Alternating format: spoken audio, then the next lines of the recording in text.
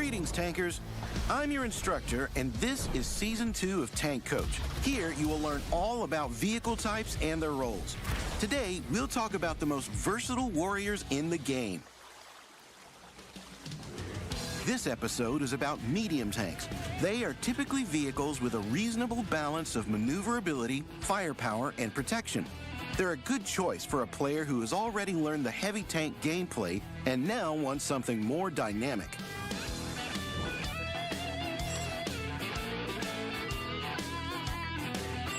All tanks are different, and all of them, starting from Tier 6, have roles. Medium tanks are no exception. The versatile medium tank is the most common role. These can do a bit of everything, but it doesn't mean they're mediocre. They can snipe and go on assault when required, so they act according to the situation. Assault medium tanks share some traits with heavy tanks. They excel at close range, while their armor gives some room for error and allows for more aggressive play. This is the best choice for new players and fans of using armor at the front line. Sniper medium tanks have higher firepower and often good maneuverability, but they pay for it with lower survivability. They're usually played at mid and long range. In the hands of a skilled player, they can be successful at close range. Support medium tanks are often equipped with an auto-loader or auto-reloader. This kind of vehicle dishes out a lot of damage in a short time. At the start of battle, a support tank is best to stay behind sturdier allies and then look for opportunities to strike when there is more space to maneuver on the map. Let's say you've chosen the vehicle role. It's time to equip your tank for battle. Besides the classic Brothers in Arms and repair perks, take a look at Smooth Ride and Snapshot for more accurate fire, Concealment and Firefighting for increased survivability, Recon and Situational Awareness for better view range. There are many other useful perks that will help you become more effective. Train them and experiment. A turbocharger will make you faster. Put it into a special mobility slot. If you can use a gun rammer, just do it. A vertical stabilizer is desirable for most medium tanks. It's not fitted for low-tier machines, but the following two pieces of equipment can be used. Coated optics will boost your view range. They're useful to have in the second set of equipment that you can unlock with field modification. Improved ventilation is a timeless classic. It improves a bit of everything. It's preferable to use its bounty or improved version. Improved hardening will suit many assault medium tanks. So, you've equipped your tank and entered a battle. In a sniper medium tank, look for a position with bushes and lines of fire to the enemy. In a versatile medium, find suitable terrain for a hull-down position. In an assault medium tank, use a position for damage blocking on the front line. In a support medium, keep behind your allies and act according to the situation. But this applies to any role. If your team is left without light tanks, a medium tank can sometimes also play the role of a scout. But be careful. Tank safe positions, although not far from the front line. Use bushes, fell trees, and hide your hull using terrain and cover. Survive at the start of the battle to have space for maneuver close to the end. Try to attack reloading enemies and break their tracks by shooting their wheels.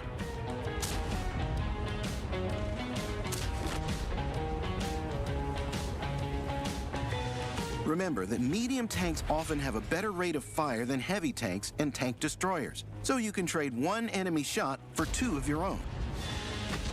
Be nimble and flexible. Be aware of your surroundings and the mini-map to keep control of the situation. Keep close to your allies and see you on the battlefield.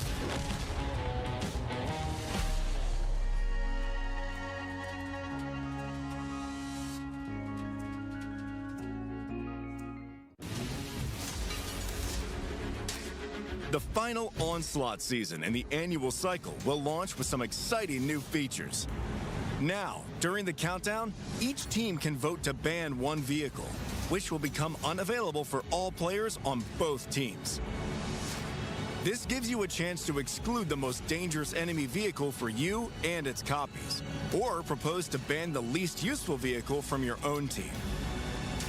If your vehicle ends up banned, you'll have enough time to choose another one. You can learn all the details about this feature in the Portal article. The airfield map has been fine-tuned to better suit the 7v7 format. Erlenberg and Safe Haven have also been adjusted a little. The Dravettes, Caro 45T, and Ares 90 have joined the list of vehicles available in Onslaught. The roll skill of the latter has been modified to support its unique firing mechanic. Available for free rental this season are the Object 140, Foch B, and T-57 Heavy. The now rentable vehicles come with consumables, equipment, shells, and 4-perk crews. Only the shells and consumables can be changed. In addition, the 114 SP2 is now available for purchase starting from the Silver League, not the Gold. Remember that this launch concludes the Year of the Dragon. This is your chance to get the super rare Ashbringer. Commanders, the summer season is here. The sun is shining, and the grill is lit. Not that grill, this one. Perfect. Now, what's summer without a brand new Battle Pass season? Starting in early June and running for 3 months, there's plenty to keep you busy this summer. As always, Battle Pass is about rolling out, just having some fun and earning rewards. And this season is no different. So, whether you choose to battle in your favorite tank, or this thing, you can make some serious progress and get some awesome and unique goodies. As always, there's a huge collection of rewards up for grabs, including unique crew members that come with enough XP to train 3 perks immediately. Plus, there are 3 new desert-themed 3D styles for this season's core vehicles up for grabs. The camel-inspired Dromedary for the CS63, perfect for when things start heating up. The Fennec for the Batshot 25T that'll help you keep your cool in the middle of battle this summer. And the first ever 3D style for the WZ-113G FT, the Addicts. Now that's a beast that's suited for the dry weather. This season brings another tank to the lineup, the KB-52. Save your tokens throughout the year to get this new Tier 9.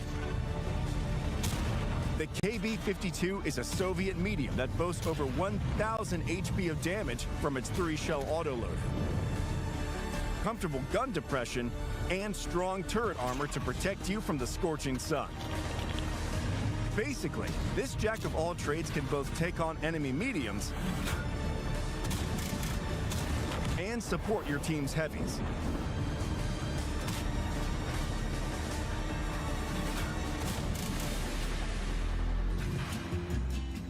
With so much to get your hands on, maybe it's time to get the platoon back together and roll out once more, even if they've not played in a while.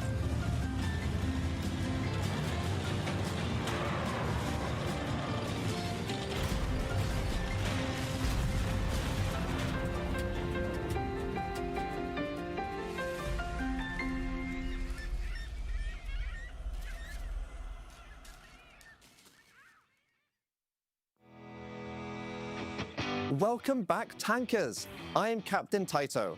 This June is going to be packed. There is Battle Pass Season 20, Global Map, the return of Arcade Cabinet, and of course, Tank Fest to look forward to. Update 2.3 rolls out at the start of the month. June 1st for APAC, 2nd for NA, and 3rd for the EU region. Preload the update now so you can jump in the moment it goes live. Battle Pass Season 20 kicks off with 2.3, running until early September. This season's core vehicles are the WZ-113G FT, Bad Chatillon 25T, and CS63, each sporting unique styles. If you've been collecting Battle Pass tokens, there will be a new vehicle available, the KB-52, a Soviet medium tank with a sturdy turret. Pick your chapter and venture into the new season. Global Map is back for its 23rd season. Command your tier 10s and compete alongside your clan, fighting for territory, climbing the rankings, and securing rewards through teamwork and coordination. The map opens on June 4th, battles begin on June 8th, and the season runs until July 11th. Steel Hunter also returns this month between June 8th and 14th. You know the objective by now: survive, loot, and be the last tank standing. Play solo or in a platoon. Choose your vehicle and be ready to adapt as the map closes in. Level the playing field with the return of arcade cabinets Equalize. Tier 1 to 10 vehicles will meet on the same battlefield with buffs for lower tier tanks to even the odds. You'll see it across 2 weekends this month, with the dates shown on screen. D-Day commemorations return early this month. You'll see themed missions, discounts, and Twitch drops available for a limited time, giving you the chance to earn rewards like 2D Styles, World of Tanks Premium account, and more. Twitch viewers can earn summer tokens over the upcoming weeks and spend them in the aptly named Summer Token Store on rewards such as the FV201, Panther M10, Type 64, Rare 3D Styles, and more.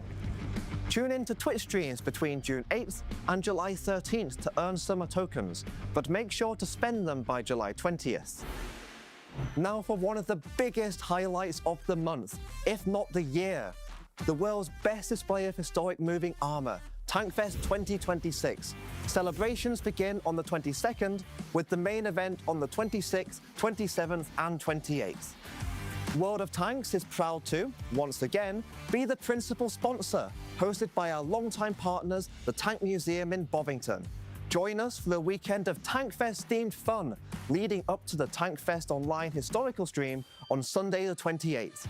There'll even be 2 free premiums to earn, the Tiger 131 through in-game missions, and another via the TankFest token store by watching streams and earning tokens. Plus, there'll be mystery drops offering a chance to earn even more premium tanks.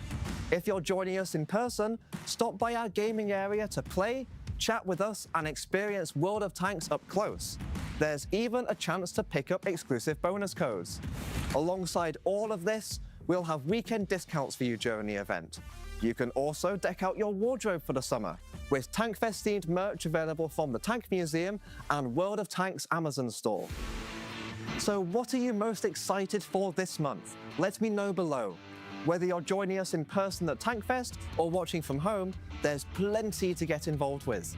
Maybe I'll see you at TankFest. If you do, ask nicely. I might have a bonus code for you. That's all from me.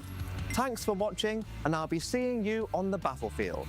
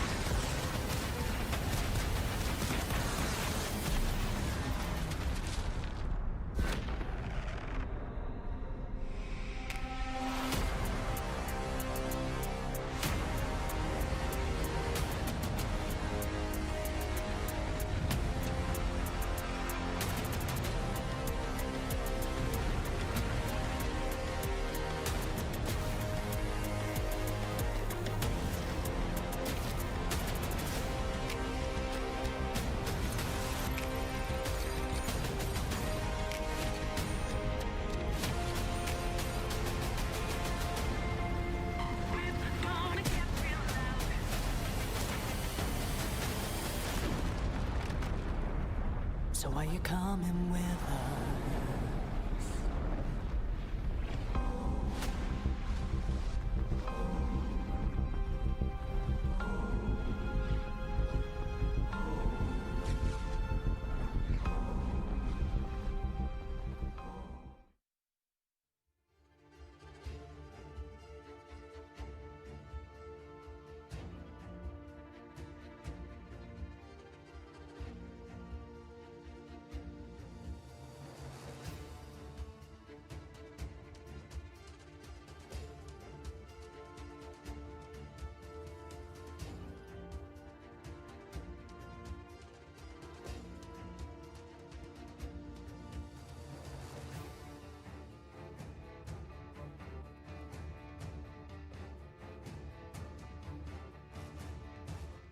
This is the world's most advanced processor.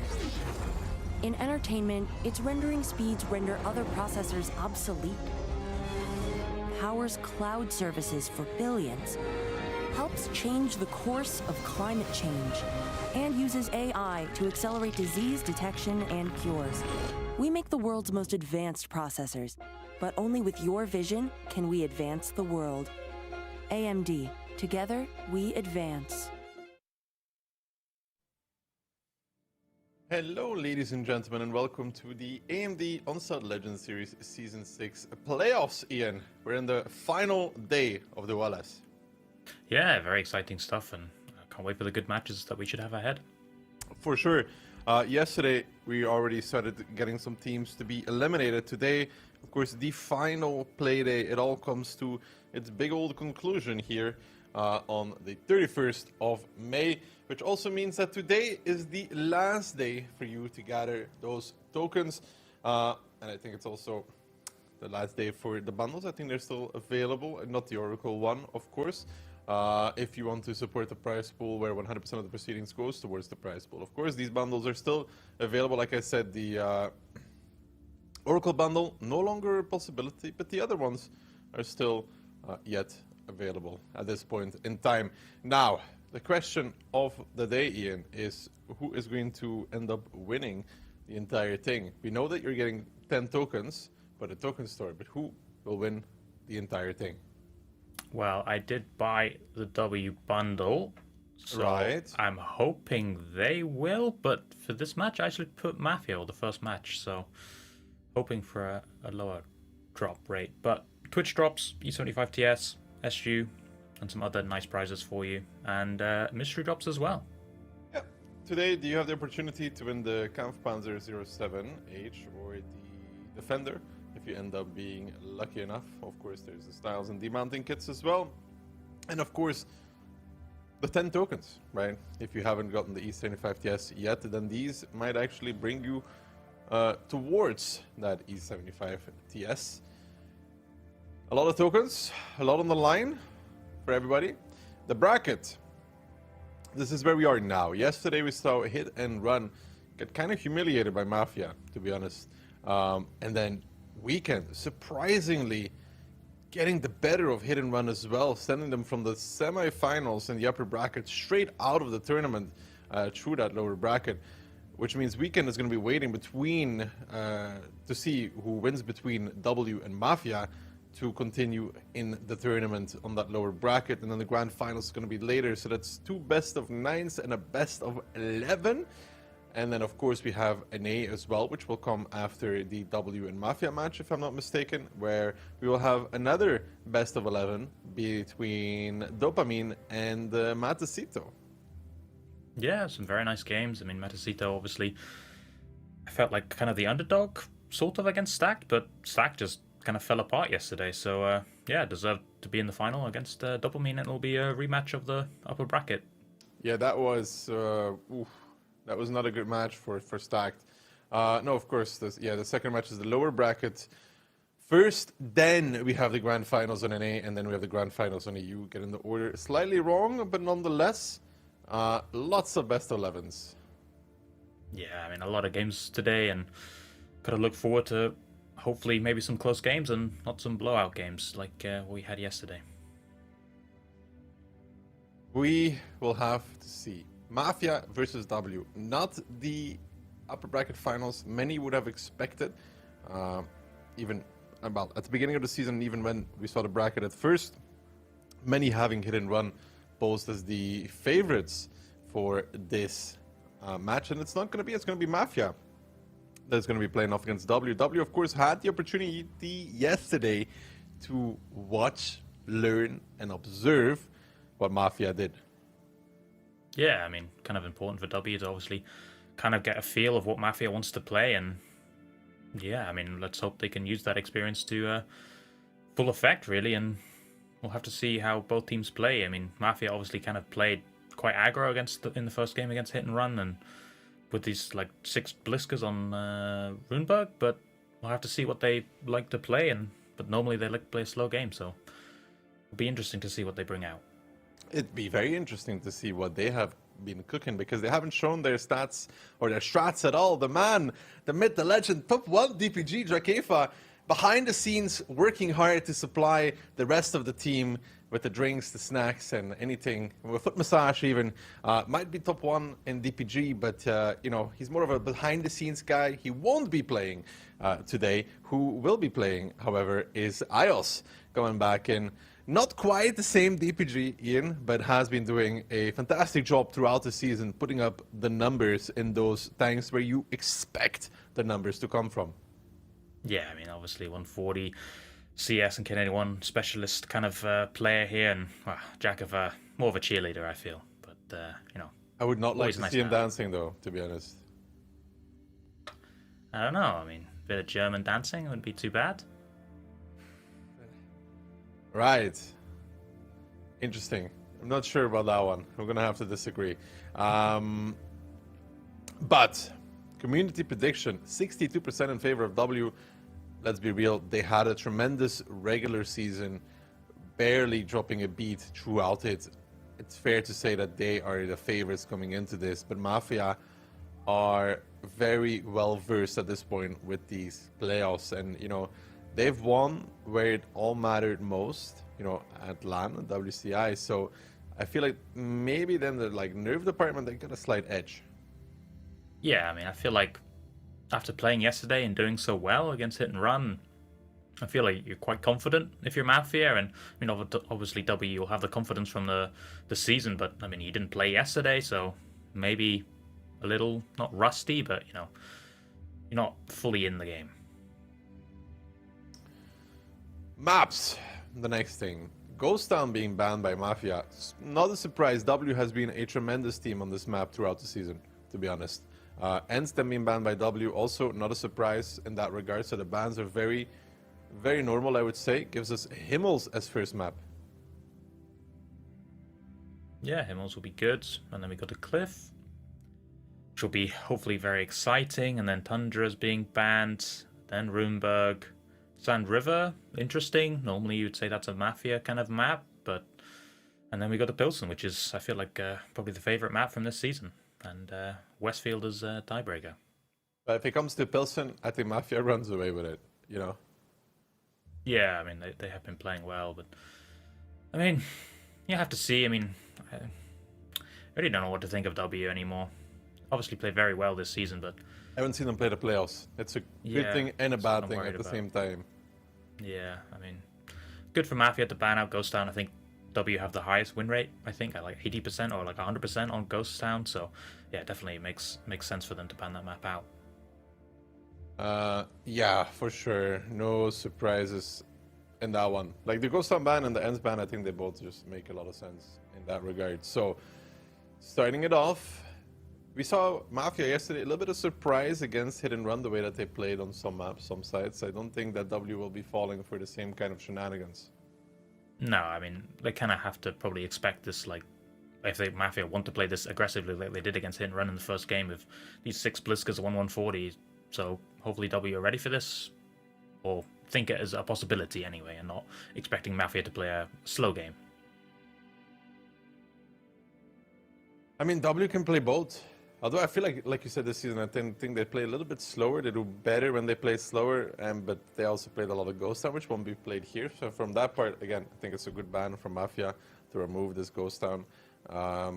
Even though, yesterday they played it against Hit and Run, right? Then had a good showing on it across the board. Yeah, W is a difficult team to play on that map. So Himmels is first. Yeah. I think it's a good map for both teams. Be interesting to see how both teams play it. Maybe have to see if they want to do some cap play or we want to go more slow and maybe just play on the hill. Predictions. Phil, Key 5-3, you 5-4 for W, and me 5-3 for Mafia. Yeah, I was heavily debating whether to go Mafia or W. I still don't know. It could this map could definitely go either way here, and we'll just have to see. I think it depends a lot on how the teams open. If someone gets a 2-0 victory on Himmel, I think they'd be definitely the favorite to go all the way and win that game. Where do we think the difference will be made? Like what map? I mean, I want to say it depends on how Himmel really goes. A Cliff, I think if some team gets 2-0 on Cliff as well, it could be demoralizing anyway. And I don't know, I feel like W could be winning on Cliff, but it's so hard to tell.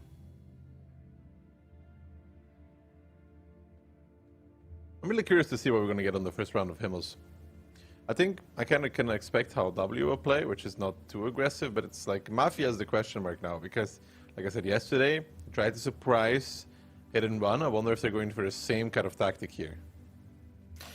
I mean, maybe they play slow first game to, lure W into thinking they're going to play slow. Second game, explosive opening. 7 Bliskers. 7 Bliskas. Not happening, by the looks of things. Because the Bliskavitz is banned by W. The 50B banned by Mafia gives us double BZ, a Dravids, a 140, triple 430U for the side of Mafia. And for W, double 60DP, 1 IS7, 1 CS, 2 CSs and double Fosh B. Right, so...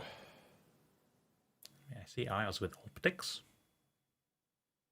Yeah, I mean, also, optics on the CS is not that much of a surprise. Could be wanting to spot deep 1-2, could be playing hill as well with it. Either works, but if you go towards like the 3 line with the CS, you would spot deep red line.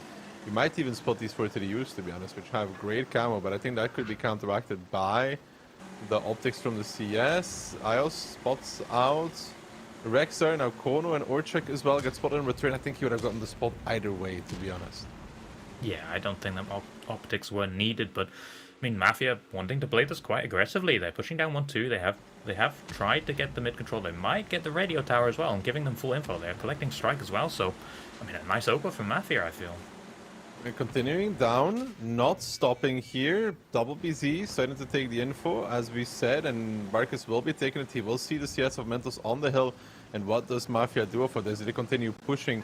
Do they actually pull the trigger? The 430Us are moving on towards Piotr in that IS-7, but there's double Fosh B and a CS-63 covering Piotr. So Jusek and Barkis are currently in a position.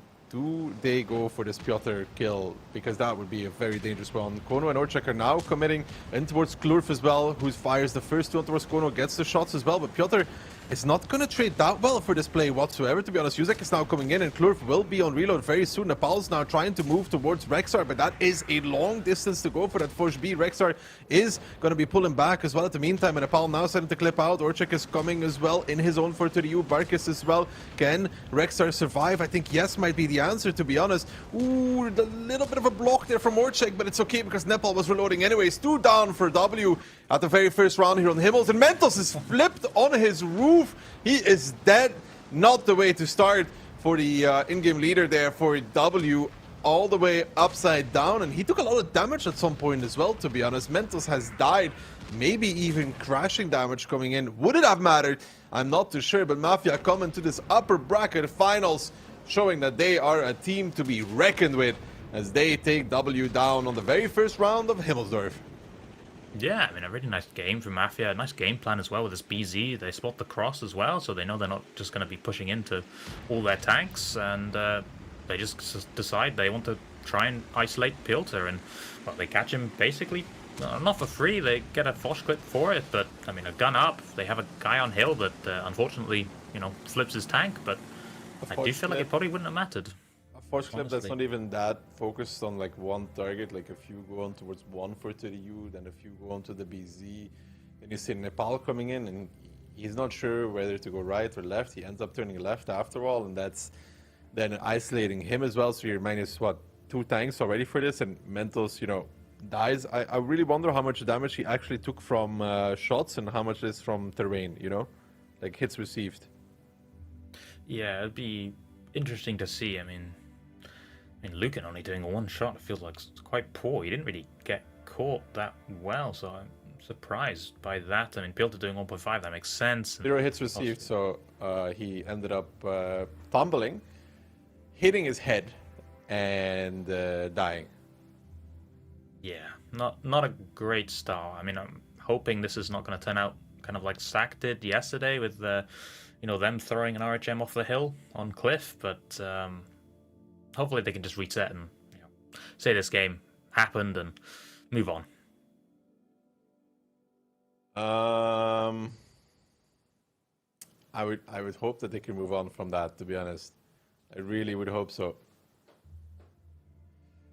I mean, I still feel like this CS on 1-2 is pointless to have optics though. I think it was more to spot, like, it didn't work in this game, but I think it was more to spot like the red line crossing tanks. If they were maybe spotting Bosches, Push Bs for 30Us that are going red line, you don't spot those from the 3 line. Yeah, I guess so. And just it looked did like spot 1 430U, I guess, crossing on 3 line, and maybe it wouldn't have if he didn't have optics. Maybe. And I think in this case it really didn't matter, to be honest. Yeah, I mean, wouldn't have mattered really anyway of having HP, so oh well. Phase 1, yeah, actually, it's good to come back to this. Mafia started this season by humiliating W. 3-0 was I think it was W's first match as well. Yeah, I mean, not a great start for W, but I mean, they turned it around in the end, I guess. After that, they did fantastic. Yeah, absolutely fantastic. Maybe it woke them up a little bit, realized that they need to lock in.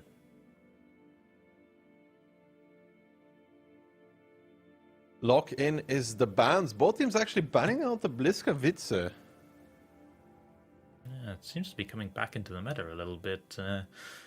W again bringing 1 TP, 1 50B, 1 Dravik, double T57 Heavy, and the double CS again, with IOS bringing optics again. Yeah, I mean, let's see where he decides to go this time around, though. With the CS63, what is the point from it from this side, you think? Probably 3 line again, you think, to spot like the J3 cross? This time he's going middle. Is it going to the window? But it's too late, surely, to spot anything. No. Yeah, he spots Orzik, but who cares? It doesn't spot these BZs going into the cap, though, and there's going to be triple cap pressure coming up from Mafia, and 1-2's also being pushed out. There's double CS, though. Ooh, IOS! One, very cheap. Very, very cheap. I think even Mafia got a... Ooh, there's a second one. I think even Mafia got a little surprised, to be honest, that it was a... CS there all of a sudden. I was going to say there's double CS with mini strikes, though, but that's a lot of damage received on IOS from the beginning of the game. He's half HP. They're going to split up on the cap. And because of that, I mean, there needs to be a reset. Mentos puts his mini strike. He ends up hitting Barkis, so 12 seconds, and there needs to be another one. Itox will take his strike, right? There's that. And I think IOS will find a reset because of that. They reset the strike, though, back down to 18 seconds. There needs to be... Okay, Mentos has another mini strike, though. Yeah, I mean, Mafia do need to be a little careful, but I mean, they are putting on a lot of pressure onto W to kind of do something. They will get the strike, but after the strike gets, taken and placed, there's going to be 30 seconds left. And no strikes, mini strikes on CSs anymore, so have to see if they can... But they're getting some resets, though, at the same time. I think Mafia is now readjusting. Conrad backed away from the scap, actually, and now you can see W starting to take position. Nepal moving together with Lukin and his 50B friend of Klurf through that part of the map in the south on the 5 and 6 line. 23 seconds left, and you did mention it. There are no more mini strikes available, so they need to get ready to reset. Like, they are currently... they have Itox with the big strike still. Oh, yeah, so... I missed that for a second. Yeah, I thought he placed it already, actually. Yeah, me too. But this back down to 47 seconds. Mentos will get a mini strike, I think, for the communication tower, but... Yeah, he does. That's one reset, again. The point stands. This Fush B is the one that's in danger, though, right now. Like, the one in the south. Kono? Yeah, they don't know about him, though, right? And, well, now they do, and Nepal gonna peek. Is he gonna get a track off? No, he's healing. In the healing ability, one more shot. He's not gonna get it, though, and Kono living just.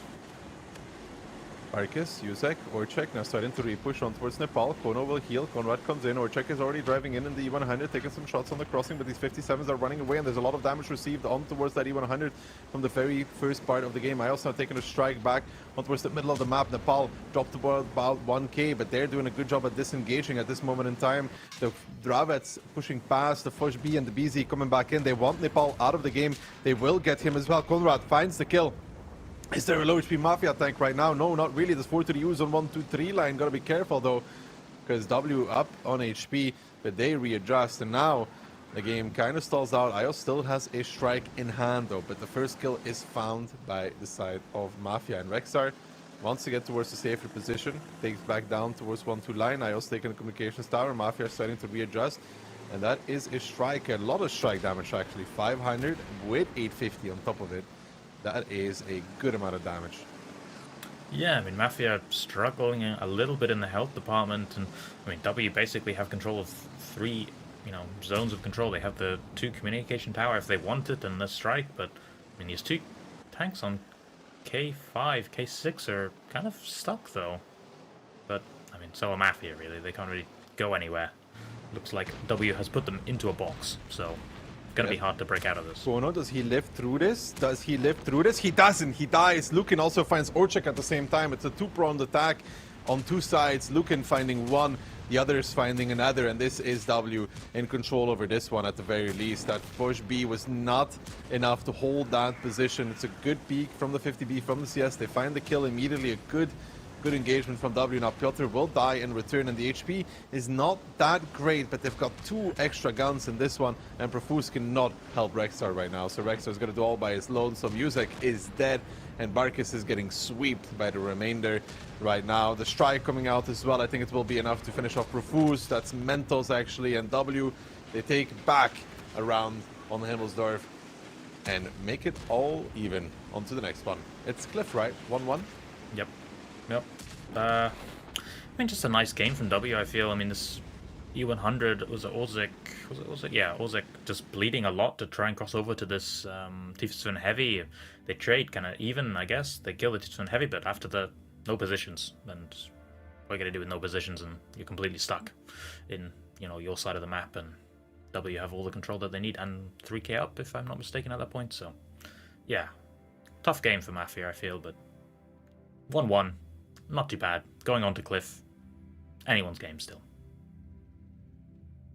Anybody's game. Very true. I mean, they found the first kill against Nepal, but they really took a lot of punishment across, and then they got kind of stuck in those lanes, and W did a really good execute with the 57, with the 50B in the CS. Found 2 kills off of that. It was just a good round for W. They keep control, they hold the lanes, they do everything that they're supposed to do. Can't really complain about that. That was good. That was very good. Yeah, it was. I mean, we were a little worried about the cap, but I mean, we didn't see that IOS still had a strike still, but it was getting a bit nervous at the start, but especially with, I mean, was it IOS getting away with such high health when he just peeked into 3 tanks that he didn't know were there, and only that could have gone away with a 1,000 lot damage. That could have got a lot worse. He could have taken even a 4 to the U shot, I think. He could have been down to like 500 HP if everything goes badly. But Cliff, now the next one. Who do we favor this? Hard very hard to tell. I want to put, say, W, but I don't know. Something in my mind is telling Mafia's gonna cook up. Think they got something cooking? I feel like W would be the one to cook maybe something on Cliff. And then phase 2, of course, you know, W sweeping Mafia. Yeah, I just went full 180, I guess, for phase 2. Seems like W got up and running, I guess, at that point, so we're raring to go.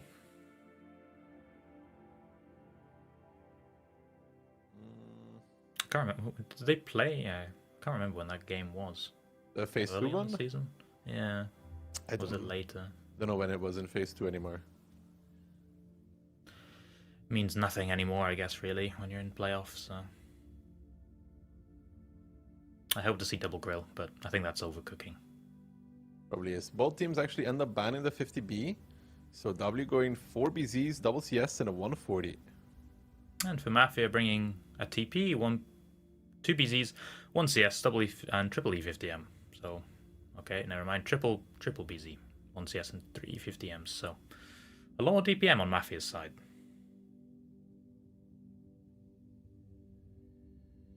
I mean...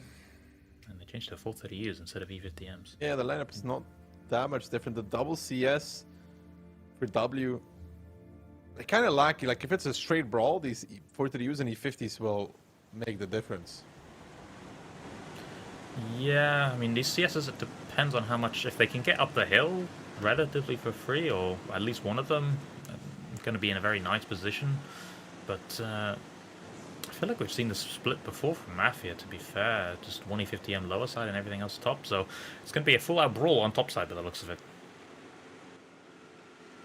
Does seem to be that way. Kono gets towards the top of the hill.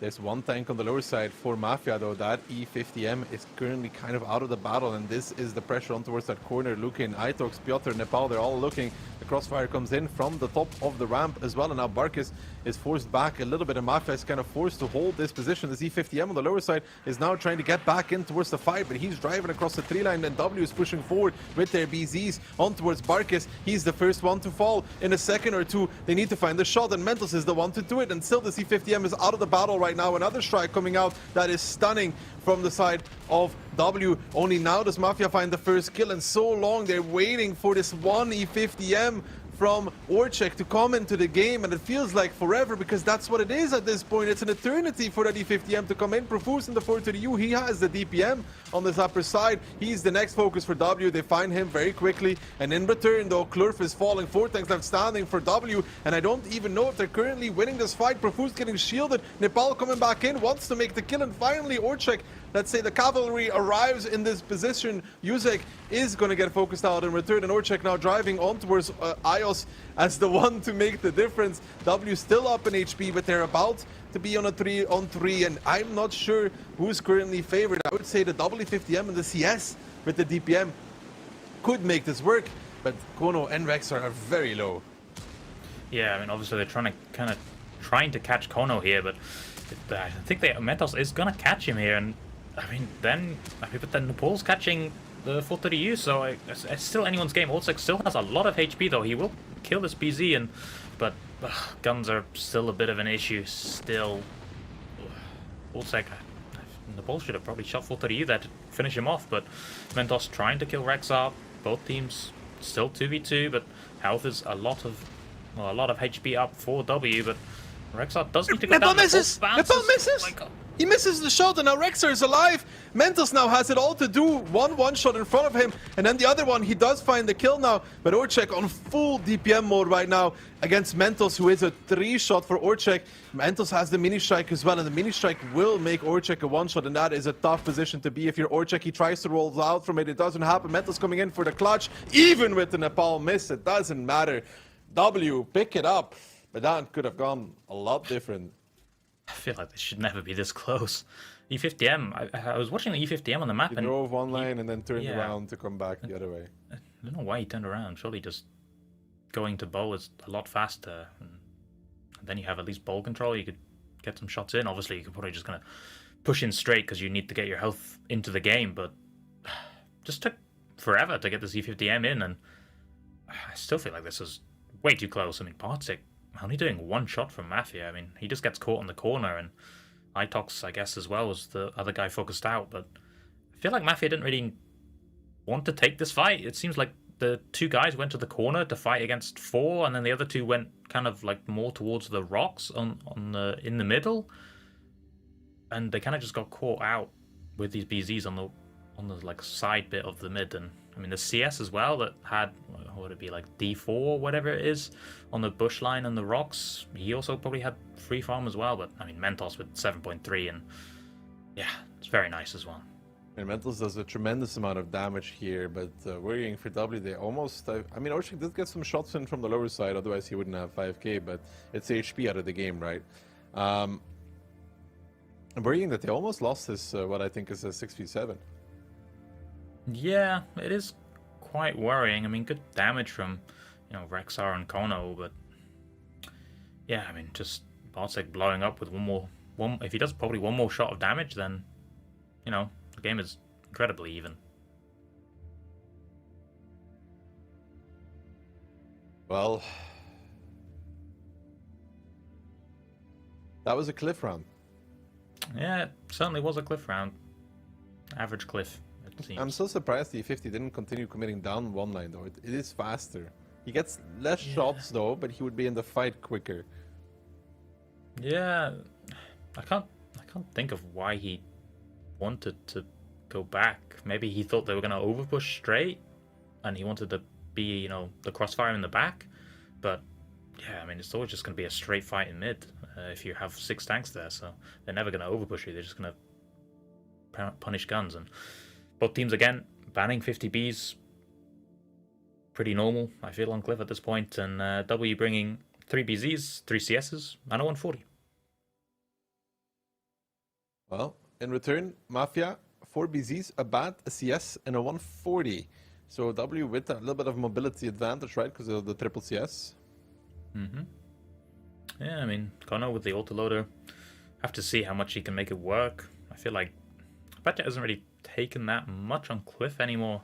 Feels like most people want to take the CS for having these mini strikes, but Kono going quite wide there, not wanting to get spotted by any kind of plane, and maybe he wants to go around the hill here? Possible. Oh, Mentos nearly flipping his tank a little bit, but double CS going to the bowl. They will get this ball control, and kind of forces Mafia to do something, because they're going to win hill and bowl here, so it's going to be kind of tough for Mafia to get into this game. They're probably going to have to rotate bowl at some point. Now, all of these tanks from Mafia here in the middle, double tank from W taking the hill. That makes 3 of them together with the CS, and does Mafia decide to cross now, or what's going to happen? Conrad has to be extremely careful, and now the cross is happening, and Conrad is going to be left to his own devices on top of the hill. He should even try to drop off, in my opinion, and disengage towards Kono, but he's not doing that. He's kind of sitting and facing off against Piotr. Piotr ends up missing that, so Conrad being annoying here, keeping 2 tanks from W preoccupied, and I think Piotr might just try to push him off. Is that enough? That is a good question. Yes, he has gotten them off, and Conrad is now on this little slope. Rexar coming in from behind, Mentos and Itox trying to escape, but Rexar with the body block, he's holding him in position. Can they get enough damage on Itox to make that worth? Because Rexar surely will take a lot in return as well. He does find one more shot on Itox before he goes down, and I think that was a value trade there for Rexar. They find 2, and Conrad has slid off the side of the hill without taking any damage. Bark is now pushing from that angle, Yusek from the other. They need to clean up this, but right now it's a little bit disjointed from Mafia. The strike ends up missing. Yusek coming in, takes 1k from the hill, dies actually from the middle of the map. Another tank forced to cross now, which is Orchek, and it's 1 by 1. They fall as they try to do this, and Profuse and Conrad, they do have crossfire, but W knows the tanks that need to be shot are the ones going 1-2 line, and Orchek will not make it. Barkis will not do it. It is going to be over for that part of the map, and I think that will also decide the rest of this battle. They did not keep 1-2 control. W takes it back together with the top of the hill, making it 3-1 coming out of Cliff. Yeah, I mean, I was a little worried about W going up with 2 BZs. I feel like 1 BZ was enough, but especially because the BZ of Lucan took a lot of punish going up the hill. But I mean, Mafia just were able to catch really nothing in this game. They went to bowl, they caught like 1 CS, but they catch nothing else. They bleed so heavily for it. if they don't win hill, W win bowl and hill, and normally that's a recipe for success on Cliff. Yeah. Good stuff there from W. This is a really good round, utilizing their lineup to basically absolute perfection, and they get rewarded for it. Connor still has big strike as well, and he still hasn't used it, so just never seen a good opportunity, I guess, to use it all. Well, now he has. Or he... Maybe not. I don't know. I don't know what happened to that strike. Maybe he striked Dios, but yeah, he just never saw a good opportunity to use the strike, and I mean, yeah, I mean, Mafia just getting caught going to bowl with these BZs kind of one by one at the end to try and catch this CS that was low on the 140, and yeah, I mean, the hill punish was just too much for Mafia to do anything about. Well, it was a really good round for W, honestly. Like a very, very good round. They played the angles very well, and they pulled Mafia apart. And I think Mafia, they made the mistake of not crossing back to 1-2 earlier with Barkis and somebody else while Rexar was still dying, you know? While that was still happening, I think they had the opportunity to cross, take less damage, and take back 1-2 control, but it would still be a very hard game playing against a team that's set up on the hill. Yeah, it would be definitely difficult. I mean, I guess if you take the bowl, you probably have double strike, but yeah, I mean, playing against the top like 2 tanks on the hill that are never going to really die, it's going to be very difficult, I think. I mean, I guess you maybe get the 1-2 control of their base and you kind of make it hard for them to cab, but I think you catch things on the middle and on the top side, so yeah, I think W's just opener was just much better than Mafia's. And I mean, that's sometimes just what Cliff is, really. What comes after Cliff, though? Sand River. W's pick. Mm-hmm. Here we can see. I mean, Cliff is also W's pick. Yeah. I mean, based on this, you'd think 2 more wins? I think it's 1-1 coming out of Sun River, actually. And then Pilsen brings us back to tiebreaker. Yeah, I mean, you'd think probably West Side wins both games, and yeah, we're on to Pilsen then, and that's anyone's game, as we said. You know, Pilsen, probably Mafia are the favourites there, and yeah, I mean, anything could happen. Can indeed happen. I don't know what side W to begin with, but I feel like it's important for them to probably win this game here. If they get 4-1 on the board, it's going to be very hard for Mafia to kind of get back their confidence to, you know, fully go all the way after that and go to tiebreaker at least. So yeah, I feel like if they're West Side to begin with W, I think it's 5-1. Yeah, willing to go with that one. But let's see first, because yesterday Mafia played a very good Sun River against Hit and Run. Yeah, they did, to be fair. Then again, that was a surprising Sun River, though. Unlikely for W to play the cap straight, I think. Yeah, I doubt it. I mean, they were very close, I guess, to getting the spot off with the IS-7, but I think Proofus messaged me afterwards saying he fired APCR and just missed the guy's reset just by a second. But anyway, on to this game. W bringing a lot of strike tanks, 195Y, 1 CS, double K91, double 430U, and an RHM. In return, there's an RHM as well for the other team. Triple 430U, K91, Mivi, and a Dravid. It's very similar. What is the only difference here? It is a extra 430U for another K91. Yeah, and RHM instead of Vides. So, no Inspire for W, but I mean, I don't know. Sun River's you don't really get like full-on fights on Sun River that often, so I can understand why they don't take an Inspire medium.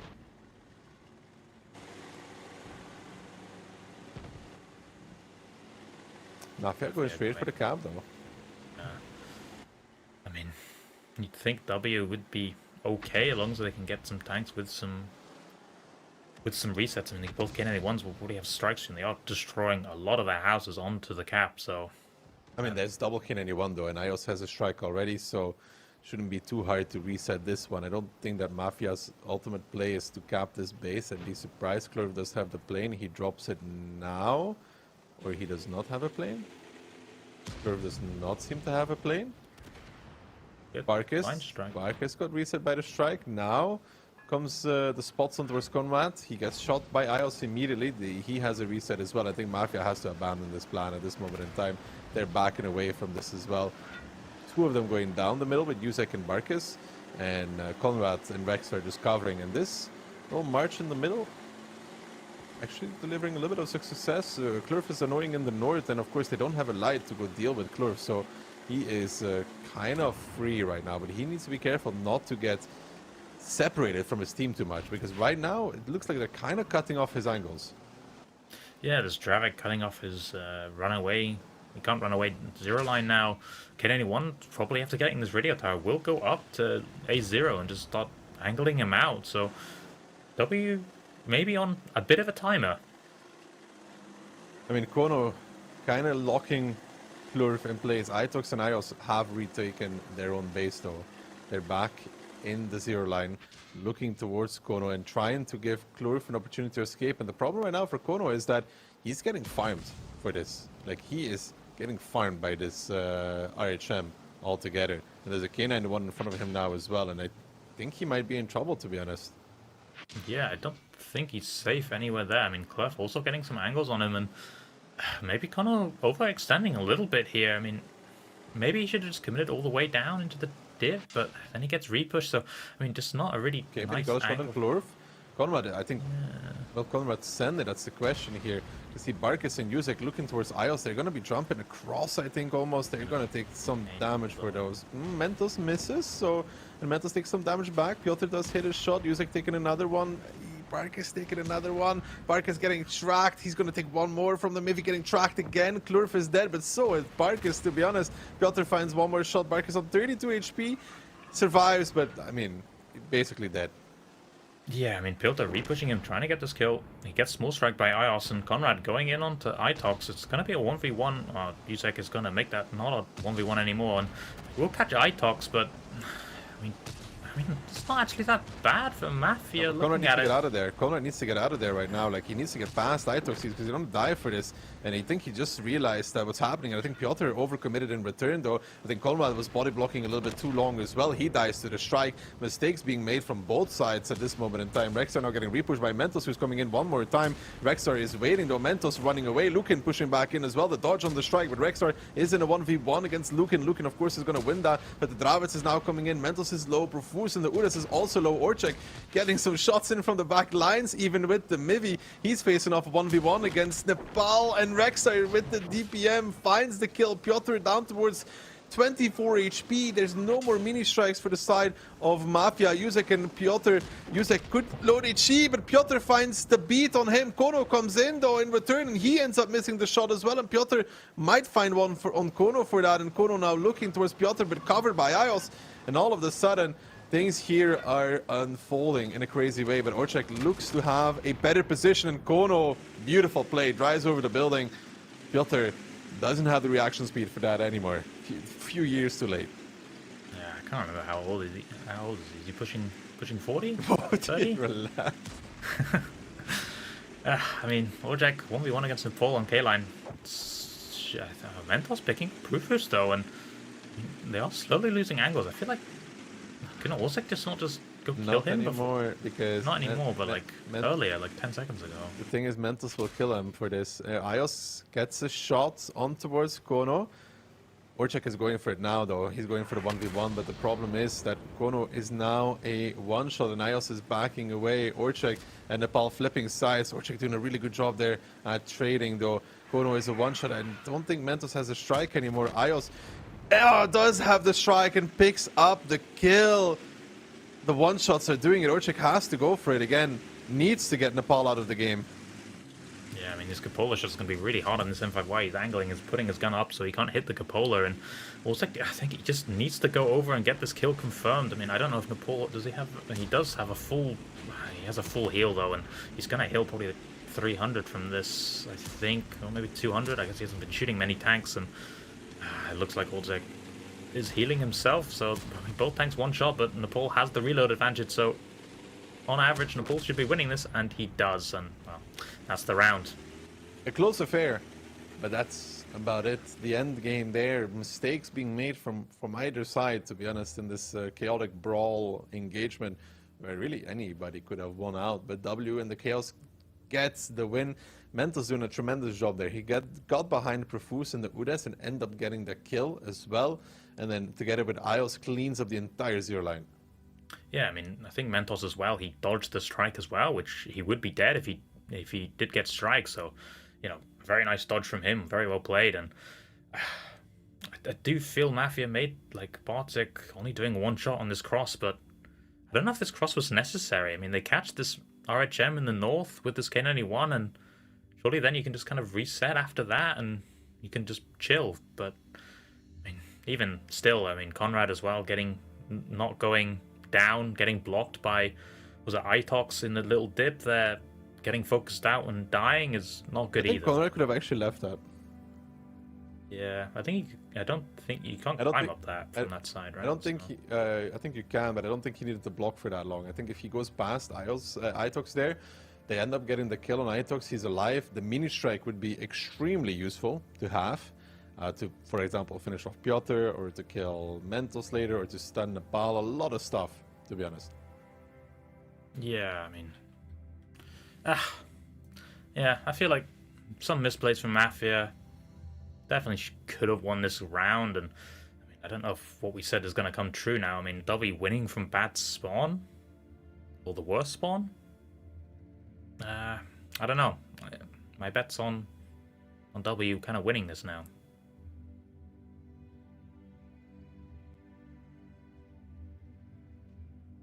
Or do you still think Mafia's going to come back? I feel like they had to win that round for it. Yeah, I think so too. And I mean, even losing this Sand River for W, you know, you just need to win one round on Pilsen and it's over, right? So just a lot of pressure on Mafia now to kind of win this game. And I just want to say, if it's 5-1, I feel like everybody's predictions was very wrong. Even though you got the right team, it's like you weren't really near it, you know? No, everyone was expecting much closer of a game, and I think this 2-0 on Cliff kind of just will be the catalyst, I guess, for W just kind of rolling over and creating the snowball onto Mafia.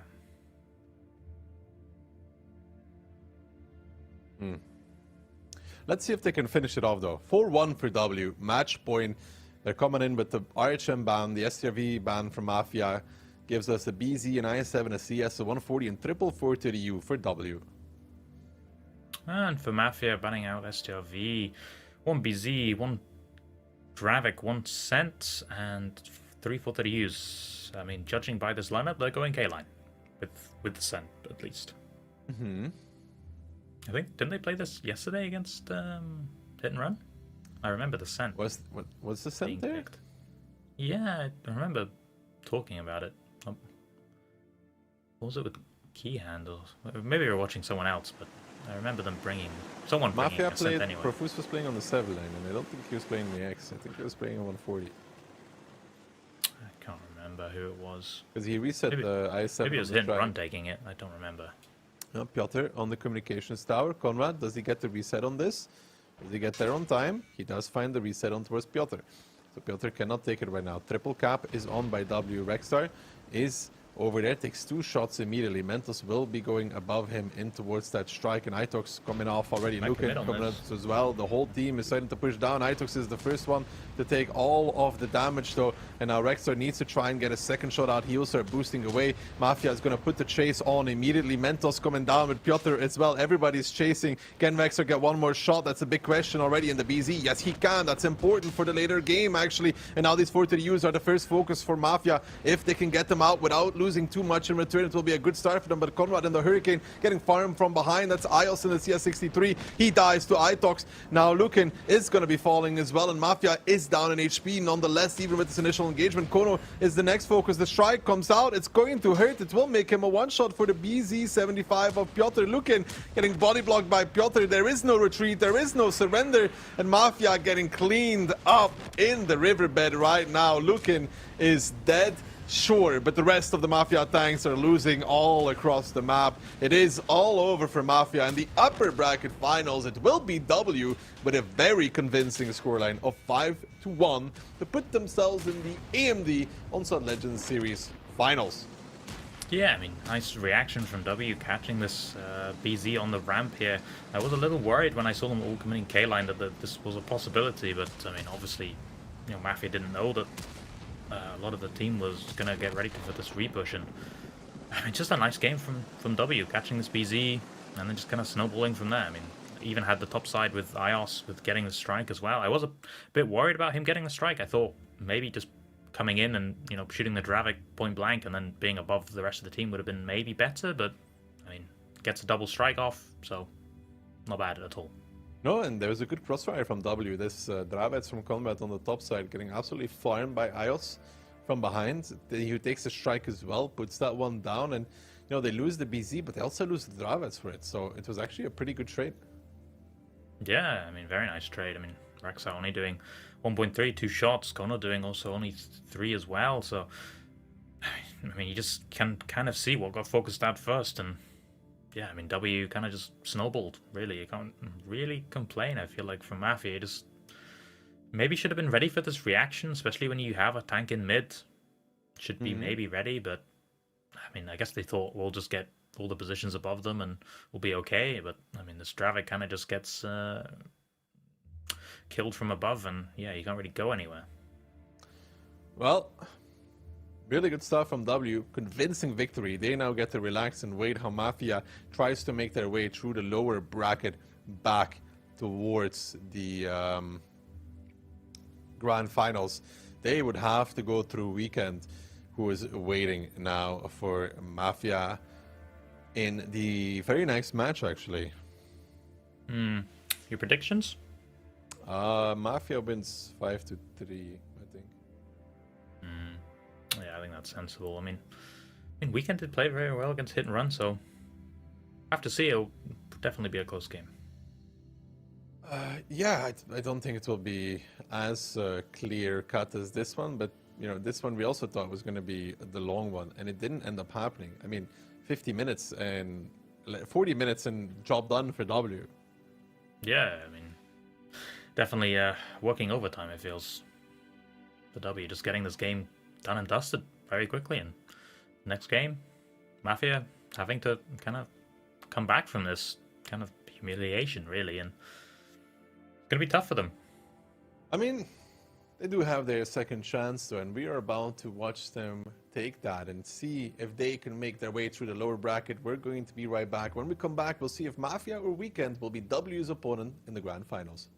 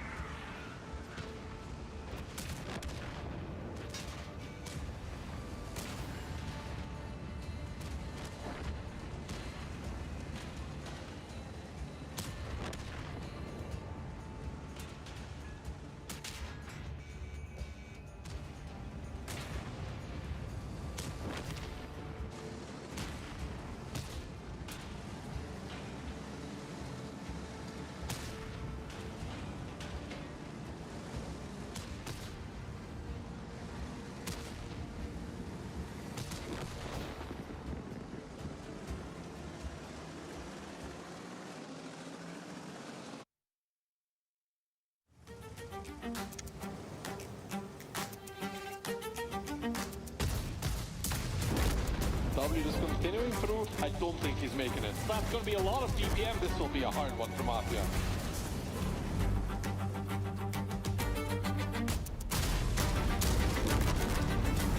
It's not looking good. He's going to disappear. Pretty bad for Catchback. He's dead. They are doing damage, but they're not stopping this train of W tanks pushing forward. He's a one-shot Itox with one more kill. They can't really do anything. Hit and run seems to be outnumbered. It will be crushed under the heel of W.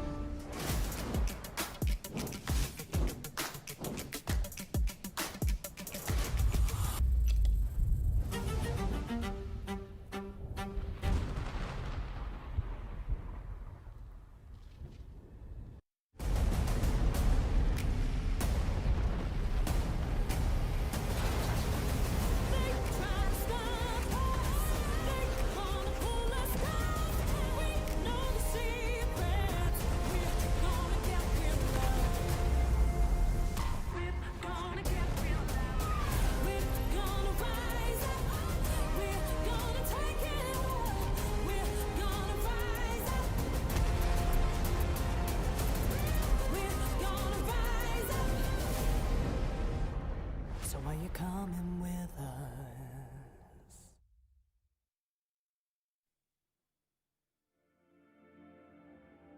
Well, hello there, and welcome back to the next match in the Onslaught Legends Series Season 6, sponsored by AMD, and we just had an absolute cracker of a match, Ian, but it felt like Mafia were, in some of those rounds, just not able to get it over the finish line, and now, I mean, yeah, if you ask the team, they're probably not happy with their performance, but they need to play immediately again against Weekend that already knocked out the Polish brothers of Hit yesterday. So what do we think about the state of Mafia right now, Ian? Yeah, I mean, it's going to be really hard for them to kind of push this game that they just played past them. And, I mean, quite a few losses, as you mentioned, just kind of slipping from their grasp. I feel like the two Sun Rivers, maybe one of these Cliff as well, kind of just thrown away a little bit by some player mistakes. But, you know, I would say they're slightly better, or the favorite, I'd say, against Weekend. But, I mean, yeah, as you said, Weekend against Hit and Run kind of played them very well. And, yeah, here's the roadmap for the next few months. Yeah, as you all know, we are currently on the last stream on the OLS and also OLF, as we are going to have the finals of the North American series just after this match, just to give the European times also a little bit of time to prepare. And to be honest, it's also always wonderful to have a look across the pond and see what the North Americans are up to. And then in June, of course, we'll have the relegations that are going to determine further teams for the Onslaught Legends Series Season 7. That's going to be coming your way later this year in September and October. And then, of course, in July, we will have the Onslaught Summer Arena. That is going to be a cross-regional tournament with teams from the European, North American, and Chinese servers. They're all going to be battling it out. To be honest, last year's WICI was a very interesting tournament to watch, and I cannot wait here. We will, for example, have all OLS teams represented there. We will also have the top two from OLF. We will have the top teams from the WCL as well, which is kind of the Chinese OLS that's going on, and for each server there will be additional chances to qualify, so definitely keep your eyes peeled for that. But now I think we should focus mostly on the match at hand, which is the one between Weekend and Hit. So it's going to be a Ukrainian against a Polish team, but the Ukrainian team, so far so good, 100% win rate, at least in these playoffs.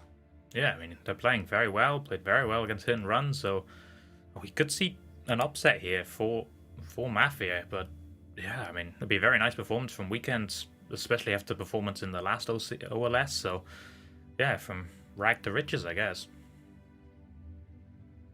Yeah, I mean, so far so good for them, but we have to remember Weekend, they have been here before. In Season 4 of the OLS, they were actually in this lower bracket finals, and there they lost. That is the biggest achievement they have together as a team so far, the third place of Season 4 of OLS. And of course for Mafia, nothing but winning counts. They are past WCI champions, past OLS champions as well. So for them to knock out Weekend here and get their revenge maybe at W, because that was pretty one-sided if you look at the scoreline, that must be their goal right now. But with the previous performance that we've seen right now and not a lot of preparation time in between, it's gonna be a question. Yeah, you're kind of questioning if they're running out of strats maybe as well. Because, I mean, the amount of games that they've played by now is quite a lot, so going to be thinking if they're going to start replaying some strats and maybe having to save some for the final if they really think they're going to get there. So it'll be interesting to see how they play. I think the biggest question is going to be the mental state that Mafia is in right now, because as you said, some of the rounds were very, very, very close.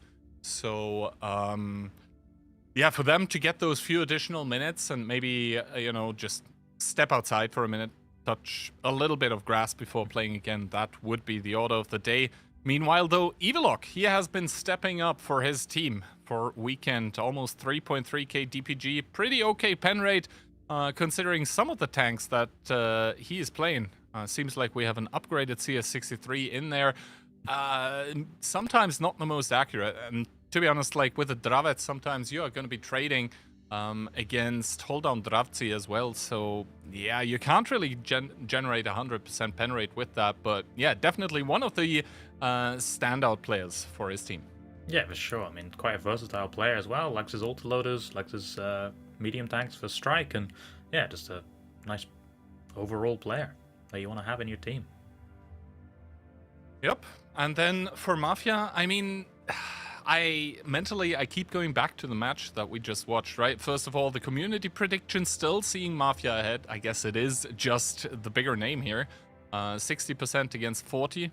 Pretty round predictions as well. So the edge goes to Mafia here, but the community wouldn't put it past Weekend to edge out the win here. No, they definitely wouldn't. And I would say that's the prediction is pretty fair. Obviously, Mafia are the more established, or just have won more things than Weekend. But yeah, as we said, winning against Hit and Run in such a fashion, anything could happen. Absolutely. And yesterday, the craziest thing to watch in that match was how Weekend were able to adjust through every round that was played, right? Whenever there was a new map, except for the first one, Hit came in with a really good game plan and, to be honest, kind of demolished Weekend there. But then the second round of each map that was played, Weekend completely turned it around, came in with some very, very interesting strategies, some which they probably kept the lid on until now. And yeah, Mafia, I mean, we cannot be sure if they were trying everything. Maybe they were hiding some strats in the upper bracket final just to be able to use them in the finals. But now that they've dropped down, they're kind of in a pickle because they need to advance. This is a do or die for them as well. So if they are not going to be holding back anymore. And now let us take a look at the maps. The teams have done a live pick and ban, so Weekend didn't know either what they were going to play or who they were going to play up until very recently ago. So Pilsen and Cliff taken out respectively. To be honest, that's not too surprising, especially considering Mafia's performance on Cliff just now and Mafia's performance on Pilsen throughout the season. And then Weekend, I think they're starting on their signature pick of Tundra. I've spoken with some of the captains and all of them were like, yeah, Weekend, I mean, kind of a strong team. And well, if you don't really want to play one map against them, then it's kind of Tundra. So yeah, for them to start on this one, it's definitely a comfort pick. Mafia instead going for Ensk as the first map. Which, yeah, is probably good for them, as we didn't really see it against W. Westfield and Ruinberg being banned out. That leaves Sand River as the next map, and there maybe the problems for Mafia are going to start, because 2 close rounds, losing both of them, it was not a pretty sight. No, and then ending up on Himmel. I mean, Himmel, they went 1-1 against W, so definitely a fine pick, but I am interested on how they play on Ensk. Obviously, I think they do want to play Ensk. They are quite happy to play Ensk. W banned it against them because they didn't want to play against them on Ensk. So, yeah, I mean, I would say all the picks for both teams make sense.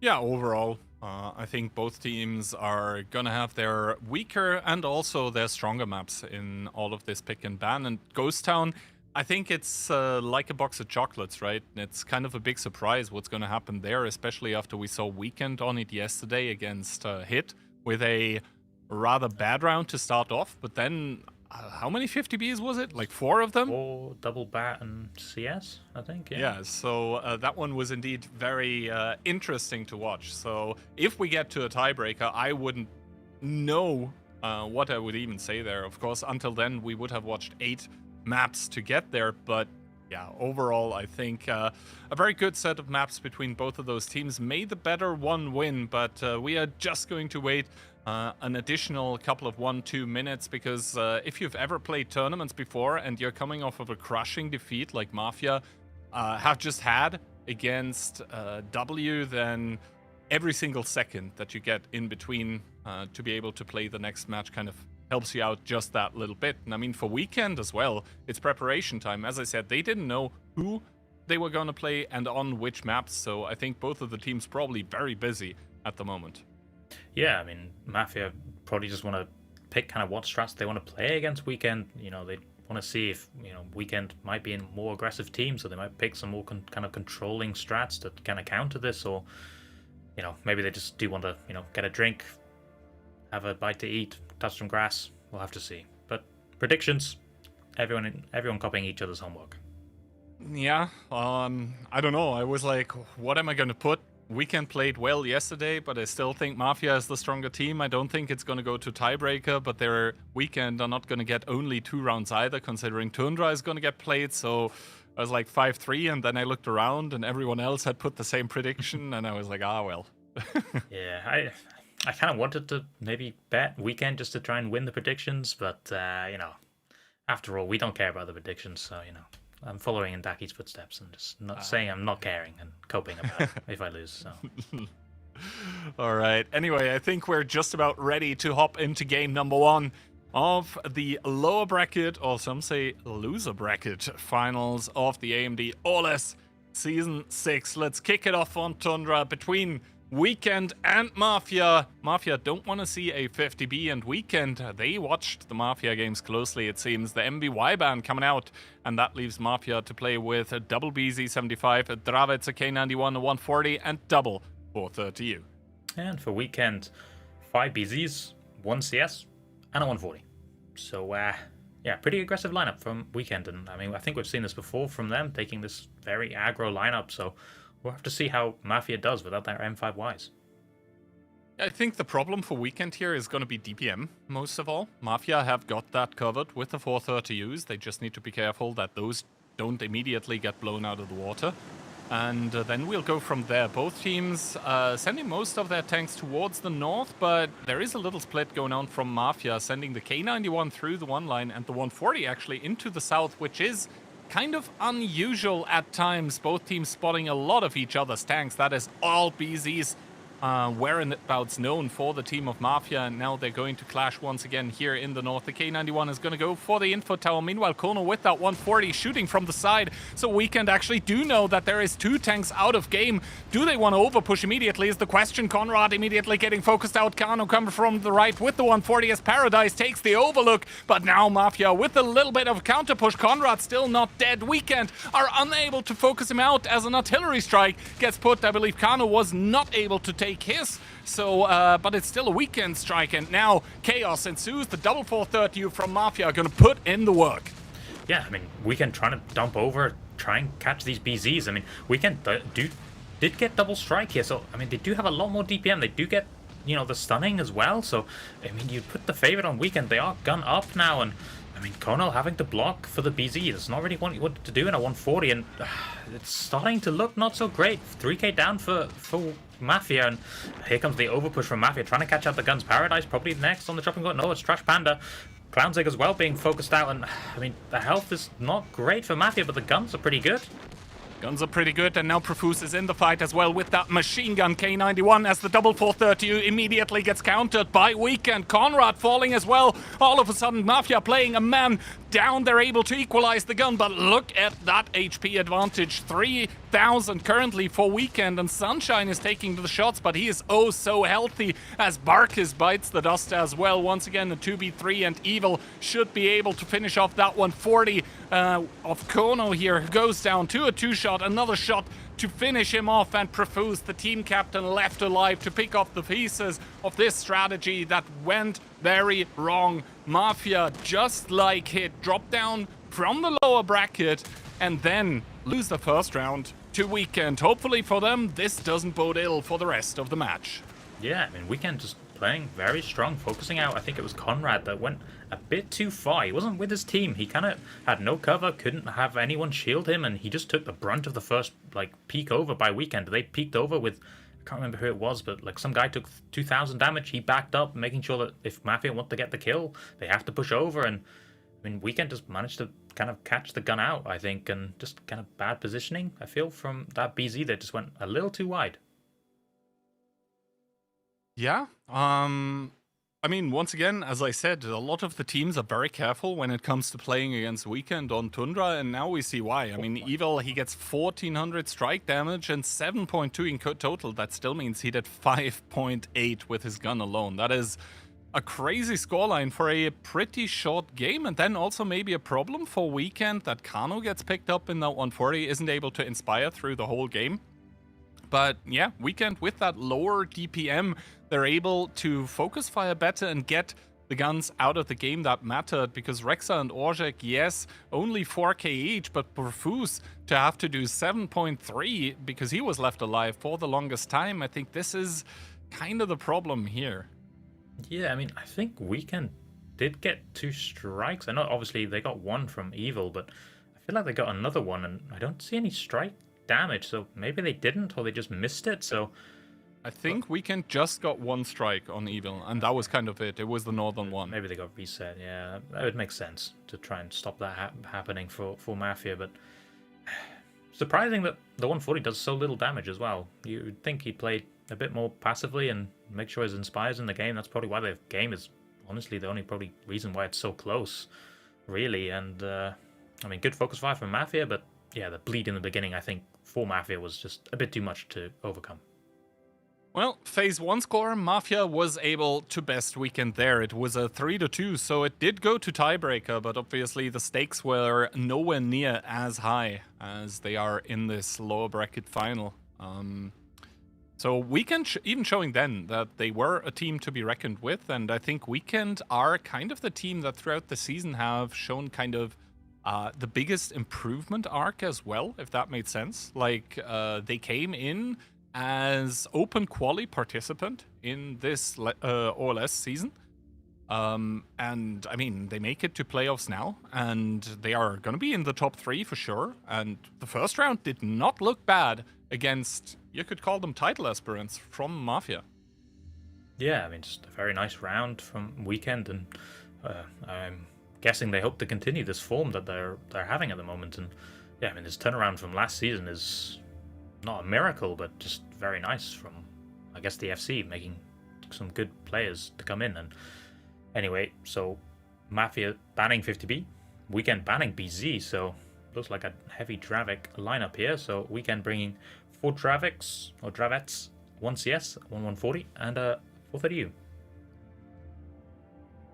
And for the side of Mafia, we have a Dravets triple MBY, 1140, and a double 430U. So this time around, the MBY not getting banned. However, Clowns in that Dravets, I don't know if he has timed out or if he has a PC crash or something like that. But that means, unfortunately, for Weekend, they're going to be starting a man down. Tundra, really an unlucky map, it seems, for some of the teams out there, as well, the good thing for them, kind of the silver lining, is going to be that Mafia don't really look for the immediate aggressive push as well, just because the 140 of Profuse is going to take the info tower. But, well, full information now for Mafia, and they obviously see that the Dravits is out of game. What do they do with that is the question.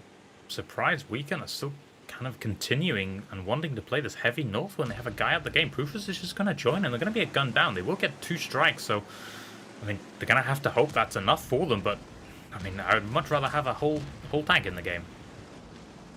Absolutely, and now as the battle starts here, Evil starts to get focused out in that kind of squishy CS. Yes, the strike goes down, but it's not really going to hit too much. But Conrad getting focused out hugely by the team of Weekend.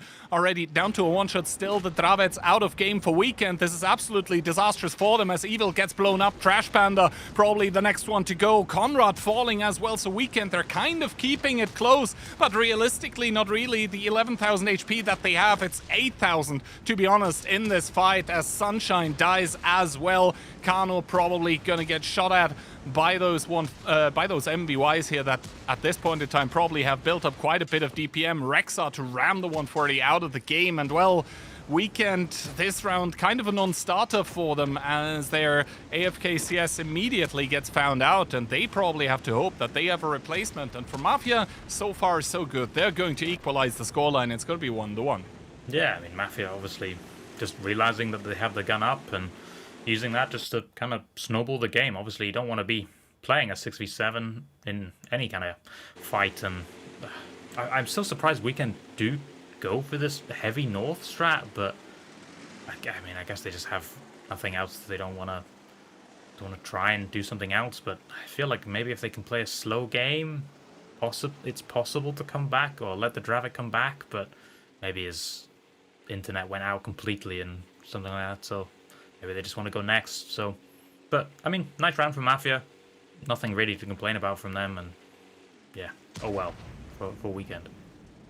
Oh well indeed, but the good thing for them is that round one they essentially got the first one on the board for themselves. So well, the worst thing that's going to happen for them now is that the score is going to get equalized as Mafia make it as quick as possible with the cap.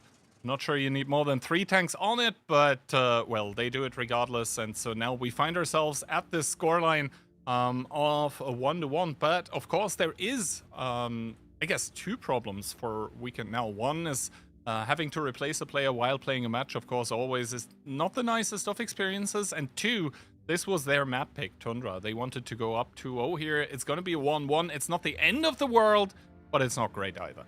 Yeah, I mean, for Weekend, obviously they wanted to make it 2-0 on their map pick, but things happen, I guess, and just going to make this battle, I guess, more exciting for us. I mean, it looks like hopefully we're not going to get the same as last game and, you know, Weekend or Mafia win the next 4 rounds, but yeah, I mean, nice damage from the M5Ys onto Mafia's side, and surprising that they banned BZ from Weekend for the strat. I guess they just don't want to fight BZs in the north and they'd much rather be okay with getting the strike, I guess.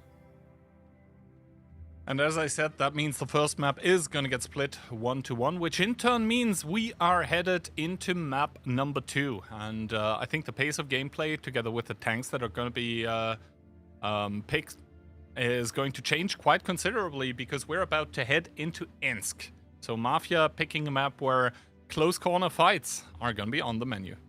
Yeah, we'll have to see what both teams want to do. I mean, this heavy Type 5 meta seems to be slightly going away. Slightly, most people are banning the Type 5 just to kind of stop this, like people taking 4 Type 5s and just, you know, holding positions. But I'll have to see. Weekend, obviously, the more aggressive team. I do wonder what they're going to do. Do you think they're going to bring 6 Bliskas and just go push? It's a possibility. I mean, could always happen, but the problem is those kind of one-trick pony strats are sometimes a little bit difficult to execute. So we'll see where it takes us. As phase 2 scores being shown here, Mafia taking the 4-1 victory. So pretty convincing, at least in phase number 2. But of course, as we saw yesterday, Weekend maybe have been hiding out on us a little bit. Yeah, I mean, I would imagine they still have some strats that they still want to play. I mean, obviously only playing 1 game yesterday to get over the line against Hit and Run.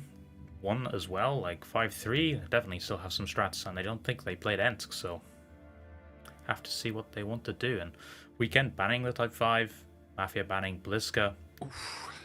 And Weekend looks like they want to play aggressive with 450Bs, double BZ, and a 140. And Mafia, meanwhile, are going to play a bit more laid back with a Dravec, a Mouse, a Forshby, triple E4, and a Tessak. However, the problem for Mafia is going to be that the Tessak, what it does on Ensk, is mostly counter those Juggernaut TDs. But if we take a look over at the weekend lineup, there are 0 of those. So let's see if Mafia haven't possibly miscalculated a little bit. The plane does go down, so Weekend immediately will know that there is a plane LT, but, you know, the amount of spots coming out of that plane and the amount of damage generated onto Sunshine is actually pretty good. Yeah, that's pretty significant damage. Sunshine already down to 1.5, and I mean, it's kind of nice from Mafia having this LT spotting out all the 50Bs. They know what they're doing, and Trash Panda has just been left alone. Yeah, of course, Weekend, they were sending the BZ75 here. It almost looks like a high-impact gameplay from a well-known British streamer that's not called Ian, as Trash Panda doesn't stick it on the cap anymore. Instead, he's going to drive away, and Weekend are going to push with that quadruple 50B. They all get spotted by the Mouse, but the Mouse is obviously a big and meaty target to shoot through, as Clownzik gets a cheap end from one of the E4s, and the next penetration from Profuse as well, 1100 plus. This is not the engagement that the 50Bs wanted. Yeah, I mean, I feel like Mafia kind of just had a fantastic opener for what Weekend doing. Having this LT spotting out everything in the beginning, they kind of know what Weekend want to have, and I mean, they were just ready with their E4s, loading full HE as well, 1,000 damage per shot. It's going to be extremely hard for Weekend to do kind of anything in this game after this. I think it's... I don't want to be that guy, but... Yeah, you can be that guy. I mean, take a look at the HP. It's 6,000 difference here. The 50Bs haven't managed to find a single good engagement yet, and the problem is not only are Weekend down in HP, they're down on the tanks that actually matter, as Barkus with the Force B is going to be trading, but he is not even going to care because a lot of that HP is going to come back. So yeah, Weekend, they still have 7 tanks alive, but their hopes of winning this round are very much dead. Just like Trash Panda and Evil, who go down in a very quick follow-up fashion. Kano with that 140. Yeah, he's going to be DPMing now, but what does it matter? His team is crumbling around him. And Mafia in this first round on Ensk, they, yeah, I mean, masterclass. And also the tactic coming out from Weekend, I'm not sure about it, Coach. Yeah, I don't think you can play this many 50Bs. If the E4 and Type 5 are not banned, then I don't think it's possible. Maybe if the E4's banned, but yeah, I mean, I don't know. Maybe the Tessak just made all the difference here. You know, if you don't have this info that, you know, they're playing so heavily in the city and you get caught with something in the city, like this Mouse or something, maybe, but... Yes, yeah. No, maybe. You can't really be sure there, but I think the... yeah, once again, with those 50Bs, they can work very well, and I think taking quadruple 50B, it's kind of an all-in strat that you can use from time to time. I mean, Weekend yesterday definitely proved that they have the individual player skill for doing that, which some of the teams don't, let's be real here. But if you're driving into a bunch of E4s and you're not able to swarm them, instead you're driving in front of them sideways and you're taking HE shells for 1k plus while not being able to empty your clip, that's not good news. Yeah, really not great. I mean, it's very much an all-in kind of strat, and I mean, maybe they've been training against Mafia and they kind of just thought they were going to catch something in the city, but has Mafia played this light tank before? I think someone has, right? It was mostly Cashback, who played it with Liberty. I think he was also the one to like pioneer this style of play on Ensk. But seems like Mafia have taken a page out of Cashback's book, copied the homework a little bit, maybe improved it after. And so this is how Mafia are now going to start turning the match around. I mean, starting with a loss and then 2 in a row, that's going to make 2-1 for you.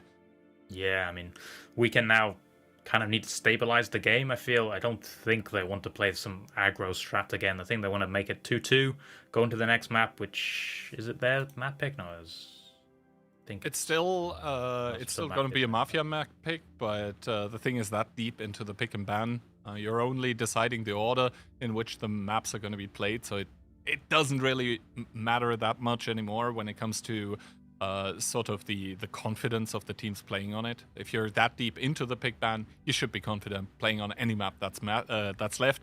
But first of all, we are going to have the second round of Ensk that is up and coming, and if the first one is anything to go off of, it doesn't bode well for Weekend. No, not exactly. I kind of don't know. I think they'd probably rather play Sand River against Mafia, especially after them losing these 2 games against W. But, you know, if Mafia improve these little mistakes that they did against W, I think they'll be winning.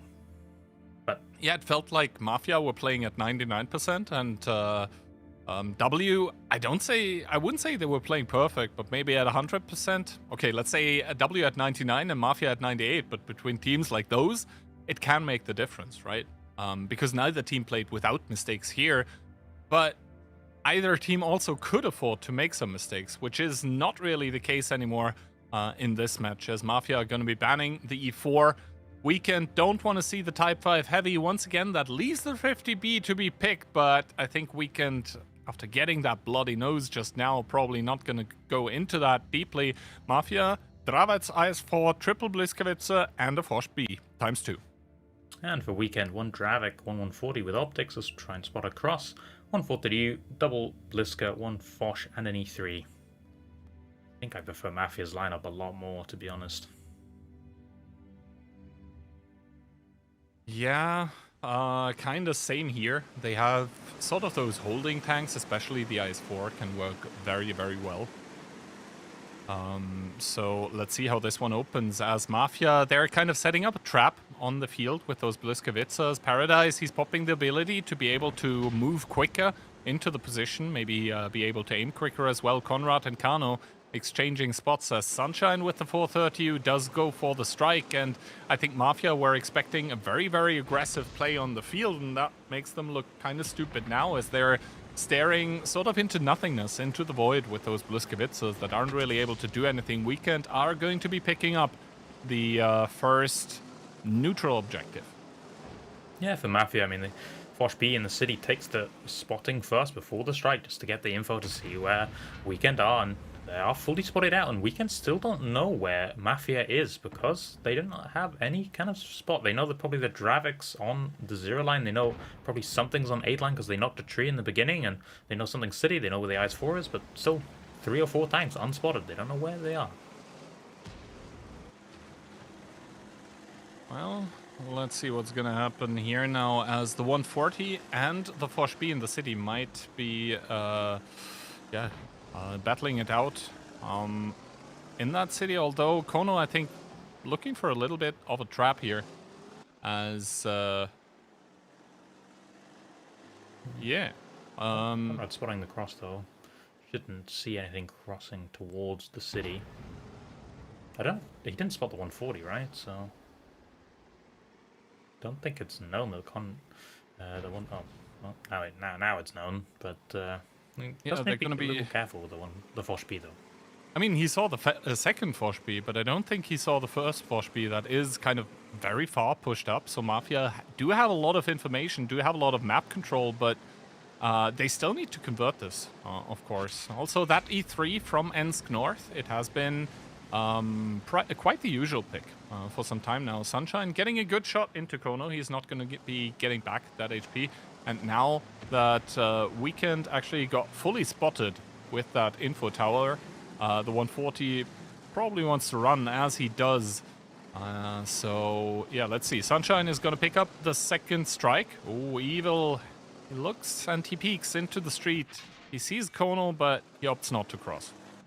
Yeah, I mean, I think these Fosh and 140 now are kind of trapped in what they are, just in this position now. They can't really leave. I think this Fosh does see them leaving, so, I mean, Mafia quite happy just to cycle strikes here, and they will get 2 strikes up. Sunshine has 1. He used the previous one, and Weekend wanting to make the move on the field, it looks like.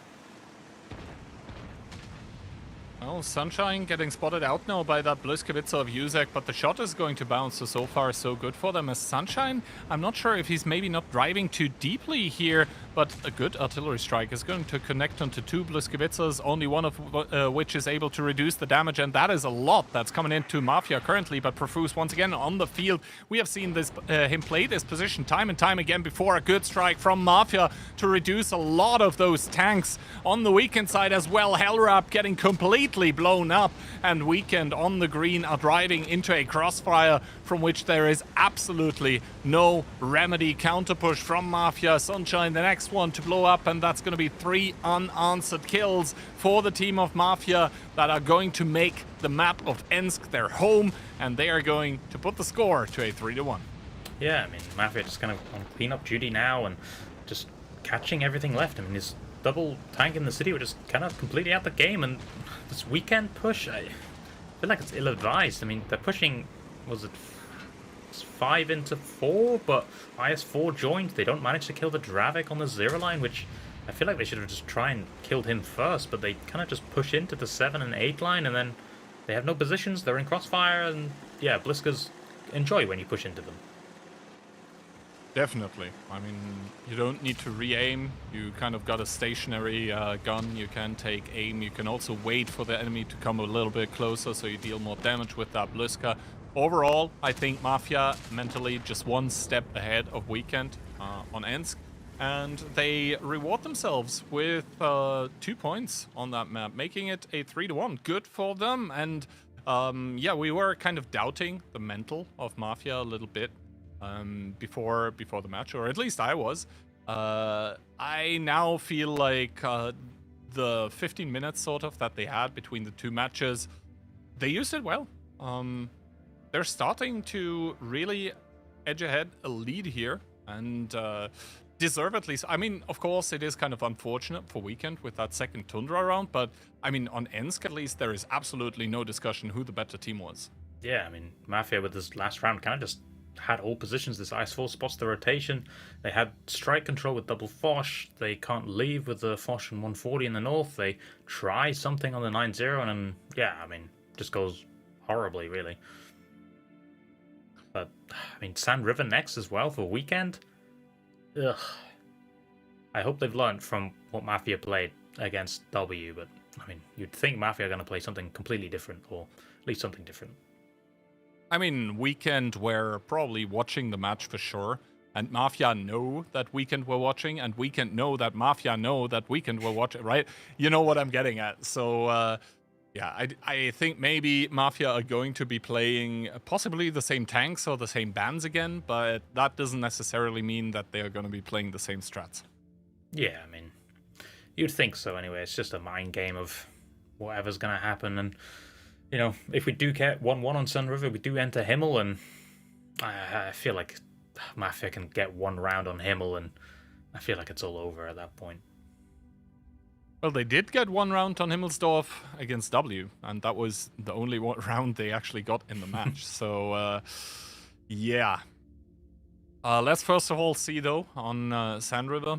I mean, as I said, this deep into the pick ban, you are essentially deciding on the order of maps, not anymore which ones will get played and which ones won't, because there is just 2 more picks plus the decider map left. So you know that if you're going to play until tiebreak, you will play all of those rounds on all of those maps. So yeah, let's see what the teams are gonna come up with.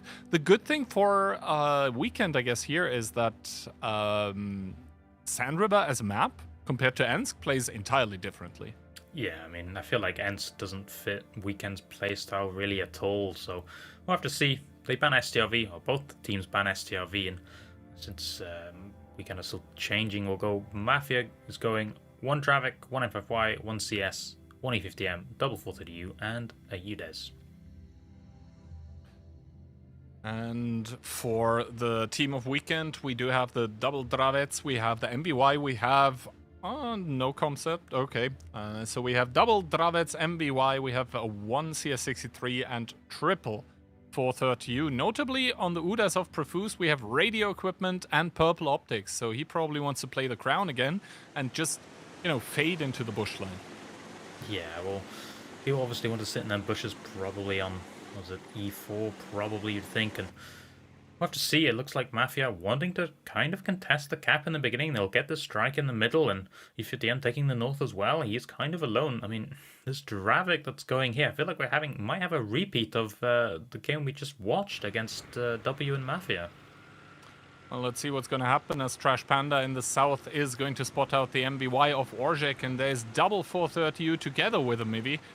Triple 430U actually, that are headed the way of Orzhek here. Kano in that Dravets taking a lot of damage for being out in the open, probably was spotted by the Udas as Kono is farming him, and Profuse as well with that Udas making his presence known. As Weekend, they storm over and flood over the cap, but they're driving into a lot of enemy tanks as Conrad, the first one to get focused out on the side of Mafia. Strike going down on towards Yuzek and Barkis. It's going to connect, but Clownzik very dangerously low even. Sunshine not far behind with only 1,000. Conrad dropping down to a 2-shot as Kano gets obliterated, the first one to die. So now Weekend, they need to make some kills, but instead they get sent to the grave by a team of Mafia that just have the better crossfire at this point in time. It is 3 kills versus only 1, and Weekend kind of falling apart on this first Sand River, just don't have the HP anymore in the game to make up for this initial bad engagement. Yeah, this Dravik that went on the F line on the top just kind of made a mistake. I think he thought Mafia may be playing full topside,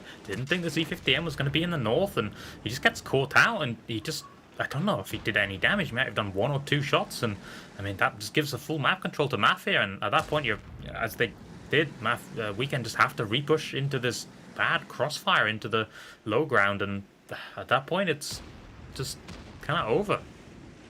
Yeah, Hellrup now receiving the overpush by Orzhek. He uses the ability to stay alive for 1 more shot, but that's going to be all she wrote for Weekend on that first round of Sand River, and Mafia once again just seem like the team with the better plan on this map. I don't think Weekend really stood a chance with the engagement that they took. Not sure if it is maybe a little bit of tilt as well on the side of Weekend, but I don't really feel like this push over the cap and then into the crossfire positions was ever going to work. No, I mean, I don't think it's ever going to work, but I guess they felt pressured to do something, I mean, if the Dravik does 1,000, I mean, somehow it's even better than Clownzik, so not great from both of them, but yeah, I don't know, it's just kind of falling apart for Weekend. I mean, I think they got some confidence from this first Tundra, and then they had this crash or whatever happened to the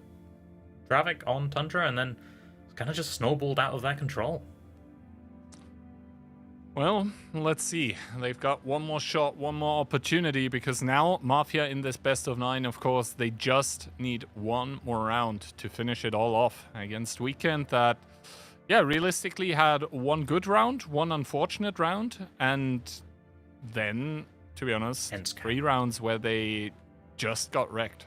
Yeah, I mean, kind of, I don't want to say showing levels, but yeah, it's Mafia playing really strong here. Looks a completely kind of different team when they were playing against W. So, I mean, nice for Mafia. They're on bad side Sand River, so you would kind of maybe expect Weekend to maybe try and get this one over the line. But, I mean, our prediction's probably going to be right on the winner, but yeah, Weekend underperforming. Definitely, and the thing that made them win the match yesterday against Hit, their adjustment throughout the match to whatever Hit was doing, the problem here is that I don't really see any of it currently at this point in time. Like, it felt like Weekend were waiting to see what Hit were going to do on every map, and then the second time the map was played, they would respond with something. But here, it just feels like Mafia is driving all over them.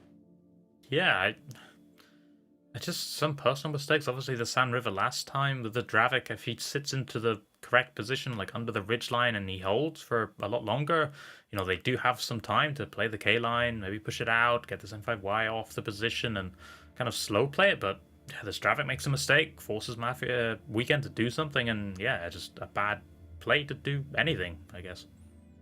Well, Mafia are still gonna keep that STRV ban while Weekend go for the Dravets ban. And that, of course, still leaves a lot of vehicles open for either team to play, so Mafia are going to start with a trusty old IS-7 double MVY K91 ×2, a 430U, and an RHM. Yeah, and for Weekend, 1M5Y, 1 CS, double Kennedy 1 as well, 1 for the U, 1 UDES, and an RHM as well. And it's a very light lineup from Weekend here. Also, Kano in that UDES seemingly not a radio equipment enjoyer, instead going with that turbo to up the top speed of this tank a little bit. Sunshine, a plane he gets 3. Meanwhile, Kono only sees 2, that is the K91 and the UDES. And so Sunshine is maybe going to try and stick the info tower. The shots whiz past him, so he's going to be able to steal it away. And that reveals the entirety of the team of Mafia. Yeah, I mean, I think we're into such a much slower game for Weekend here. Have to see if this is going to work for them, but so far so good. I mean, they have info, traded 1 for 1, so it's not bad. They're getting strike as well. It's just, we're in for a long game, I think. Well, Sunshine, by picking up that artillery strike, is actually going to generate a level 3 plane, so that's a very powerful tool that Mafia probably suspect and need to be careful now. Clowns not with the best of trades against Barkis here, rather a donation of HP, and that is also going to be an additional charge for Barkis in the MBY, who is just going to be DPMing with that American heavy tank. Meanwhile, Weekend, long rotation through the north. They're going to go there with an RHM and a 430. You can see Rexa trying to blind the positions that the Weekend tanks would be in, probably in a bit, but aren't quite yet. And Yuzek, in the meanwhile, in the MBY of his own, is going to push back Clownzik. Yeah, Clowns is taking about 1,000 damage, so not great from him, but he is holding this K-line. He might be a little bit in trouble. This I-7 might give him a shot if he gets spotted, and he does. He might take one from the I-7 here. No, not shooting with the I-7. No, okay, he wants to get strike, and he does get away on all of his health. But I mean, they are. Never mind. Yeah, Conrad with a little peek there in the middle of the map with the I-7, but he did get what he wanted, which was a lot of damage onto Clowns.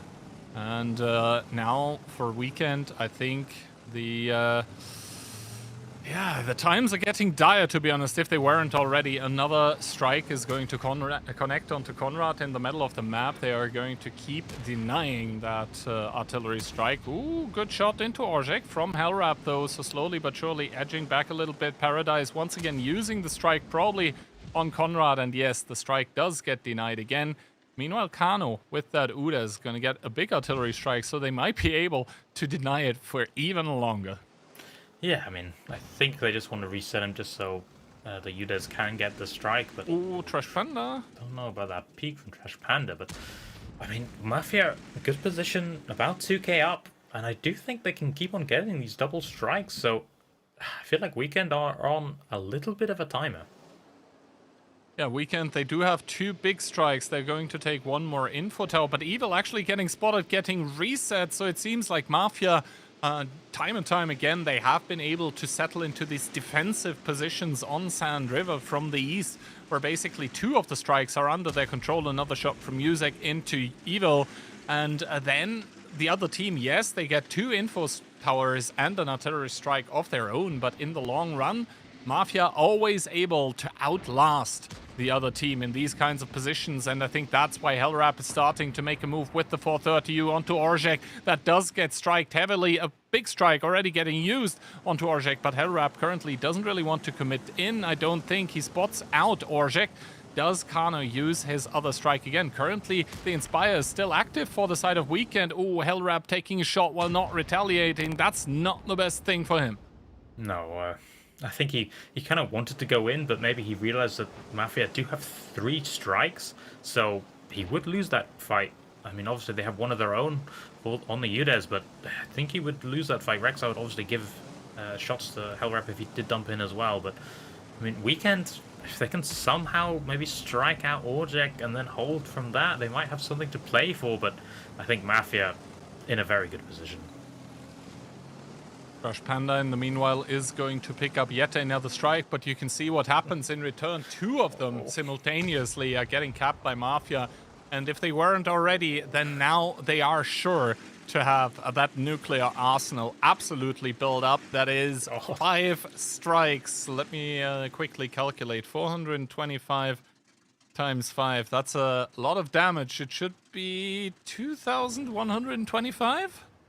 Sounds right. so I'll take your word for it. But I mean, they could even get 2 more if they really wanted. I mean, obviously the i7 probably won't leave. They could maybe get another one with Rexar if like he gets replaced by Profus, and obviously the 430U probably can't get one, so they could get 6 strikes altogether to strike something, and I mean they get ready to strike another tank. So and I think with this many strikes, you actually start to come into the range where no tank is safe anymore, right? If Trash Panda, for example, gets spotted, he's on 1700.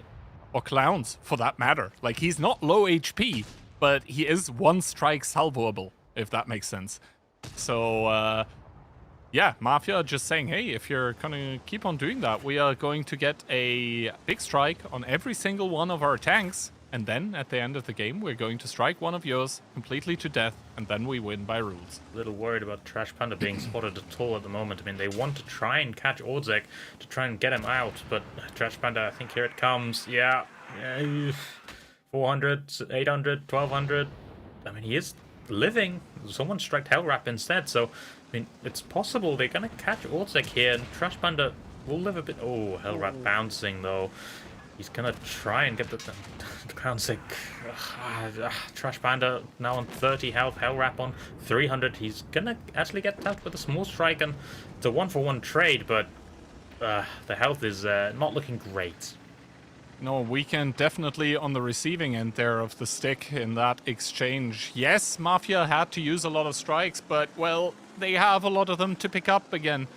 Profuse once again is going for a strike. There was 1 more left, so Hellwrap is going to die.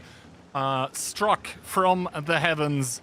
And now Profuse, once again, he does have another one. Kano overpeaking in the middle of the map with that Udas, takes 2 shots for it. Has to go back. Weekend down 2 tanks, down 6,000 HP at this point in time. And yeah, they did look okay on Tundra, but Ensk, not their map. And Sand River, they're going to have PTSD from all those strikes. Yeah, I mean, Mafia are probably very happy with how these Sand Rivers went after the kind of disappointing against W. And, I mean, winning in this fashion against a team of Weekends going to help them a lot with confidence going into the grand final. Also imagine on the Polish TeamSpeaks when the players of Mafia are going to be meeting the players of Hit. Like, what? You had trouble with Weekend? But, yeah, of course, for Mafia, the journey is not over. In this tournament, they are going to once again have to take it up against a team of W that looked very much better than Mafia, at least in the first match that we saw. That's going to be later today. First of all, though, Mafia on a victory road in this match here as Yuzek and Kono are trying to enjoy their last moments in this game. Evil now going to push onto Yuzek, but Kano, Evil dying, leaving only Clowns alive. And yeah, yesterday against Hit, we saw a lot of promising things by Weekend, but today against Mafia, it didn't even really feel like the same team, to be honest. The mid-game adjustments, they just weren't there. And Mafia, I mean, especially those last 4 rounds here, they looked extremely comfortable coming out from the Polish team. Very convincing win from Mafia. And any predictions for the final? Because I have no idea who to bet on anymore. I think there hasn't been a single final yet in which I predicted for W, so I guess I'm gonna do that now, but I hope it'll be a rather close and cool affair, so I'm gonna say 6-4. Yeah, I feel like going for Mafia just to try and get to Banter's points, but I don't know. It's just like W playing against Mafia last time. That was just so well played from W, and Mafia just making some slight player mistakes. So I don't know. I mean, you can see the damage totals from that game. Kono doing 4.3, pretty good damage on RHM to say he is the light tank of the team. Yep, and actually not that much strike damage for him, but yeah, the fact that every single player almost on the team of Mafia has strike damage, some of them even more than Big Strike, it just goes to show that this must not have been a fun experience for the team of Weekend. And yeah, overall, I mean, they're going to be not happy right now, but on the other side of the coin, right, they have managed to do once again a repeat of their best performance ever in OLS.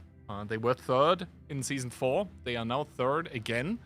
I would say they have looked stronger than Cashback in this season for sure, so possibly the strongest Ukrainian team that we've seen just now. And I mean, for Mafia, the journey not over, but they will probably want to adjust a little bit how they played against W, because that certainly wasn't it in the upper bracket finals. So after 2 5-1 scorelines, we now have our grand finalists finally. I realize that sounds a little bit dumb, but yeah, the OLS grand finals are going to be happening in between W and Mafia. And also, there is one more interesting thing. W, so far, have a 100% OLS playoffs match win rate. And I'm not talking Season 6. I'm talking every season. They either made it to playoffs and won everything, or they didn't make it to playoffs.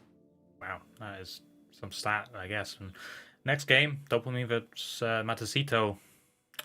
Another interesting game, to be fair. A rematch from upper bracket, so should be interesting for the next game. Yeah, yesterday Matecito not looking too good there, but they had some time to adjust. So let's see how that one's going to go. We're going to be right back with some action from North America after some replays. Take it away.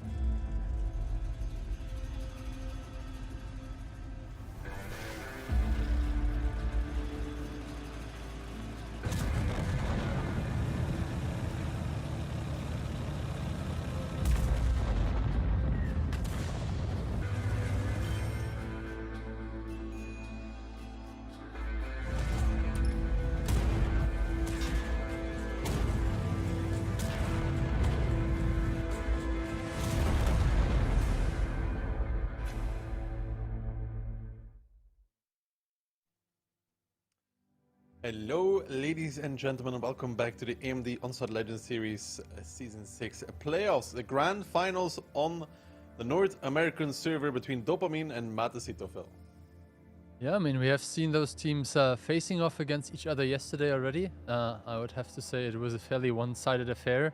But the same can be said about the follow-up match, where Matecito hopefully gained some confidence, gained some momentum for today. Because, yeah, the remaining $12,000 are on the line. If you win, you double up. And especially for the South Americans, I think that's a pretty substantial difference, right? For sure. For sure. This is the bracket again. Dopamine beating Matecito 5-1. Matecito beating Stacked 5-1. Now we have the grand final. It's no longer a best of 9. It's a best of 11, which is a long distance. And Matecito will definitely need to play a lot better than yesterday if they want to carry the victory for them. Nonetheless, though, getting a second place here, Phil, for them in their first tournament together is a success. Yeah, definitely. I mean, we have had a bunch of iterations with exactly those players playing split over, I mean, more mixed teams, like English-speaking teams, I would assume. Some of them have played in Stacked, some of them have played in like the other Burbology and iterations of Fumes, I think. But yeah, now it's time to show what they have prepared, and I think Dopamine is the big favorite, not gonna lie.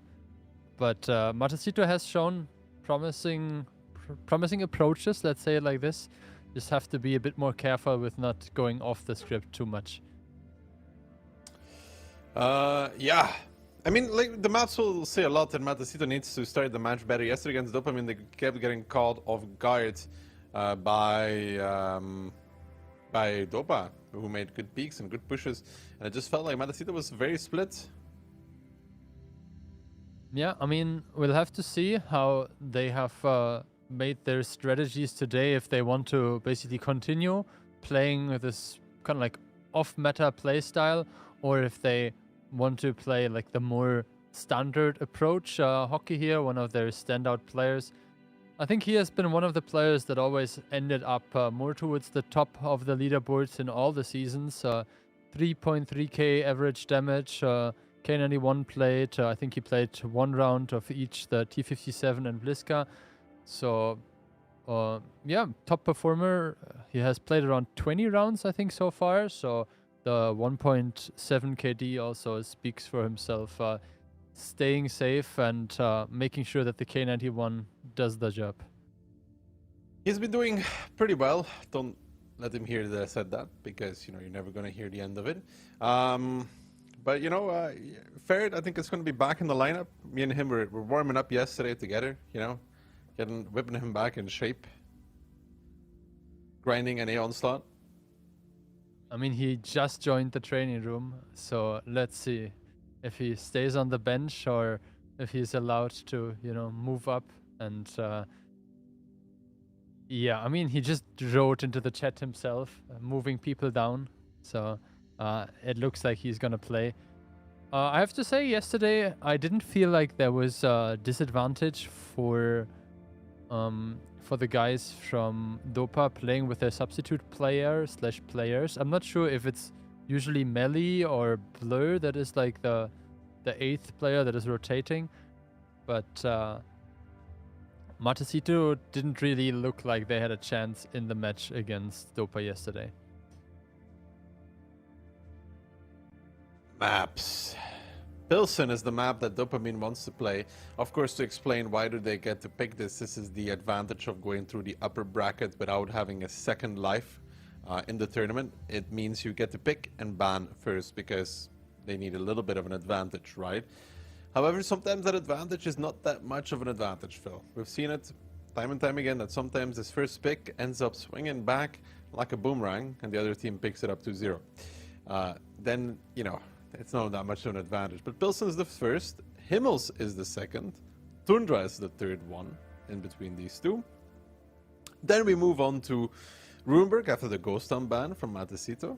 And then we go to Cliff. And if Cliff is not enough, we go to Ensk. So what maps did they already play against each other yesterday? I think we saw Westfield. Yes, with that that was band. when they overpushed the north. We saw no. Yeah, we saw Cliff in the other match. That was the one where Deft was crashing. Runeberg, did they play Runeberg against each other? I'm gonna go check. Don't worry. I think we saw. Okay, so Oh well, if you have it open, then. I'm looking for it. I'm navigating. You know. You're navigating. Where did it go, Phil? Okay, well then I guess I will talk you through. So yesterday we started on Sand River. That was when Matecito played this push in the north, where they had like a nice crossfire situation. Then we went on Westfield. Westfield was when it was 2 over pushes by Dopamine, 50B and Batchat were kind of caught off guard. And then Ensk was the last map that we saw. That was when we had like this T57 that drove into the rock or into the like wall, and then the 50B being caught off guard. So 2-0 on Ensk, 2-0 on Westfield, and at the beginning the 1-1 on Sand River. Predictions across the board in favor of Dopamine. Nice copy by you in Keyhand for the 6-3. Very good to see. I was actually thinking about going 6-1 even, because like I feel like Dopamine is just much better. But you know, there were some promising things from Mata yesterday, so showing the respect where it's due.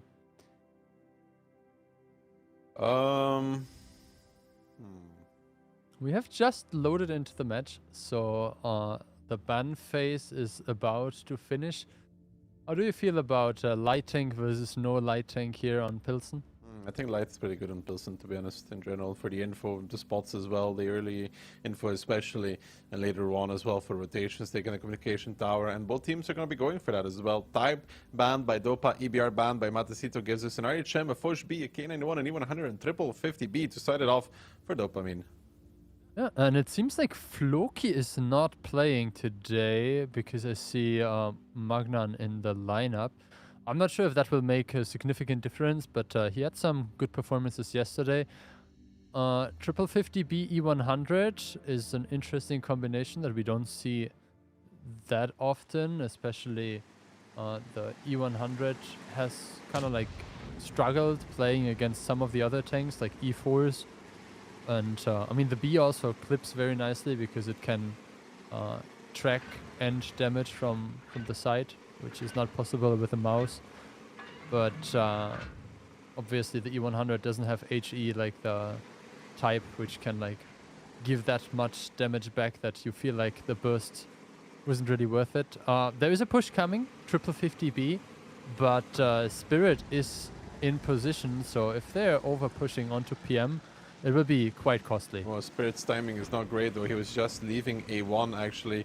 He's going to be swinging back towards that. I think he's going to make it as well without being spotted. So nonetheless, he does make it, but he does miss out on a little bit of damage because of it. Choppa doesn't use the plane. Spirit will spot for himself, finds another on Sebastian. The third one goes in towards the back of that one as well. Gets one on Franchini also. Now Sebastian peeking. They're peeking with the 50Bs. Do they have enough to blow up Spirit? That's the question here. Can he go safe? They're starting to clip him out. That's Yolompi with the plane from the back line. Spirit in the healing part. He's dead. He's gone. To be honest, I think he should have just stayed frontally. I think he should have just driven down towards A2 when he starts clipping.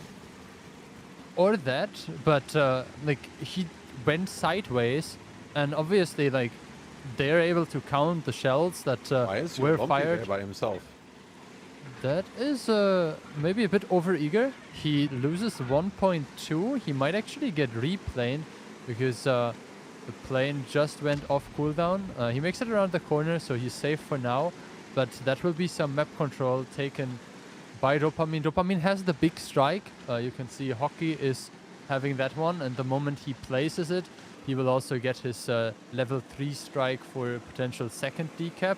The plane has went onto the cap, and I guess that strike is being deployed.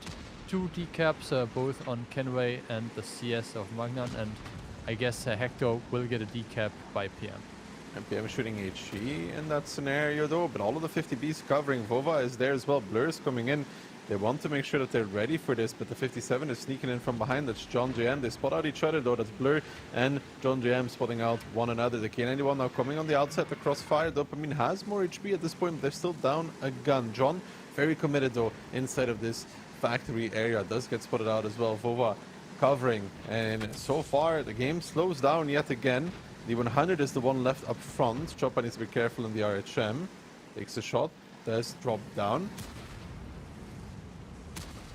Anyway, taken 2 as well from the 50B. Blur now coming in as well. Wants to give John the shot, but Vova needs to help for that. I don't think this is something they can do. Another good shot from Vova though, trading 3 for 1. And I don't think John is currently a point of interest for Dopa. They can't really push him.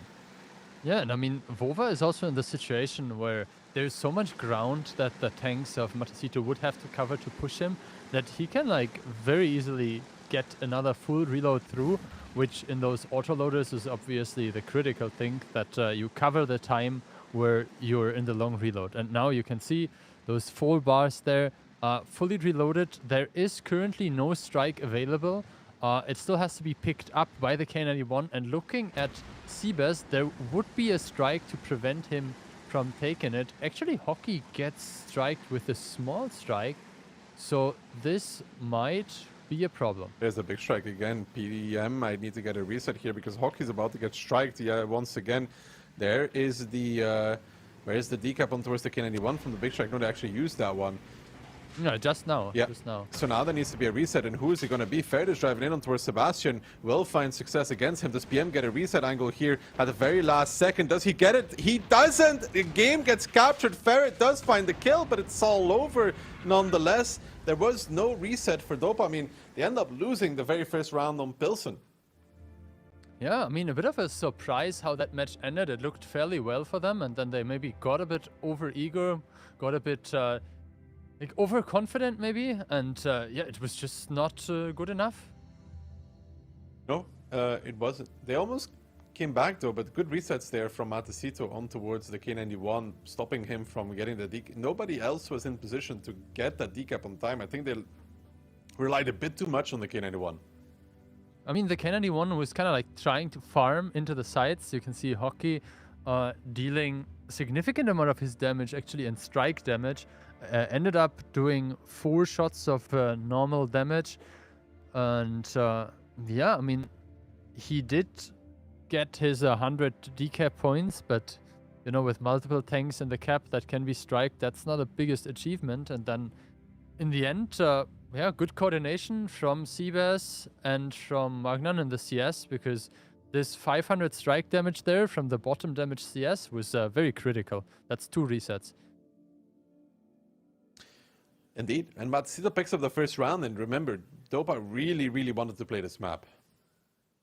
Yeah, it was their first selection. Obviously, you know that if you're playing a best of 11, you will not get that great advantage out of just having one map at the beginning. But if you start off 2-0, you can really get the ball rolling. You ban the supposedly best map of the other team, or you ban your permaban, which is also great because that's the map that you don't want to play. It doesn't matter which opponent. So Doper, as you mentioned, with a small advantage in the pick bans, but if that goes 0-2 or 1-1, I think the advantage is more or less already gone.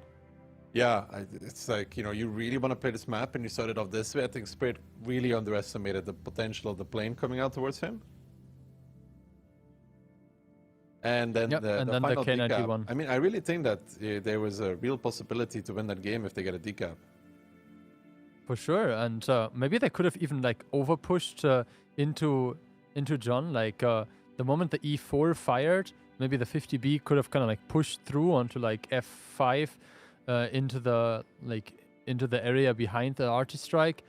Either way, we are ready for the second round, and I guess that's one of those things that we could start calling the Matacito or the Siba special, because the Gorilla has been one of his favorite picks.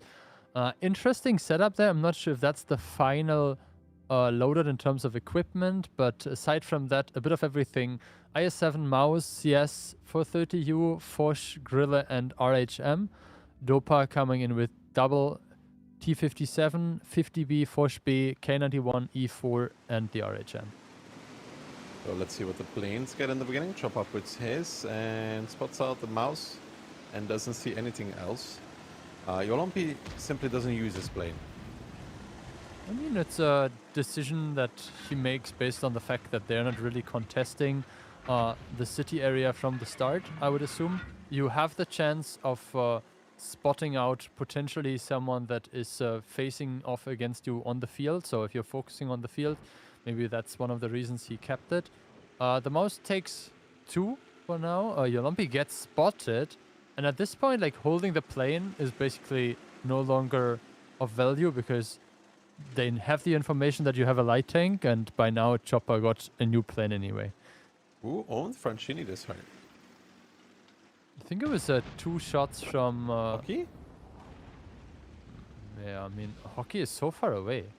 No, Hockey just got blasted to 1.1 kHP. Yeah, I but mean... Yolompi might die in return, but it was a really good plane from Yolompi on the edge there towards Hockey, and Hockey gets blasted towards 1.1, but Yolompi takes more, and the cap is on this whole time. It was the double T57 that we couldn't see, actually, that was getting the clips out. Ferret and Blur on towards Francini, dropping about 1,000 HP away from him. The Foch B's there as well, and now the big swing actually from both the teams is coming out towards this 1, 2, 3, 4 line. The action will move itself on towards that part of the map. But keep in mind, we have 2.5k HP running around in form of this Grille with, what is it, 15 millimeters of turret armor, something like that. So if I'm allowed to pick, I think I'm pretty happy with this setup that Dopamine has brought right now. PM holds the angle against Kenway. Kenway gets the shot. Got to be careful if you're PM though, because the Grille is looking. Kenway might try to spot the E4 out. There comes the mini strike. Does Ferret actually end up dodging it? No, but Blur does, so not that much time. And there comes a shot on towards the E4 either. EM taking about 1,000 from Sebastian. That's that mobile Grille coming out. Francini now moving forward, wants to get the reset because the Eastern Strike will not be taken on time. They'll have to do it.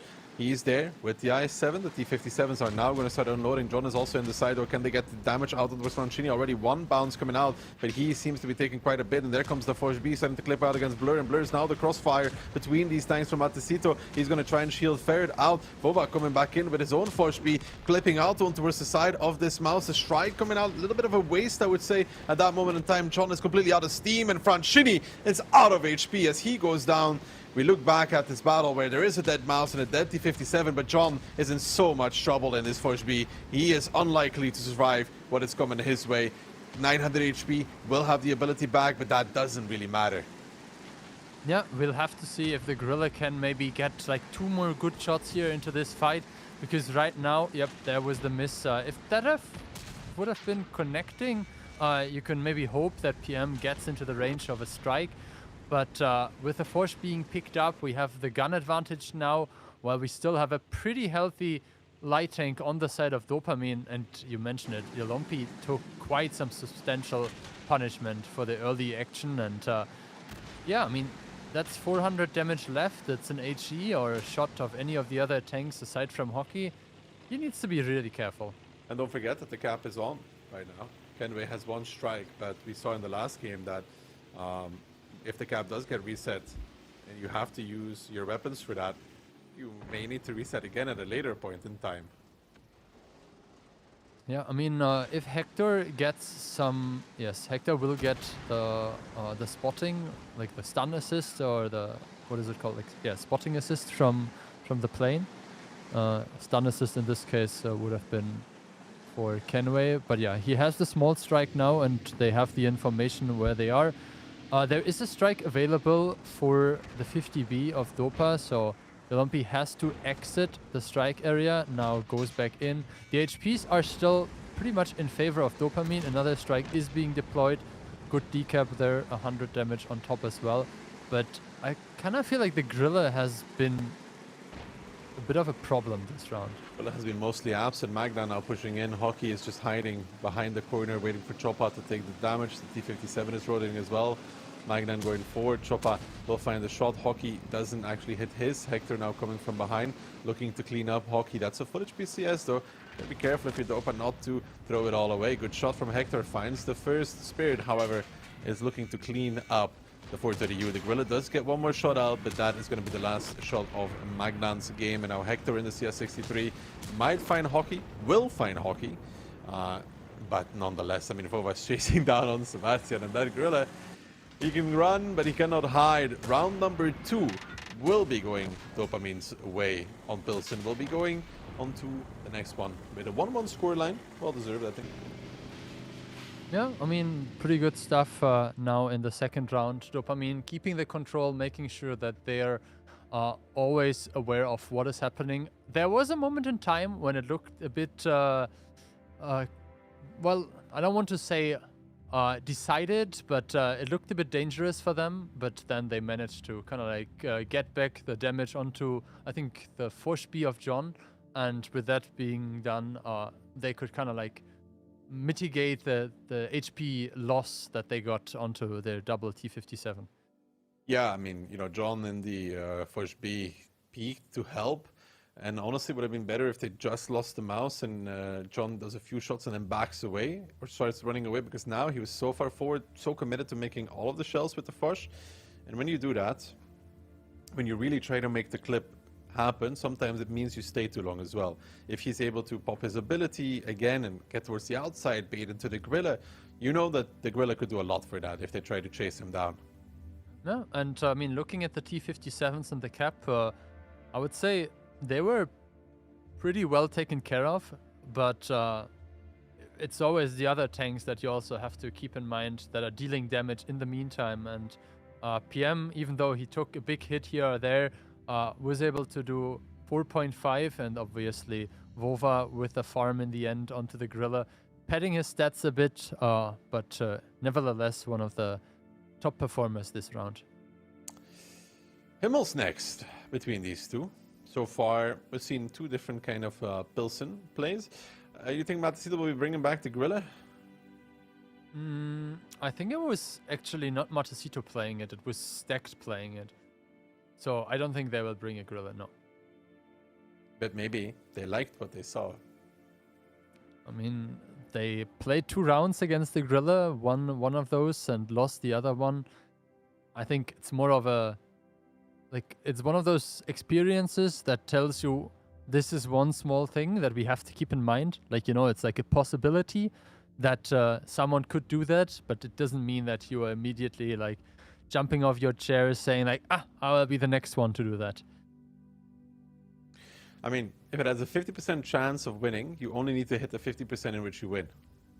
So you flip a coin and see if you play it? Exactly. I see, I see. Think about it. The ban phase has been completed, and we can take a quick look at the lineups.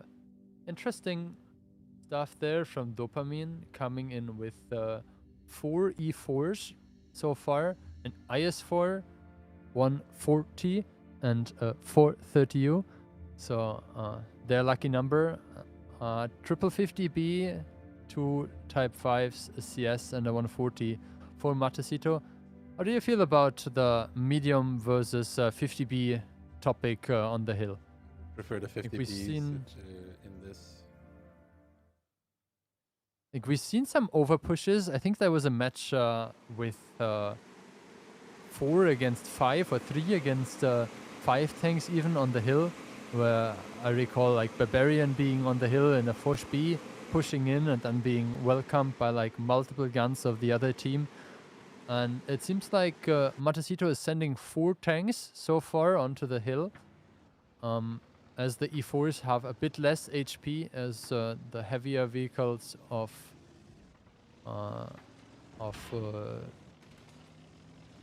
Matacito. There is roughly 2k HP difference.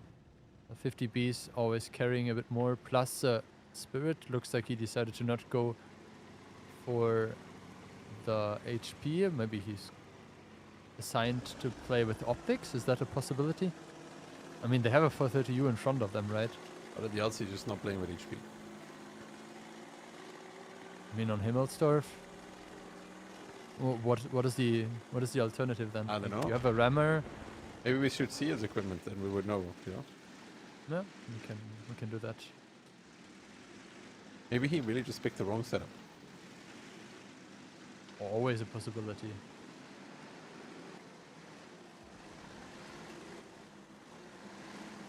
PM will take the cap in the meantime in the IS-4. Ooh, good spot out on towards John actually on that 50B. Loses half his HP for overpeaking the hill. Yolompi will of course take the communications tower. When he uses that, he will get a level 2 strike. That is one reset on towards the cap. Surf will be the secondary one. Imagine Spirit actually has Bond binos and he is assigned this position to be able to bully the CS. You don't sound very convinced. No, not really.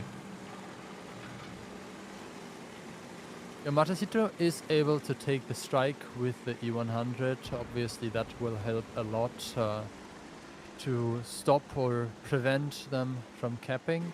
The initial HP lead is more or less gone, but Ferret could be in a bit of trouble if this combination of Kenway, Hector and Seabass peeks around the corner and tracks him there.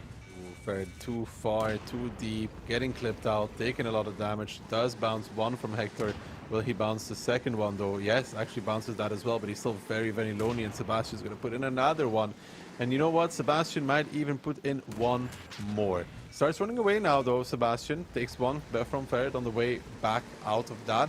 The big strike has been used, on towards the cap. That leaves a mini strike for Yolompi. Taking the communications tower will reveal where the people on the cap are. However, it will not help him to reset both of them. Yeah, and I think he shouldn't try to do that either, right? Like, if you try to do some fancy, like I'm putting it in the middle, you just risk that you potentially hit neither of them. So now he gives a good decap and buys some time. Either Yolompi gets a shot here on something, or they're losing to the cap. I mean, maybe they could have just, like, 20 seconds ago, when they had the chance, sent in the Type 5. Right, the Type 5 doesn't make it anymore. That's the problem. Yeah, that's why I said, like, 20 seconds ago, when they had some pressure in the south. But, yeah, with the CS not being able to convert into another strike, I think that's it. And they had 4,000 HP lead still at this point for Matacito and a lineup that could actually repush, but they completely neglected the Type 5 going 4-line, which is a very standard play. You know, he takes through the courtyard and ends up coming behind that window to reset. They completely forget about it. It's a freebie for Dopa. Yeah, and I mean, a freebie that they don't really want to give in theory. 2-1 for Dopa, meaning that they kind of like negated the initial disadvantage that they were put into.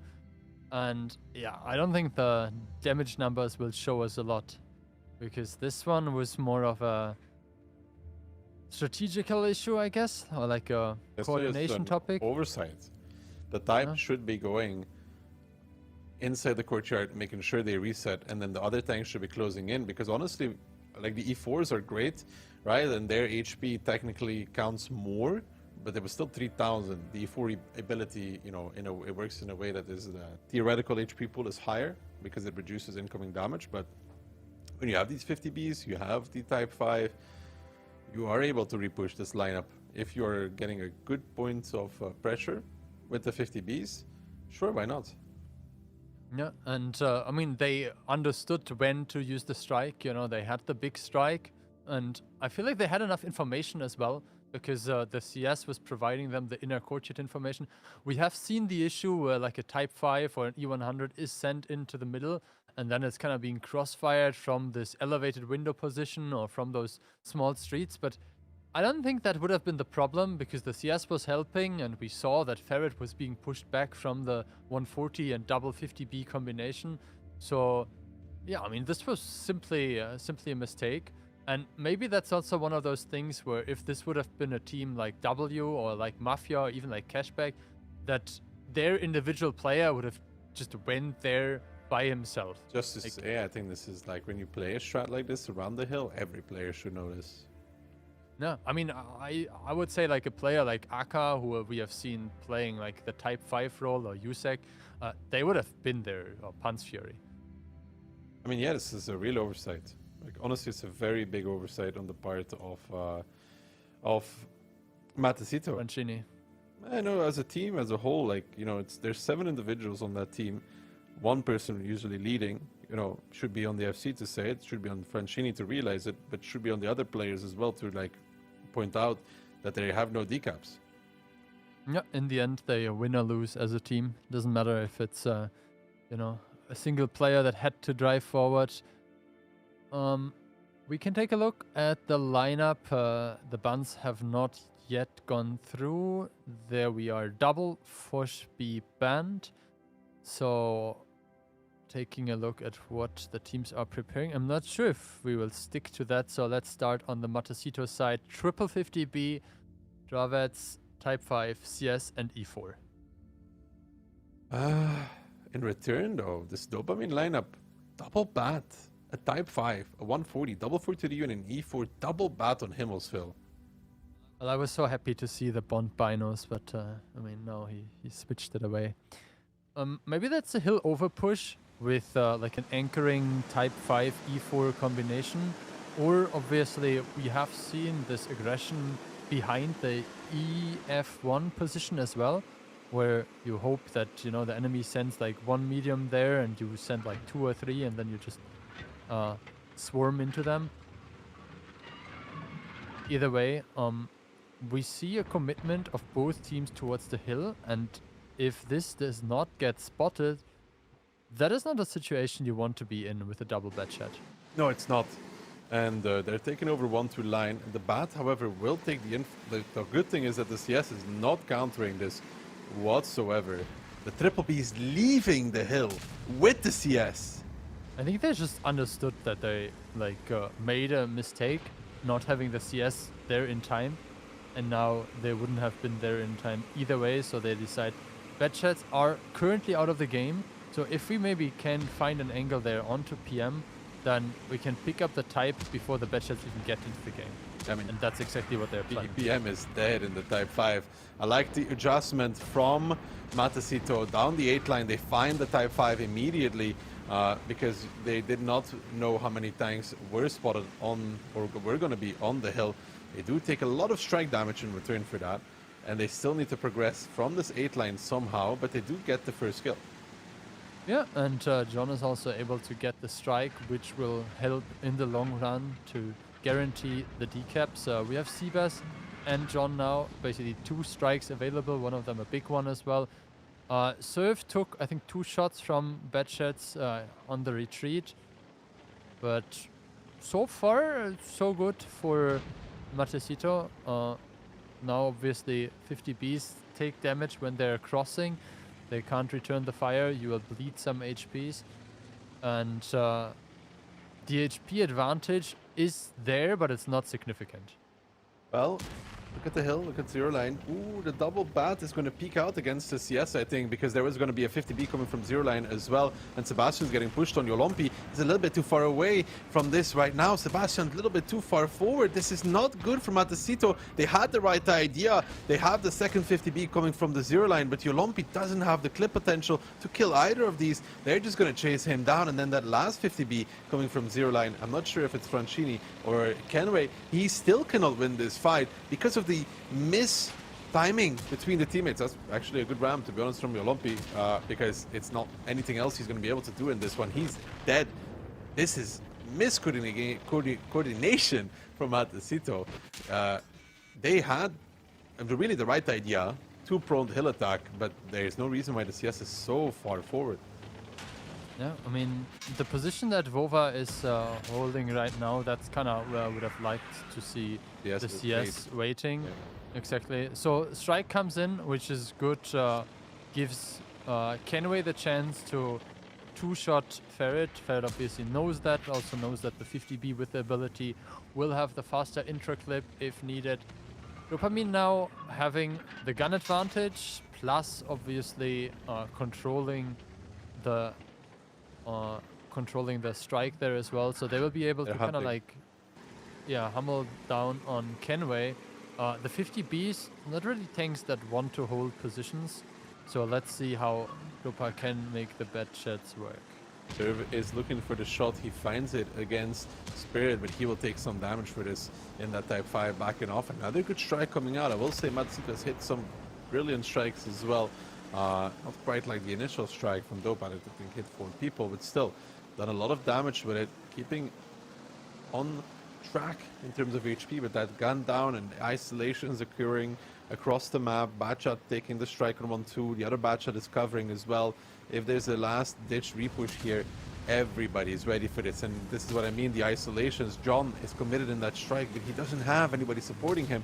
All he has to look forward to is death, because it's going to be the only option for him to get out of this battle, out of this predicament. One more shot against Blur from John, but nonetheless, 257, the 4 ability, pretty powerful in that regard. But now the repush coming back out. Good point of contention there for the side of Matecito. They find Spirit pretty well, but still, they've been behind this whole time, and Hockey coming in with the full HP 4, finds a shot against Surf. Choppa now looking for the finish and looking for the 3-1 for Dopamine.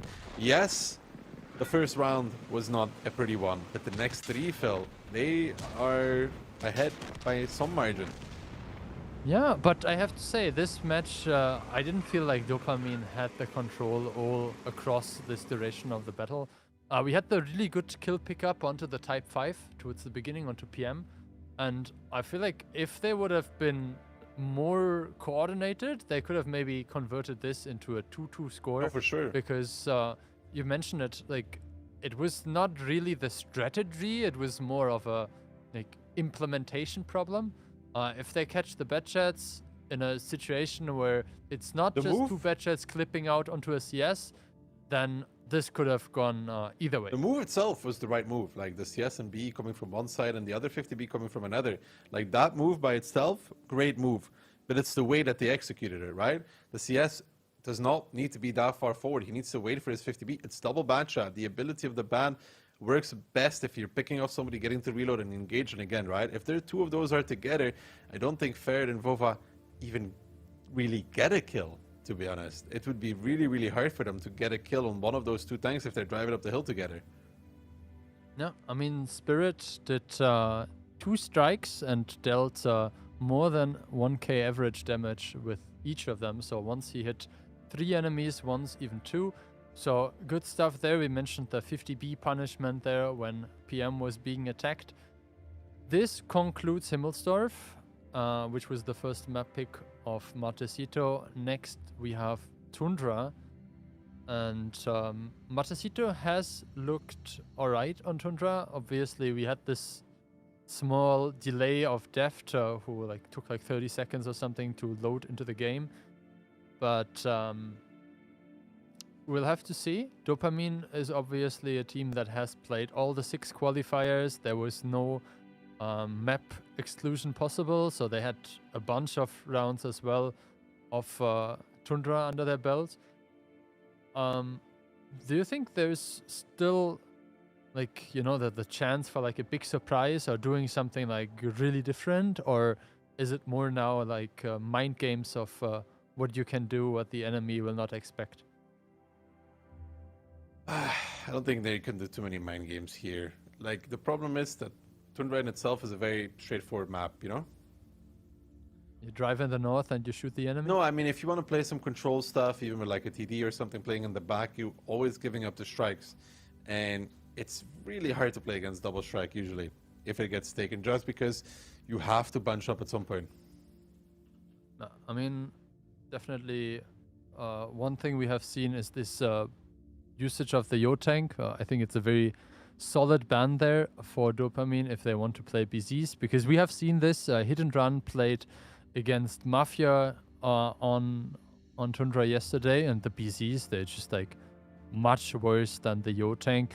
The moment the Yo tank stacks up the DPM, it's such a powerful tank, and yes, the BZ reaches the position a bit faster, but then the hull down positions all over the A line, in the CD area as well.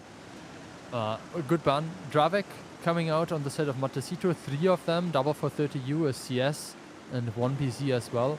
So no Inspire tank, but the 430U obviously comes with a lot of inbuilt DPM via the roll skill. Yeah, I mean, Fortitude doesn't really need the boost, and the Dravet by itself is also a very powerful tank. Vova taking 2 immediately in the CS63. Sebastian will be taking that strike. Don't think they can stop him from it. The BZs, they're going to peek and look to find somebody. Sebastian is actually going to get reset here by Blur, so he doesn't get the strike. That's important to note. I mean, there was a mini strike from Vova nonetheless, so he would have gotten the reset. Blur's now taking the strike, and there needs to be a reset on him, because if he gets to take that one, it's going to be a big one. Sebastian now forced to peek out. He does get the reset, but now Dopamine pressuring, but all of the BZs serve holding up front. But how long can you hold when all of the BZs are shooting you? Vova trying to take the strike in the north. Blur and Sebastian trading it out in the meantime as well. That's the 140 winning that one out, and if Vova gets to take the strike, that's going to be an important one. I don't think there's going to be a reset. He's actually dodging the strike from Sebastian incoming on the group of Matecito tanks. The 4 of them stuck together. They might have to push forward as a reaction. That's a big strike hitting home on all of them, and Matecito do not have the sustain. Fair with full HP coming back in to push back forward to focus out. Yolompi does end up missing the shot, but there's just no HP left here for Matecito, minus the CS, minus John, who's supposed to do the damage, and the rest of them are getting striked by Vova. I think he even got a double kill, one with the strike and one with the shot, and the hopes from Matecito starting to dwindle in front of our eyes, as Dopamine with 5 left standing are gonna pick up the first round of Tundra as well. Yeah, I mean, Ferret went to Europe, found the WT and took it home. Now, yeah, leading the charge there and making sure that his team gets nearly already onto a match point. 4-1 is a significant lead. We will have a best of 11, so 6 is needed, but more than halfway there. This looks very good for Dopamine. No, it looks amazing for Dopa. I mean, this round, Dravets is a really good tank, but in a pure alpha trade, where the enemy team has the slightly better position, you could say, because they're peeking you, so you can't really angle against it. You know, like if you're peeking them, you can kind of play hold on. When they're peeking you, they're almost always going to make sure that they can hit the shot, right? Yeah. Then the Dravets doesn't really win that fight. You know, pure alpha trading is not its strength. Yeah, I mean, it's really like more of a holding vehicle. I'm not sure how much difference it would have made if Seabass gets the strike at the very beginning. You know, he overpeaked a bit and then got punished by the 140. Blur, obviously, dealing like 5k damage and keeping the Inspire on. You can see the damage from Vova via the strikes is very significant. 3 kills as well to his name. And then the BZs, I mean, they did their job, right? Like, if you look at the bottom of the standings, it's 3 shots dealt by Spirit, 4 by Hockey. That's kind of what you need to do as the sponge tanks. For sure. And I mean, the BZ's dying. I mean, you know, they're supposed to take the damage, but then look at Blur. That's pure damage. 16, 16, 15. Yeah, so good stuff there for the 140. And, you know, Vova dodging the strike, I don't think taking the strike and dodging the mini strike, I don't know if it mattered in this game, right? But in a slightly closer game, it could have. Yeah, also, like, one thing that is, like, a bit underestimated maybe is Vova has 2k stun damage. So this means that he was able to layer the 2 strikes in a way that the guys from Matecito had to, like, remove the negative effect from the first one, but then still got the second one. So it's basically kind of like a counter Inspire while they already had an Inspire. So the BZs from Dopa got boosted by the 140 of Blur, and then the Dravex from Matecito also had the stun on top of them. Let's see if we see another Yo-Tank ban or what they have prepared here.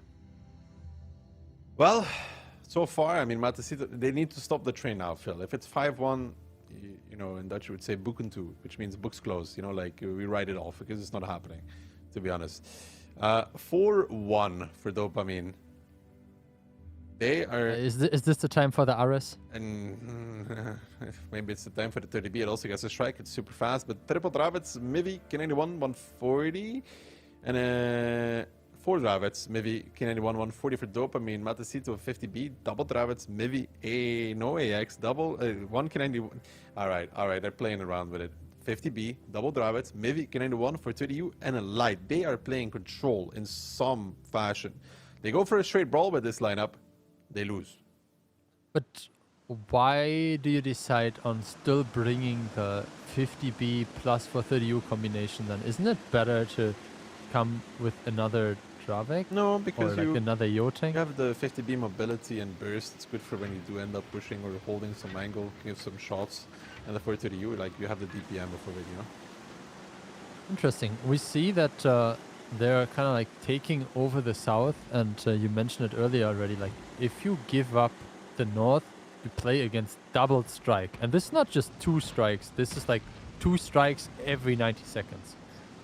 Yeah, that's the problem with it. Like, when you're playing from the side that Matecito is playing, I mean, even from the other side, it's the same kind of equation you're facing, is how many strikes are you willing to give up before you do something?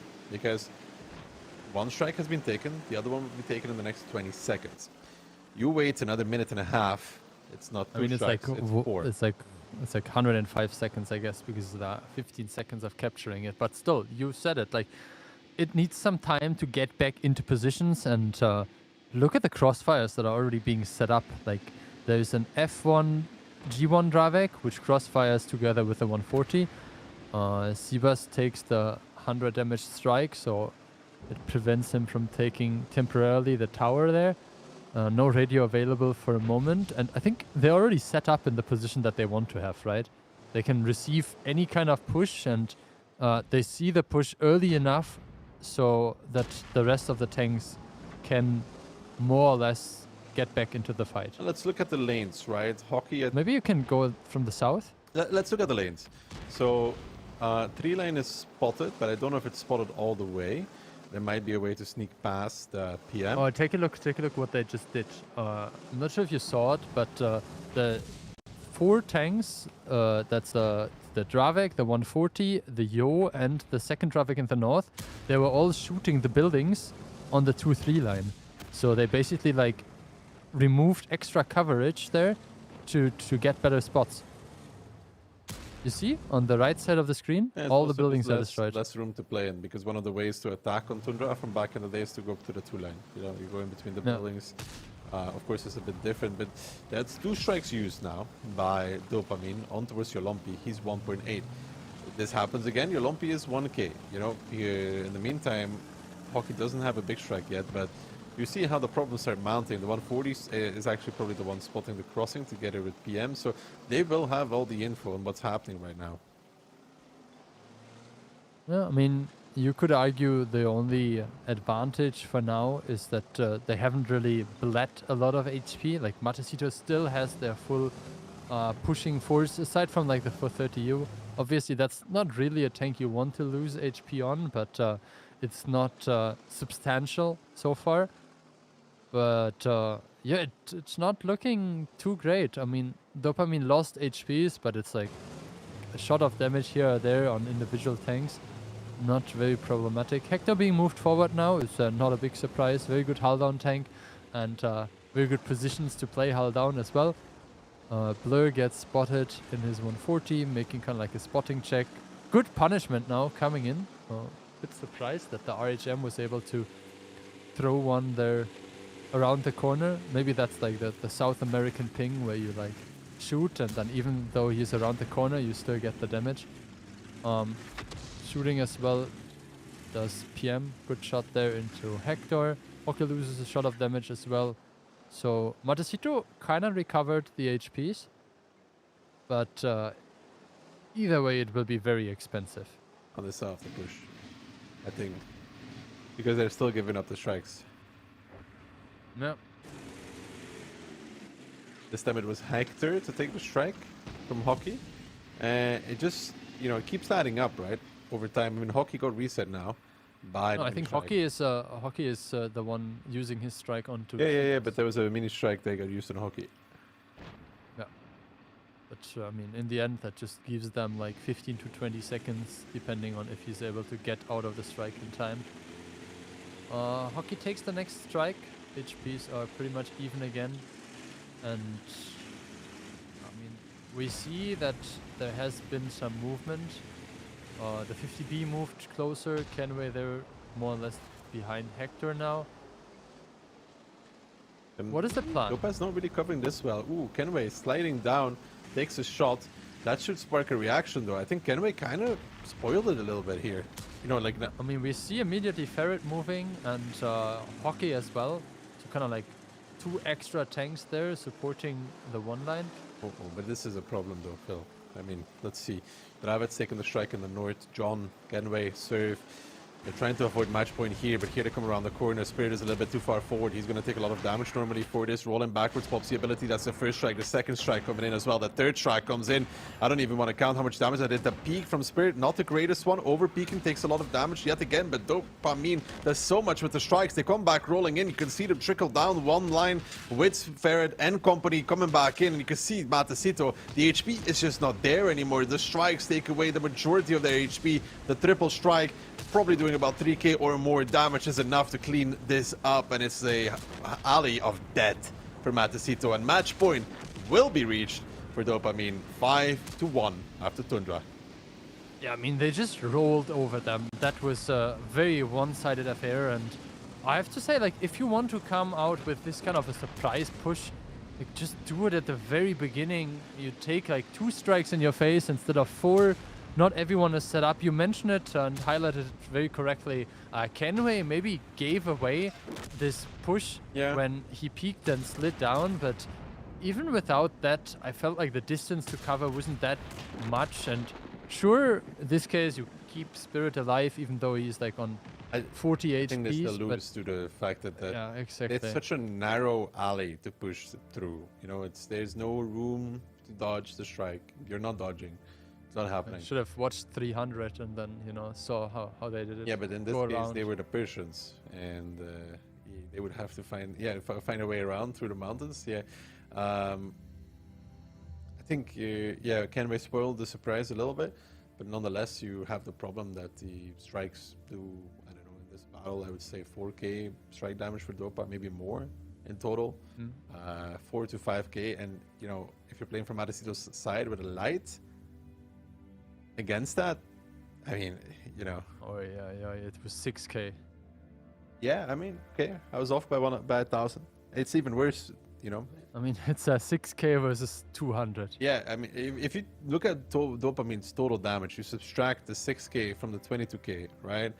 It's just such a large percentage comes out of these neutral objectives because Matecito takes so long to make the move. And then they have less HP to start with because of the lineup that they pick, right? With the light tank that doesn't fight or doesn't want to fight, that it's really, really hard. You know, like you have to do 6,000 extra damage to compensate for the strike damage. That is, I don't see any team almost do it, to be honest. Yeah, and then, I mean, also like the way how they drive in, it's like Kenway gets spotted, shoots once, like doesn't pen the shot onto Spirit, takes one in return, and then they push with the 50B that has 3 shots in the clip, does basically those 3 shots, and then just dies in the middle of like strikes and enemy hull down tanks. I think we saw like 63% or something like that pen rate on the side of Toma. So that's also like 20% extra that like the stationary tanks of Dopamine have, and we saw like a lot of shots that went at the beginning into the buildings, which were basically reducing the hit rate, but in the end it didn't really matter because the shots that were placed onto enemy tanks just had so much higher penetration rate. Yeah, on top of the whole strike topic. I mean, we're looking to have the right team, Phil, just again underestimating just how one-sided the scoreline would be. Yeah, I mean, when you reminded me on copying the homework, I was telling you, I considered 6-1. I would just hope that they finish it now and, you know, like, end the suffering. I mean, Matecito, nonetheless, right? Even if they end up losing it, they got second in their first tournament together. There is more tournaments coming up in the next few months, right? So for sure. You know, it is probably going to be disheartening for them to lose if they end up losing. But I think they also have to look at the upside, right? They came in, they were the second best team on NA. If they end up losing, I mean, they could do the big remontada on this Runeberg where the E4, the 50B is banned, so Dopa triple T57, triple type 5, and a K91 facing off against the 60P, triple T57, triple type as well. So both teams having the same amount of T57s and types, it's just K91 versus 60TP. So very, very interesting. They're both rocking roughly the same. Yeah, and I kind of like to see where the K91 is being sent, because like usually we see one tank being sent into the strike if you play the lower side, but the 60 TP is kind of too slow for that. So the K91 could take some crossfire position at Kian's favorite STRV spot, like E0, and then maybe he's like low profile enough to take the big arty strike, or to kind of like outspot enemies from the F line there in the bushes. And the initial distribution, I think, is somewhat final at this point already. We see Hockey moving in the aforementioned F-line bushes, and T57 of John having the position that on the European server we often see a Fosh B play. Obviously Fosh B with a bigger clip, but the T57 are able to maybe put in a second one if he's only getting pushed by 2 tanks. Aside from that, I guess nice for them that they managed to put Seabass into the strike position. He dodges the small strike and will get the bigger one in a moment. A bit of trading happening between the T57s and the Type. 800 damage there into serve, but PM takes similar in return. Any team that you favor so far? Purely off the trades, Dopa is slightly ahead, no? Yeah, maybe after this extra shot of Ferret that went into serve. Because Vova also took some damage earlier already. Yeah, I don't think either team is too far ahead, to be honest. Hockey has a strike, the Bastion has a strike. It's a slow rumor. We've seen this time and time again. It really depends on who trades what, who loses HP where, and who thinks that they're behind, you know? I think right now both of the teams will be content to kind of like stay in the setup that they're in right now.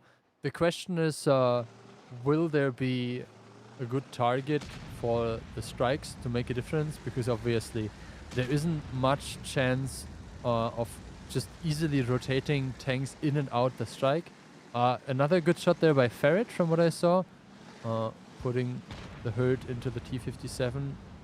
Yolompi is now holding the angle, so gets the 400 damage back in return. The Zeppelin watching the action and making sure nothing is being missed out on. PM bouncing, I think, on the upper turret plate, like the roof plate of the Type.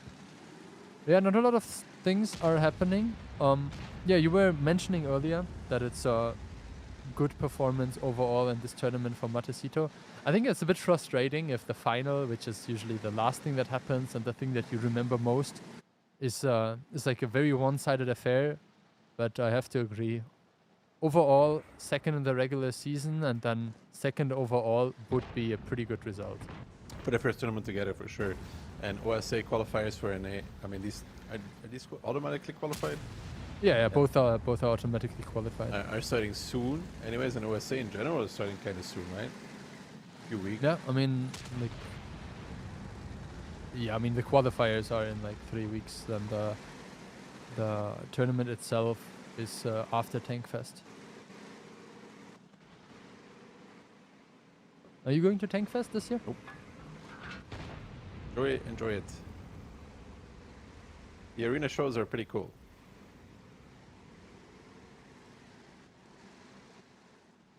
Let's hope we'll get a cool show here as well. I mean, the trades so far, we went from 24.5 down to pretty much even 22.7, 22.9. Vova now thinks to have found a good target, puts in a good shot, another shot following immediately. One advantage. 57 of Yolompi is losing. One advantage I would say that Matecito is building right now, and you may not think of it too much of as an advantage, but I believe it is that they're building up strikes. You mean as the other team used their strikes already? Yes. Ooh, Magnan is really out trading both Ferret and PM though. Like I heard that he is like you know, like a pub god, like, you know, like a North American random battle gamer. So like 1-for-1 trades is maybe like his thing. Yeah. But that's the one thing I'd say. You know, they're building up strikes. They're gonna have 3 in hand, while Dopamine has 1. And if Hockey wants to collect 1 more later, they'll have nothing but that. You know, like 1 at any given time, they have 1. While Yeah, that's what I meant with like rotating or being able to rotate it. So they have 1,200 strike damage now, waiting to be dropped somewhere. And, you know, there's targets for this. PM, Kova, any of the 57s really, but the lower the 57, the better, right? They're all targets for this potential last-minute push. And I think John is moving in for that as well. No, we can see the T-57 from the K-line now, moving more towards the city area. How do you like estimate the impact of a T-57 versus a Force B in like a late game brawl scenario? 57 is kind of better than Force B because it doesn't have 57 has the flexibility. You know, it has a turret. So if you get pushed or you need to re-push in the last minute, having a turret is a big advantage. No, I mean the Force B is great duelant if you can like make good use of your ability and like disengage again. But then the off time of the tank is obviously quite significant as well. So, what are you suggesting Dopamine to do now? They have put themselves in a position where they can't really do anything anymore. I mean, Vova gets a shot into Seabass immediately. I don't know if Vova revealing where he is that good either, because he's one of the targets that they might want to push on. Yeah, but we've seen kind of like losses of HP here and there, not really like very like one specific tank. So we'll have to see if they can like isolate one tank to kind of like get the gun advantage. Do you think Seabass can cross there? Yes. I mean, looks like the T-57s are not paying attention and Ferret would be caught off guard, at least for a moment. It's going to be a trade, and he narrowly wins it. The strike coming out on PM, that's one of them. Not a bad choice, to be honest. Yeah, and I think Seabass will kind of have the advantage of the higher ground now. I mean, he has a bit of rubble to protect himself from shots coming around the corner. Ferret gave it a try, was not able to. Matecito pretty much still like exactly the same amount of HPs left compared to Dopamine. Now losing those, just as I was talking about it, as the T-57s are peeking out. Spirit crossing into enemy territory, kind of like small surround move. Topa taking a shot from Magnan. I don't know. Yeah, not a lot of things happening. I don't know who's going to win when the strikes get dropped, you know? Tropa is rolling in now, and I think the real danger... Ooh, Spirit spots out Serve. Tropa taking some more damage. He has to be careful, and Dopa is actually moving back in. Tropa taking a lot of damage here. Sebastian looks to be in a bad spot now, though, because look at the position behind him. Yeah, the 57 coming from behind. That's Vova. Blur coming in as well. They're going to find the 60 TP. That last minute kill, well, slightly more than a minute, looking very likely here for the side of Dopamine. Blur is now getting repushed, though, by the 57s, getting peeked out. No more strikes for the side of Matecito. They're trying to do the damage. Tropa is dead, though. Francini finds the kill on towards him. Sebastian will die in return, and the HP is ever so close between these two. Ferret gets Sebastian, but not before taking another big shot. And I'm not too sure who's winning right now, Phil. I could not guess. I do not know. Yeah, and taking a look at the lower HP tanks, obviously Blur there with only 700 left, 45 seconds. That could be a high roll of Type 5. Good damage now into the double Type 5 of Surf and Magnan. Spirit is fully reloaded, and I think he has the sight of Surf now. He does, but Foba does go down in return, so the kills get traded. Magnan, however, is going to fall as well in this Type 5. That's Hockey and Spirit combining, and now Ferret's going to get pressured by the 57. They have 20 seconds to come from behind. Kenway and John, they're making the flank happen in those T-57s. Do they expect it? Blur's going to drop towards the one shot. If Francini can get the shot, but he might just have to shoot Ferret. John only has one bullet left. He's getting pushed by Kenway. He wants to go forward. Blur is going to fall. Can they actually get Ferret 3 seconds left. No, Kenway goes down and no more kills. And it's going to be Dopamine to be the OLF champions in a nail-biter in the last minute where either team could have won it, but it ends up being Dopamine. Yeah, I'm not sure what happened there, that the T-57 of John arrived with only one shot. If he would have put in those 3 other shots, there was another kill to be picked up for him. In the end, I would say not really something that you can say like it was deserved or not deserved. This round was a lot of back and forth. Great trading there by Ferret. You can see him dealing 6.8k damage. And yeah, I mean, a bunch of bounce damage on either side. Hockey dealing like nearly 3k with the strikes. And I have to say, very disappointing strike damage on the side of Matecito, right? I mean, they had like, what, 5 strikes in total, and they did 4 strikes worth of damage? Yeah. So something went really wrong. I think they there. all put them on chopper to make the kill, you know? That is the most likely option. Chopper took a lot of damage driving down middle road, right? And I think they all used the strike to kill him, which I would say is a mistake because there was 2 minutes left, you know? You want to maximize strike damage still at that point and not that much to kill. But I'm pretty sure they put him on Chopper because he was the first one down. And that would make sense because he was a solo target. Which at the end of the day, it's a good move from Chopper to take all of the damage, you know? No, I mean, in the end, the trading just went in favor of Dopa as well, I guess. The T-57s were able to make the clips when the ones from Matecito were a bit out of game. This move from Sebastian may be turning out a bit overeager, considering that the T-57s of, I think, Vova and who was helping there as well? Spirit?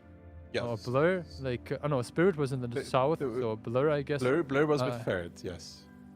Yeah, so they kind of like punished the overpush of the 60TP, who went out with like Vova, 2 shots Vova, of damage. Ferret and Blur got the 60TP, who was in a good spot, but nobody was watching him getting pushed from behind. Yeah, but with that being said, I think it was in the end a very fair final score. Maybe a bit harsh on Matecito, but Dopamine, the well-deserved first place and winner of this season's OLF. And is it already the 3rd time that they are winning it?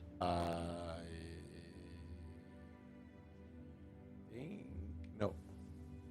No? It's the second. Stacked won it 4 times? I think it's their second. I'm gonna check, okay? I'm on Wikipedia right now. OLF, no, they won. No, it's the 3rd one actually. You're right. They won season 4, season 5, and season 6. That's what I thought, yeah. So, congrats to the guys getting the badges as well. At season 2, they lost against Stacked. And season 1. That was probably when you were still there. No.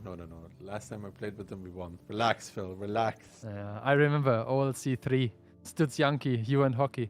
No, it was Ferret and Hockey clutching it out, actually. Yeah. With that being said, we are gonna head into our last match of today, the finals, the grand finals of OLS Season 6. What is your prediction, Daki, going into that? I've been on the Mafia wagon since the end of the season, if you haven't noticed, so I'm going to stick with that one. The one time I predicted them not to win, actually in the last times, they ended up winning, so I'm sticking with Mafia. Okay, well, I predicted 4W, but I guess we'll have to wait for a short summary with highlights from the NA match, and then we'll see what the EU guys have prepared for us, because, I mean, I definitely hope that we will see more than just 7 rounds of grand finals. Anything is possible, but before that, let's take it away with a little bit of replays.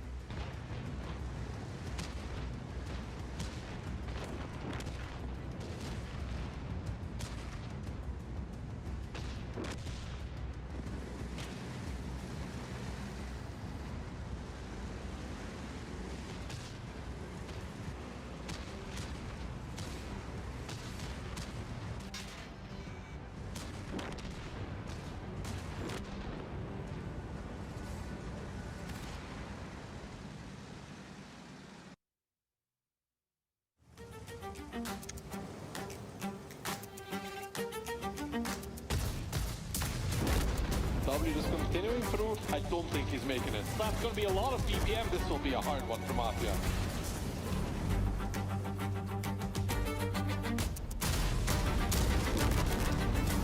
It's not looking good. He's going to disappear.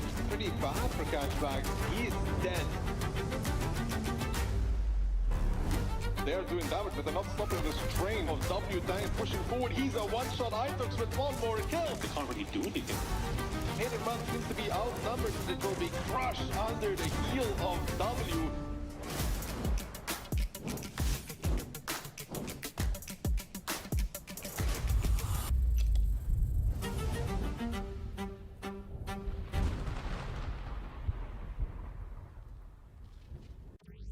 This is the world's most advanced processor. In entertainment, its rendering speeds render other processors obsolete.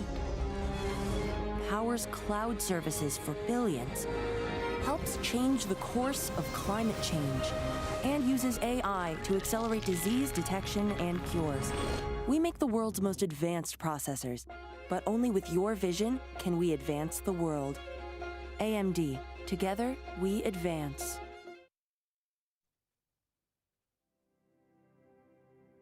Well, hello there, and welcome back to the last and the final match, not only of today, but also of the AMD Onslaught Legends Series Season 6.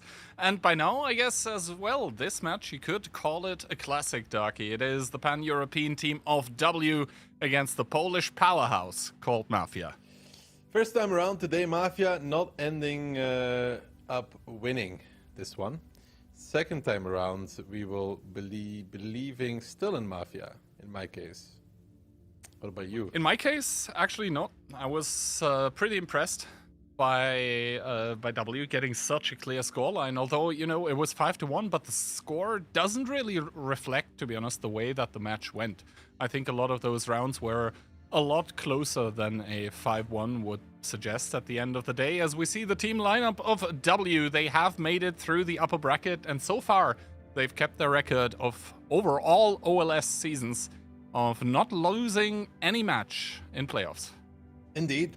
Can they keep it up? That's a question. Some things can sometimes get broken at some point, and that could be the case for them tonight. Or they could keep it at 100% and be the most successful team in OLS history one season longer. And if, I mean, you know, like another team would need a few seasons to catch up anyways.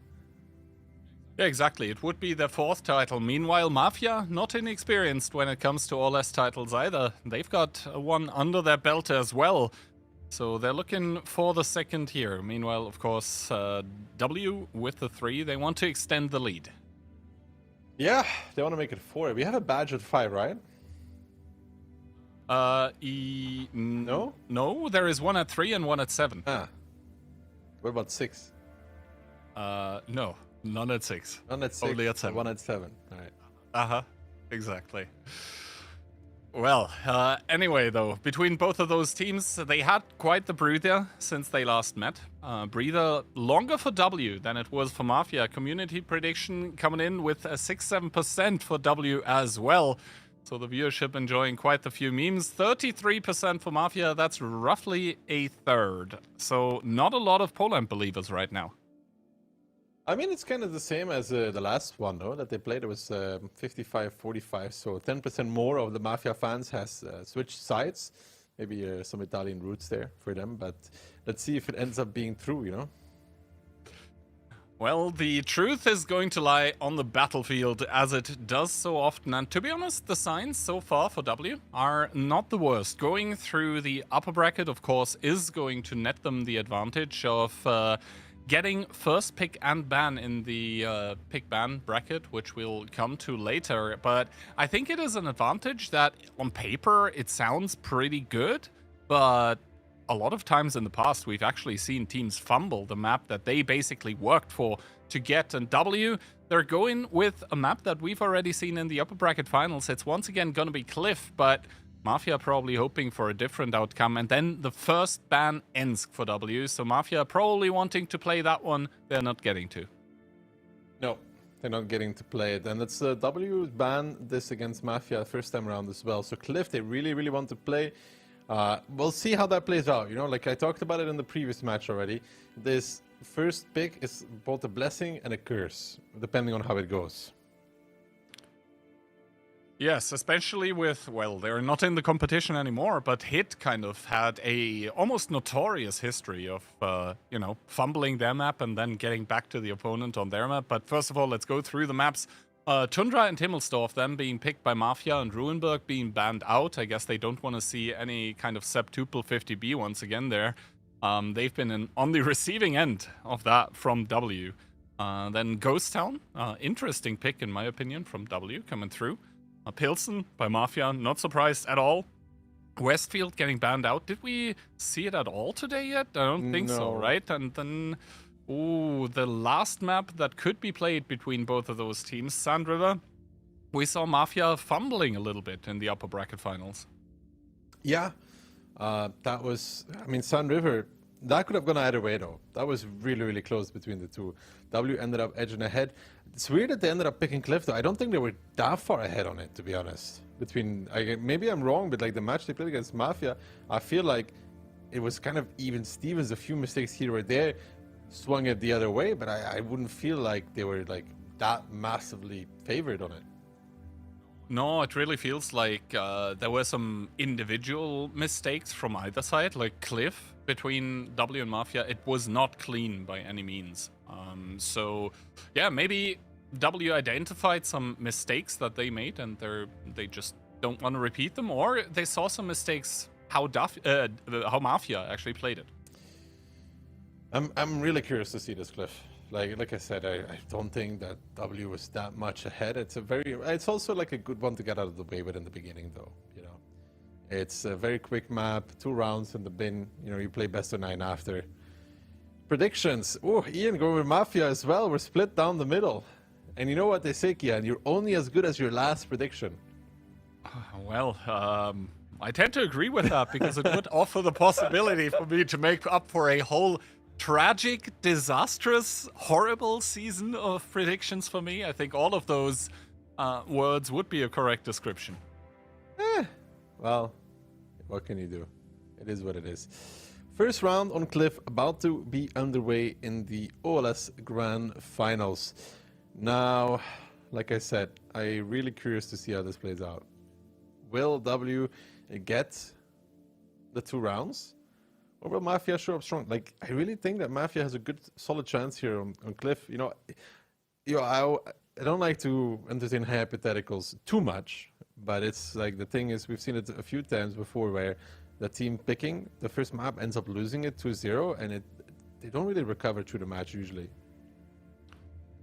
Well, we're going to find out soon because the ban phase, I think, is just about underway, so we are about to hop into the grand finals of that AMD OLS Season 6. And truth is going to be revealed. Mafia don't want to see a BZ75. W not wanting to see a CS63. Maybe Mentos a little bit, you know, flipped last time around. Doesn't want to do anything with that. But Mafia are going to start extremely aggressively. Triple 50B, double batch out, 140, and an RHM. Yeah, but look at W bringing out the TVP, Kian. Have you even seen it in OLS on EU at all? This whole... I think it was played twice, if memory serves correctly, and I think it won not a single game. Well, can't save the win ratio then. TVP, RHM, 4 for 30 Us, and a bad chat. So it's going to be autoloaders against DPM, as both teams bring the light tank, and everyone on W is spotted. For Mafia, the double bat chat has not been revealed, but of course no info is also info. W probably assume that they have more tanks in middle, but do they want to engage against those 50Bs is the question. Yeah, but you don't know it's double bat on 1-2 line though. I feel like that is actually pretty decent for the side of Mafia, that it ends up being a double bat, and IOS with the TVP just not fast enough to counter Kono, which is what he wanted to do, and W is going to drive straight through towards Profuse, and IOS is blocking that 140 from escaping. Brilliant move there in the TVP. Not fast enough for the RHM, but fast enough to block, and Profuse is already getting pushed on. Another batch that's need to come into the fight from Mafia. The first one down is Piotr, though. He was left lingering in between those rocks. He wasn't able to escape, while the rest of his team made that move towards Profuse. He ended up getting focused out. Actually, Bark is now pulling back in the 50B. He's on reload. So is Rexar, so is Orchek. Klurf is actually dead. He lost the 1v1 against Kono. Kono on 2 HP, ending up winning that one. We did not see that, but it's very important to keep it in mind. And Orchek might get one more clip out. So can Rexar. Low HP, but that does not matter in a 50B. The ability activated, starts clipping out, peeking out. There was looking now. Barkus will not be able to do it, but the other 50Bs are. They're both going down in return, though. Now Ios falling, Conrad getting repushed, and W bringing this game back. Potentially Conrad with the double. Now Rexar is on a one-shot, and Conrad has one more shot. He has to make this one. It's not a great target to do it on. Yuzek finding the kill, and now it's 2v2. Mentos and Nepal versus Yuzek and Kono.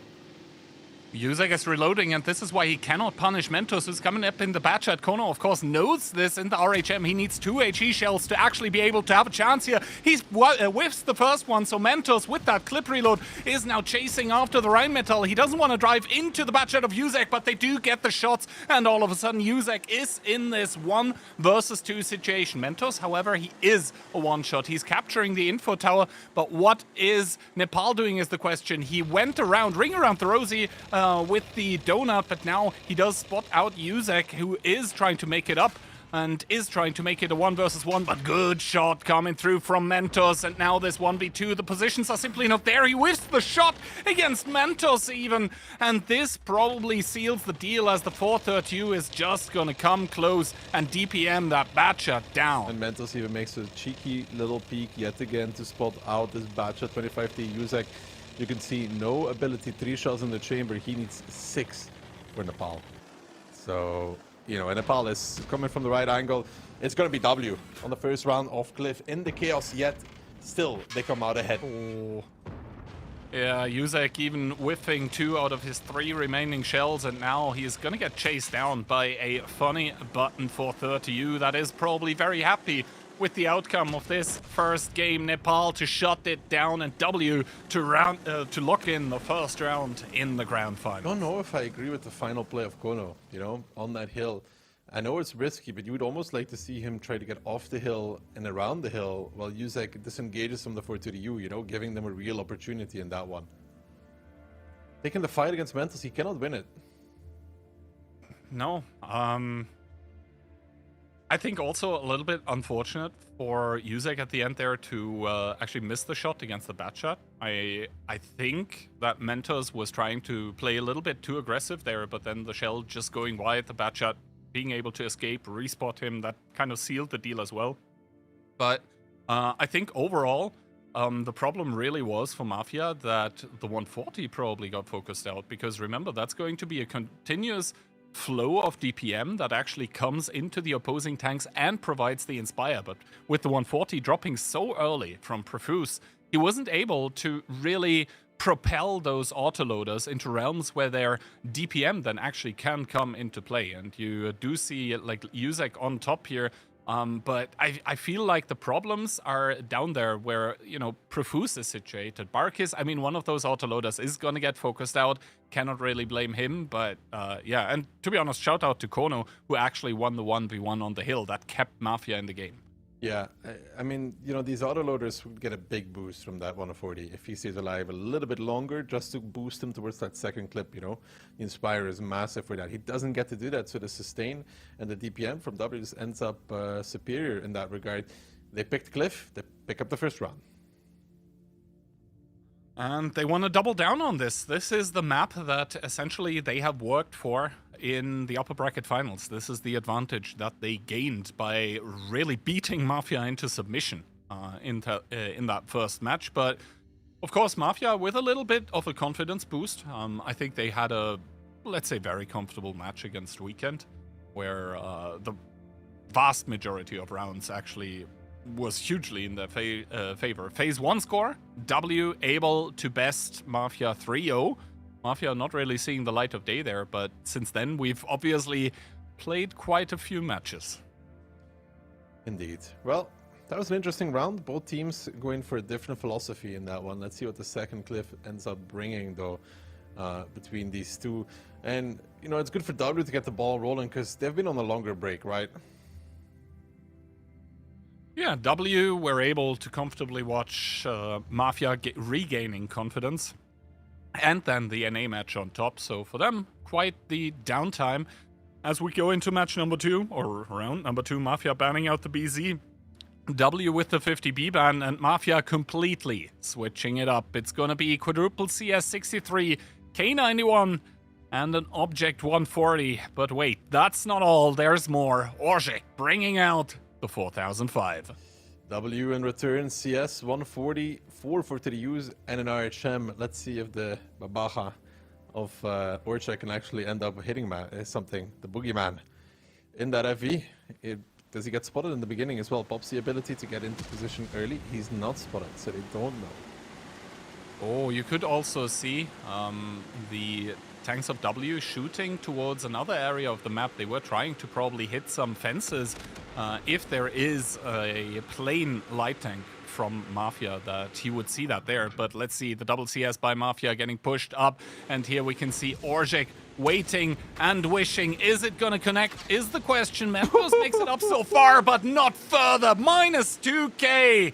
It does connect. Minus 1700 from the FV alone. Orchek also so very close to level 3 ability because of that. Mentos now in real trouble on top of the hill. Conrad and Rex are now covering Kono and Yusek. They are pushing around, but they're going a little bit too far. That's Piotr and Ios waiting there. This is not the move that Mafia wants. More tanks taking the hill in the meantime. Mentos will fall, and I don't know if the Babaja ends up hitting another shot or not. Yusek now running as far away as possible. Where does he stop? Where does he go? The strike coming in. That's a lot of damage on towards the hill. Piotr and Ios will now repush Yusek, but the hill needs to be won if Mafia wants to have a chance, because even with the FV hitting the shot, it is not just enough. And Yusek actually says the one good focus fire from Yusek, completely ignoring Piotr and Ios. You see him sneak in the shots between the two. He's just shooting the hill, trying to focus out the tanks that matter most. And honestly, Ios and Piotr could have avoided some of that, but Conrad goes down. More tanks arriving on the hill. Barkus is about there as well, but 430U full HP on the hill. Profuse is coming, Orchek is coming as well,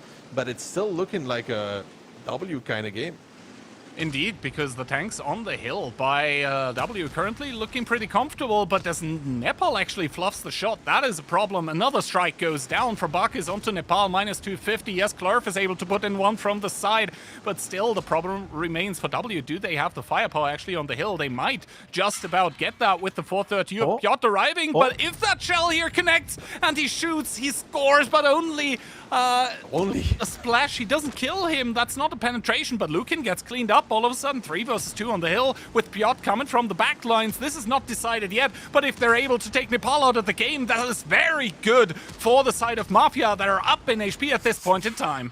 Barkus ends up missing though, and now you can see the FV trying to get Klurf out of the game, but Klurf is behind that position there, and he could have maybe went for the snap on Piotr. He didn't end up doing that, and Orchek will heal most of that back. He's trying to control Klurf, but Klurf I think can just bypass this in that RHM. He has the camo for it. In the meantime, his teammates converging on Piotr on towards the hill. Rexar is going to die for this, and Barkus is going to get pushed probably by Klurf in return as well. Profuse will win the 1v1, or should win the 1v1 against Piotr, and Barkus now facing off against Klurf will do a lot more damage for this as well. The strike will finish off Piotr. Barkus not dead just yet.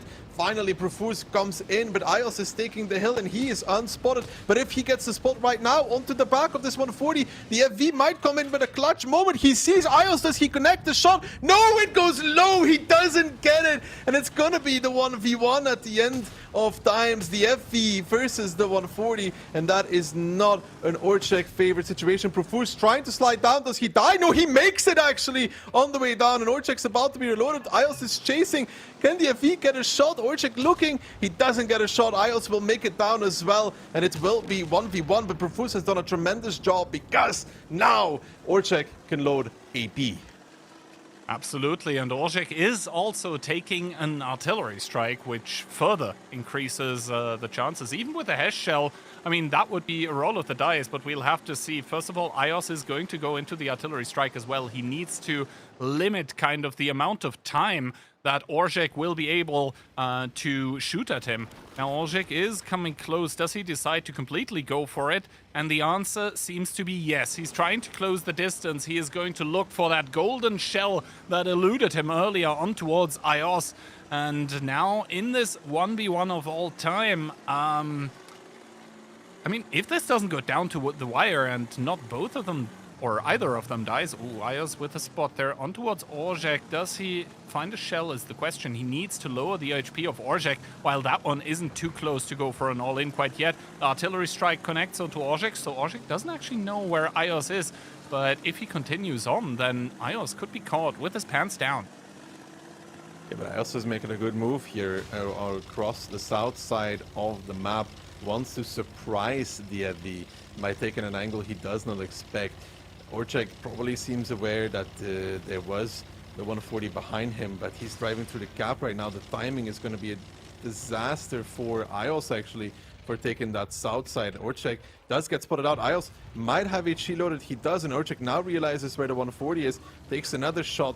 He is two shottable for HE now, or one shot HE and one shot regular ammo. We'll find it as well. Well, Orchek, he has essentially one more, or maybe 1.5 more chances, but the problem is that HE shell, not only did it reduce his HP, it also means that, well, if iOS actually gets another strike, then it's only a one-shot that is remaining, and that essentially makes them, if they both have a strike at that point in time, strike plus one-shottable. So Orchek, I think with a smart play now, he tries to sort of reduce the amount of angles that iOS could be coming from. And now if iOS were to go for the artillery strike actually in the EF3 position, then Orchek could strike and immediately regain a strike too. The problem is I think W is winning on damage dealt. I mean, looking at the tanks... Doesn't matter, the FV healed. The FV healed and Clurf is a light. Yeah, so. The 430U and the CS63, without the Onslaught modifiers, I think both of them have 2k, no? Isn't the 430U slightly more healthy? At least he used to. I mean, I realize, you know, Uncle is telling stories about the war, but I think the 430U, at least at some point in time, it had 2k. But yeah, of course, the 430U more likely to take a hardening than the CS. I mean, both tanks are likely to take a hardening. Let's be real here. 430U has 2050 base HP. CS63 has 2000, and I don't know exactly what the field mods do for both of those. It's up to 2.1 for the 430U with field mods, while the CS stays at 2k. So. I mean, iOS, like without modifiers, and 140, I think, starts with 1900, and the 4005 starts with 1800. Well, the 430Us have 100 more HP. Okay. So... Yeah, they have 100 more HP. I knew I was right. I knew I shouldn't trust you. Well, let's see. I think both of those players are very willing to let the time tick down, as both of the teams probably furiously calculating the damage that they have done. The only thing that Mafia cannot be sure about, because there is no in-game exact tracking for it, is how much Orchek has actually healed. But given the fact that iOS is not making a move, I mean, the W players are able to exactly calculate the damage taken. That's for sure. So normally and W the damage dealt. Actually. And the damage dealt, yes. So they have the exact information for everything. And there's probably quite a few calculators open on the side right now. I don't know if you could hear it, but you know. I heard the keyboard, yeah. Furious typing ensued. That's on the bench player to calculate, you know? Oh, man. Between juggling all the bottles, you put that on Jackifer as well now? I mean, it's got to be useful for something, no? Top 1 DPG, this OLS, mind you. But yeah, we're going to take a look at the beautiful scenery here on... Maybe Orchek didn't heal that much, though. I mean... Okay, so again, let's go for it 1-to-1. The Archam has less HP than the 140, but the 430U has more than the K91. The 430U has more than the CS. The 430U has more than the other CS. More than the other CS. And Orchek, the FV itself, how much HP does that have? That's a good question. How much does it start off with base? 1800, right? Base plus Onslaught modifier plus 650 flat. But we don't know how many hardenings were on the mediums, respectively. Oh, man, you could assume every single one has it. Actually, the round just started back on stream, so everybody was rocking HP, except for the light, and the FE wasn't rocking a hardening either. So... What were the starting HP for? I'm waiting for that, buddy. I'm waiting. I'm multi-monitoring right now. Mm-hmm. So the starting HP for W was 21,050, and the starting HP for Mafia was 20,310. So that means Mafia That means is winning. W. That means W did 19,900 and wait. Sorry, no more. That means W did minus 741, 19,569 without the HP of the FV, and Mafia did. It's very close. Well, we knew that before. It's like Mafia did 19,900 roughly, I think, if the quick math serves right, which means that if the FE healed more than a few hundred... Well, the good thing is, if we get to the battle results screen, we will be able to know. see how much damage was actually dealt. I think W wins it, but I'm not sure. All right, let's see. Congratulations. Wait, what?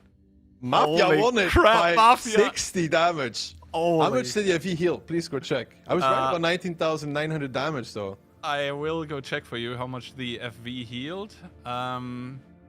He healed exactly 370 points. That's crazy. They That win it. is absolutely crazy. Well, it was very close. I mean, we were suspecting it from the start, but yeah, that is actually crazy. Wow. By the way, the good thing is that I helped write the rules, so I would have even known the rule to deduct who wins in case the damage is equal. It is the first kill, but at this point in time, I would be at a loss who was the first one to die. It was Mafia getting the... No, W getting the first kill, and one of the CS was driving around. I think he died before Mentos, I'm pretty sure. I think you might be correct with that one, but yeah. Even for this condition, which would be super rare, we would have...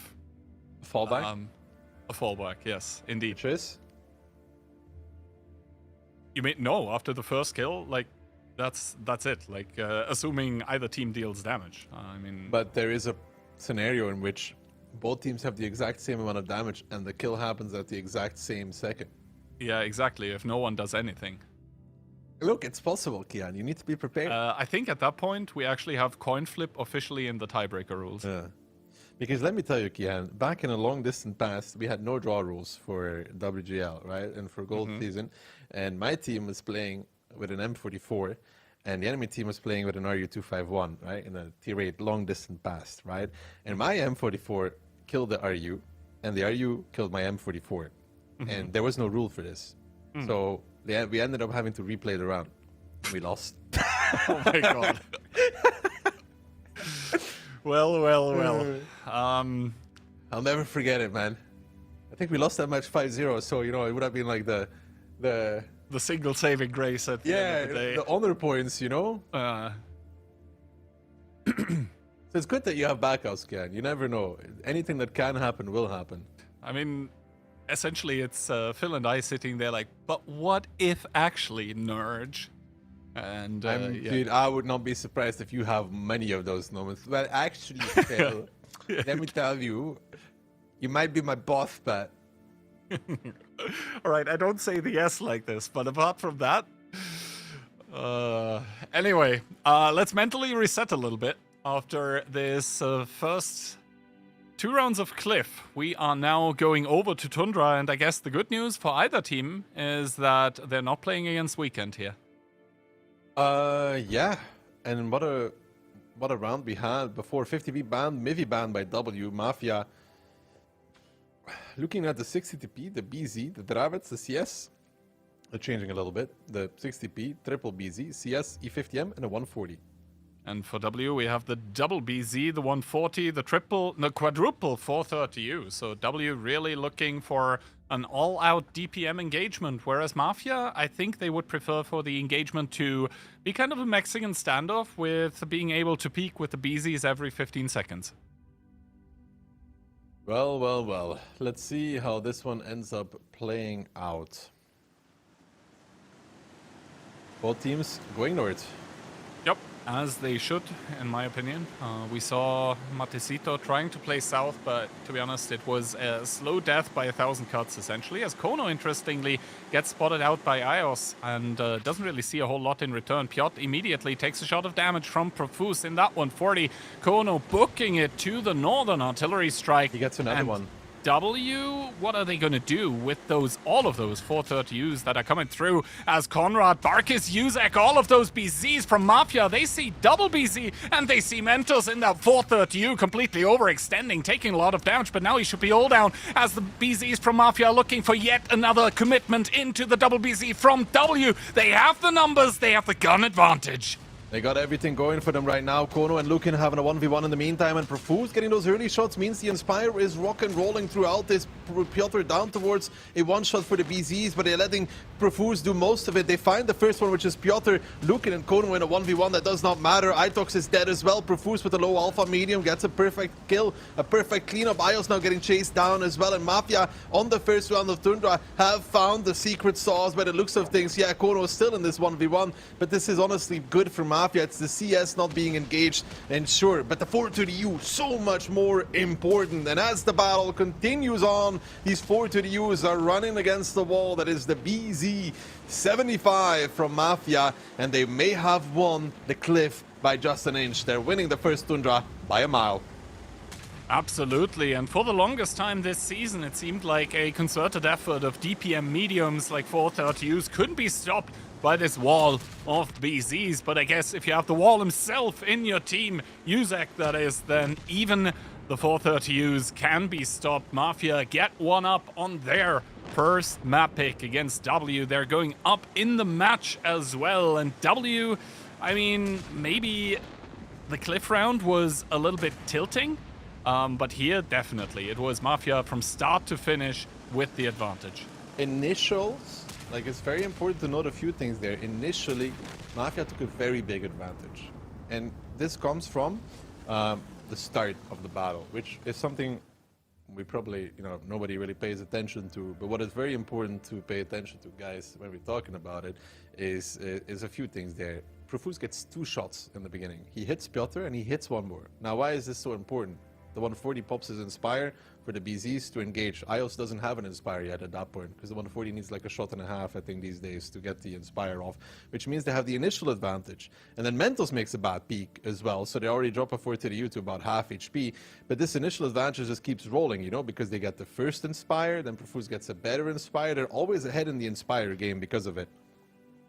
And there's also no way for W to really reset the engagement, because Mafia at that point dictate the pace of the game. They are the ones that are deciding to actually overpush onto the WBZs. And yes, Piotr and Itox each able to get out 3 shells of damage, which, at least for Piotr, who went out first, is actually more than I expected. But yeah, I think Mafia, the way in which they set up the control of the pace of the game, that was masterfully done. Well, really good stuff for them. Let's put it that way. It is a really, really, really good first round for Mafia on Tundra.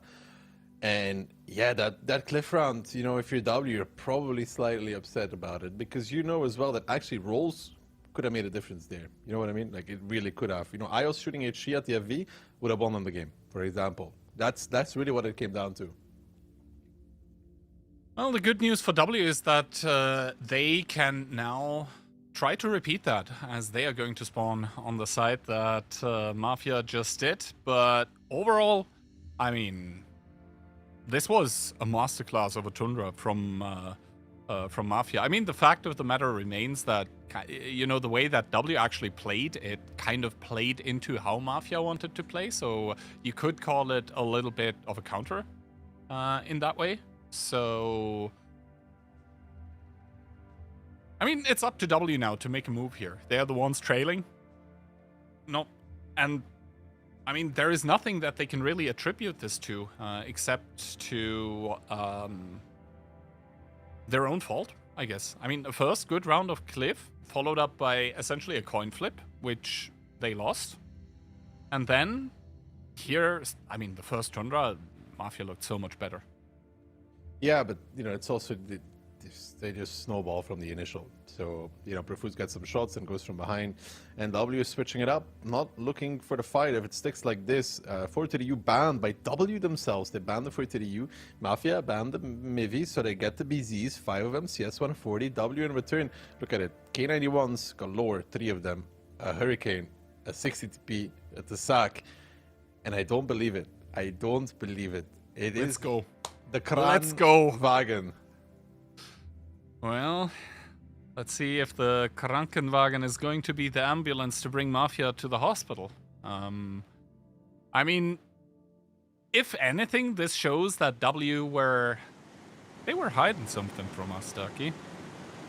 And they're willing to show it now. I mean, the initial plane from Klurf in that Tesak is, of course, going to hit all 7 of the Mafia tanks. This means that W now, I mean, full info Klurf is going to get the info tower once again, but this in turn also means good, I mean, okay damage from the K91s onto Arcus. This means mini strikes, important to note as well.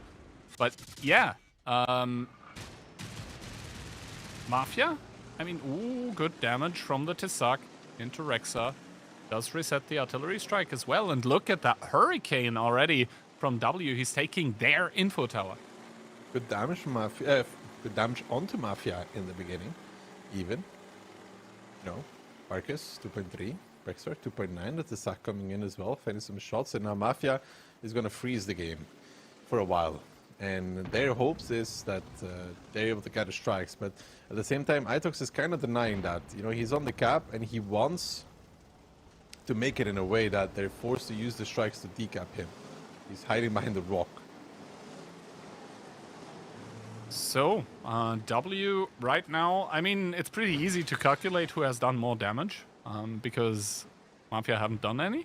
But yeah, the cap is, of course, the more pressing issue at this point in time. That 60 TP of Itox, he doesn't really care if he takes a strike or maybe even 2. But first of all, they need to somehow spot him. And to do that, Mafia would need info towers. And those are not located where Mafia are. No, indeed. They are unable to get any info in this one. So they're going to have to play a game of guessing. And now Yusek pushing across takes the shot as well. I don't even know if they know where Itox is on the cap right now. No, and I think they would probably assume that he's like in the back lines, sort of, behind the like biggest rock and not where he actually is right now. And this explains why Mafia are now pushing through the south. Yes, they're going to spot the 60 TP now and they're going to reset him, so that disaster has been avoided. But the HP, they're another one waiting to happen. Yeah, Rex are now getting strike. That's the first of the mini strikes. There's probably more coming in towards him. 800 HP left. Kono is going to be able to take the middle strike at least. So they get another strike back. But now W can play the game of, well, we just keep rotating. And Conrad right now is really lonely, to be honest, looking at it. Very, very lonely if you're Conrad. And I think he's aware of that loneliness as well. Oh, he takes a shot by, I believe, the Hurricane, as Klurf was considering going for Conrad, but he is tightly tucked into a corner as Orzhek and Barkis are looking at Lukin. And Ios as well, that does not trade well here. But yeah, Barkis gets retaliated upon, and for now, so good for W that are also taking another 150 damage toll onto Orzhek. Yeah, Barkis taking another shot. Itox gonna get caught by the double BZ though, crossing over in the open. Vexter and Yusek should give him a shot for this, I guess. I thought? No, actually no, he can do this for free. Instead, Yusek takes another shot of damage, and W, I guess, taking a look at the Mate... Oh, good job by Conrad into Lukin, but taking a look at the Matecito approach and saying, yeah, okay, but we can do better. I mean, the HP is really bad for Mafia. Like, they took so much damage to get this reset, it's been really punishing, to be honest. Good shot from Ios. I mean, he's using, some would say abusing, those bushes there. He also sees that a push is about to happen onto Itox, and then he could hugely profit off of that. They're trying to blind him. He's trying to double push as Barkis gets spotted. And for the first time, maybe Mafia will be able to take an info tower, but there is still Clerf in that Tisak. He could low JG and just decap for free. I mean, not decap the cap, but decap the info. I mean, I'd be really surprised if they're able to take this info tower. Yuzek is actually crossing over. It takes a shot from Lukin, will make it one further. He keeps going. He's going to take one from Itox for no, actually manages to get across, actually. Not too shabby from Yuzek, but he's going to have to face off against Ios all the way in the K2 position. I don't see how he ends up trading successfully out of this.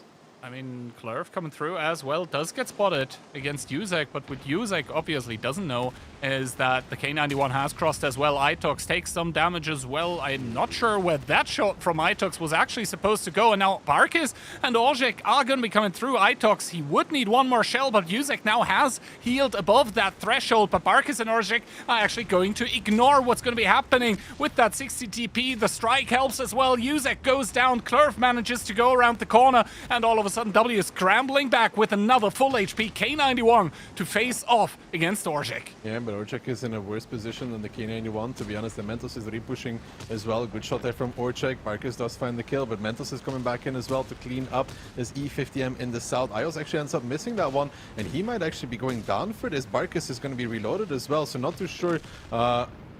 No, he actually ends up surviving by Mentos getting the kill. Now Kono coming in, Profus coming in, it's more reinforcements on towards this part of the map. Mentos is tracked though. They are not able to retrack him, and Profus actually ends up missing as well. So that's a disaster for Mafia. But look at the HP, it's double for W. The Kran is starting to clip out against Conrad, but not that successful with the Kran. No, a second shell also misses. Not sure what happened with the first one that he actually fired, but the Tesak finds a victim. He takes out Profuse.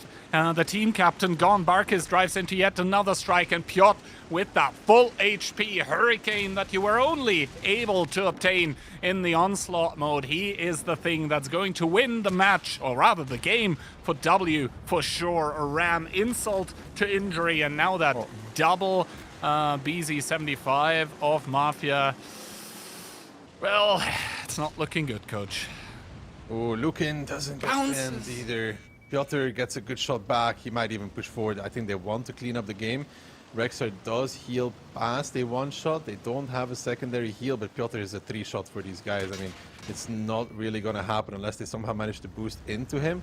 But I think they're all out of boosters at this point in the BC. The game has been going for so long that I'd be surprised if they have any left. And Ios finds Rexar Lukin to finish off Conrad, and W. Combined HP of 1,190. But they do end up winning the second Tundra. Well, a second round on a map, and the second time it's very, very close, but I think W with the kind of advantage that they generated at the start of the game, it was just too much for Mafia to overcome, because let's be real here, it was far from clean from W, especially at the end with that Kranbang bouncing and missing quite a bit, but it was just about enough to carry it over the finish line. And Luke in there with 6.3k damage, only 657 of which are strike damage, on top of the board. And I guess Stucky, the Kranbang, I'm gonna say it. 100% win ratio, right? Needs to be nerfed, huh? Again? Again? I mean, it's still a, you know, We nerfed the you clan. can see the stats for yourself. Let's nerf the projectile while we're at it as well. True. Just for good measure.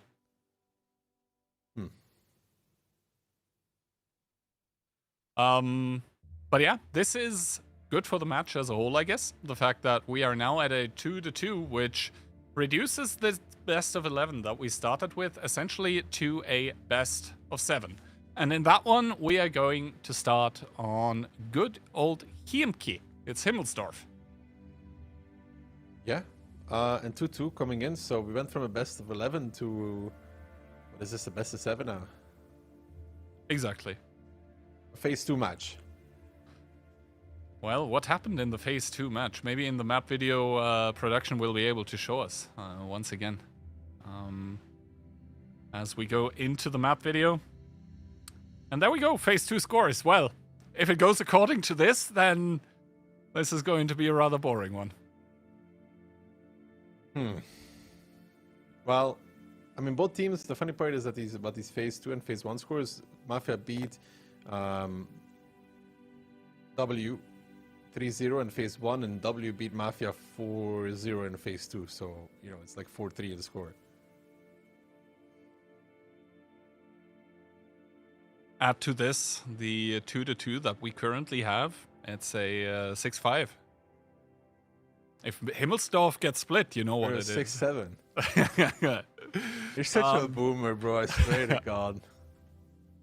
You will enjoy these jokes at some point as well. Don't worry. Anyway, Mafia coming into Himmelsdorf, banning out the CS63W.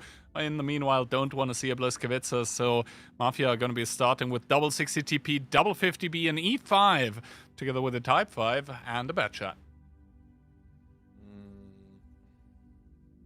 In return, double 50B, double IS7 actually from W. We've seen that before, no? A 140 and double 4 to the U. It's rare I've seen Drakefa play an IS7. I do not recall. Then again, you were casting that match, I believe. I wasn't, so maybe I was looking away. He was gone too quickly. Ah, no, now I remember. Yeah, now I remember. Exactly. All right, opening-wise, double B from Mafia are going to be going through the 7 line together with a 60 TP. Conrad immediately taking a shot of damage, and that enables iOS to immediately pop the Inspire. So the double 50B together with the double IS7 immediately get to those positions. Another good shot by iOS, but to be honest, those double 50Bs, I'm not sure how good they're going to fare, because they're going to be facing off against double 50B of their own. Conrad, though, might end up getting caught out, as Piotr with the Haldan IS7 able to zone those 50Bs out, but Itox taking a lot of punishment from that bad chat on the hill, and Bark is able to put another shot into Itox that immediately goes down. That's a 50B removed from the game. Yeah, right now these double Bs that came across the open are just dying. Profuse gives one as well. Rexar with the finish. W tried to surprise, but Mafia was ready for it. Lingering in those lines, and the Batcha from the hill is the final nail in the coffin, literally, for Itox and for Mentos. And now Piotr is the next one, and sure, Orchak in the E5. I mean, he's dead, but Conrad gets one more shot before he goes down, and it's just all over at this point, normally speaking, for the side of W. Yeah, they have HP, and HP is all cool and all, but the numbers are going to roll over the IS7, over the 4 to the U's, and it's 50Bs that will make this HP disappear like snow in the sun. Klurf is dead. Lukin soon to follow. Mafia, round 1 on Himmelsdorf. They didn't have to do much for it, but they were in the right positions when it mattered. I think that bad shot on the hill was the absolute undoing for W. It countered everything that they were doing. And then, of course, there were those phased out engagements where the burst of the bad shot could be perfectly used. Then he didn't get some targets for some time, and he was probably reloading, and then the engagement erupted again. And oh wonder, the bad shot was reloaded. So he probably had a fairly easy game, point-and-click adventure, and now iOS is going to try and drag out the game for a bit just to be able to secure the tiebreaker condition if it comes to that one. Yeah, it's round number 1. I mean, W, I feel like we haven't seen them play too aggro throughout the season, and when they did, it didn't really end up working, and this reminded me of that. Yeah, I guess. Then again, both teams, I think, willing to experiment a little bit in these finals. I mean, a best of 11, after all, is a very long match to play, as iOS gets shut down by the combined autoloader power that Mafia have brought to bear. And this means Mafia once again up a round against W, but so far, probably not the end. No, I mean, you know, we haven't seen a team take more than a 1-round lead, which I wouldn't call really a lead, because doesn't really mean much. It's not even a whole map. However, if they would win the second Himmels, right, then 4-2. I do not remember what's in the second half of this match, but this was kind of free for Mafia against W. And think about it this way, right, that W comes into these finals. They felt really good after their first match against Mafia, but Mafia is putting up a lot more resistance than that time around. They are already in a longer match now than they had the first time. Now, we've seen that they're able to win finals, right? But if I remember well, most of their finals were very clean wins. I think all the finals that W won so far in OLS, at some point in time, they started kind of running away with it, right? So 6-3 against Hit and Run, yeah. 6-3 against Cashback. Oh, phase 2 score is actually W4-0. Yeah, so yeah, Mafia... Mafia 3-0 W in the first phase. Ah, alright. That's what I said, no? I don't remember, to be honest. Anyway, so W won all of their matches 6-3 at the end, from the looks of it. 6-3 Season 2, 6-3 Season 3 against Cashback again, and then 6-3 against Hit and Run. You know, if that was the case, I'm saying if they get into a really long match, we don't know how it's going to play out. I mean, theoretically, we could take WCI as an example, because at WCI the matches tend to be longer, or tended, with the longer times in between, right? And there, at the encounter in the playoffs, in between Mafia and W, it was Mafia winning out, and they went on to win WCI 2025. So, does it bode well for W is the question. I mean, 3 points, as you said, is the most that anyone has ever gotten in the finals against W. So if Mafia are able to extend that, I guess a success already, but they'll be aiming for more with that CS63 ban, W50B ban on their end, and Mafia bringing out the heavy hitters, a quadruple E4 together with a 430U and i7 a 60 TP. W, I'm waiting to see if they're actually switching the stank away or they're keeping it. 60p Travets, 140, triple for 30U, and a TVP on Himmelsdorf. Not the greatest fan, personally. Sorry to say it. I'm not the greatest fan of the TVP. I mean, mainly on Himmels, it has really low heat bin. Is it 300 or 310? 310. I think it's 310. I think the crown was 300, but I got buffed. 310, which is kind of low, and the gun is still kind of I know what you mean. But yeah, Mafia, I think they're bringing just good old reliable, I guess is what they would paint on the guns if they could, of those American tank destroyers. And now let's see how this one actually opens up, because W, yes, they're sending the TVP to the hill, but a lot of other tanks. It's solo hill, and that right now is good shot into Itox, but I believe Profuse. But for now, so far so good, I guess, for Mentos on the hill. He doesn't see anything, but I think he's getting scared now, contemplating running away. Just spotting on timings, I guess, for CS, then Batchet after, then possibly 140. And now we see a rotation coming in by the double 430 as well as the 140. So almost all the Soviet mediums that W have brought in these finals are making their way onto the hill, but we, as the all-knowing observers, we obviously do know that there is absolutely no one there from Mafia. Conrad takes the cap. He's got to be careful, because I think he cannot be safe from all angles. Klurv destroying the rail wagons. He can kind of tuck in there, I guess, as the 430U. And Conrad, he has to be careful, because Mentos is looking for the shots. Well, first of all, Piotr, hold down here, is going to, if it worst comes to worst, he can drive back the i7 with HE and decap him this way. For now, he's seemingly looking for the cupola. But yeah, I think W are just waiting for their medium tanks to secure the hill, and then kind of, I'm not sure if it's going to be problems for Mafia, that the hill will be completely not in their control, but it won't be comfortable either. I think now Mafia alarm bells are starting to ring a little bit more, as the 1-2 repush from W is starting. I mean, Kono getting pushed back, Piotr doing it unspotted, the E4 rotating, another E4 rotating, but Blair already repushing. Kono is just trying to run away as far as he can, but even if Kono gets away, the problem is Conrad. That's the second tank in that position. He's getting clipped out by the TVP from behind, and there's a lot of damage dealt on towards Itox, but Conrad is dead for this. The strike comes out, and Itox gets tracked. Can he go back though? It does seem like Itox is fine. He'll be low. Kono does make it out, and how much can Mafia do off of losing the first tank on their team? Lukin on the 430U, not doing that good, and the TVP is starting to be very annoying, actually. Good kill though from Yusek on towards Lukin, and now the repush needs to happen from Mafia, because the two tanks on the hill will kill them all if it comes down to it. The perma-track, the shot from Piotr as well, the 140 just blasting away from the back lines. You can see Rexar is dead because of that. The HP is in favor of W, but also keep in mind how much of that is currently on the hill though. Well, Ios with that 140 from the hill is going to get continuous shots in towards the tanks of Mafia that are at the bottom, and that also means continuous Inspire as well for W. All of their tanks are going to be that little bit better as Nepal trying to make a move on towards Kono here. He makes it through the opening actually as Profuse peeking from the other side. Nepal, slight mistake. Possibly he doesn't shield his teammate. Barkis is now going to come in, and throughout all of this, Mentos has been able to reload. He bounced one. That means he has two more. He bounced two. Make that, two in this clip. He is going to be able to reload.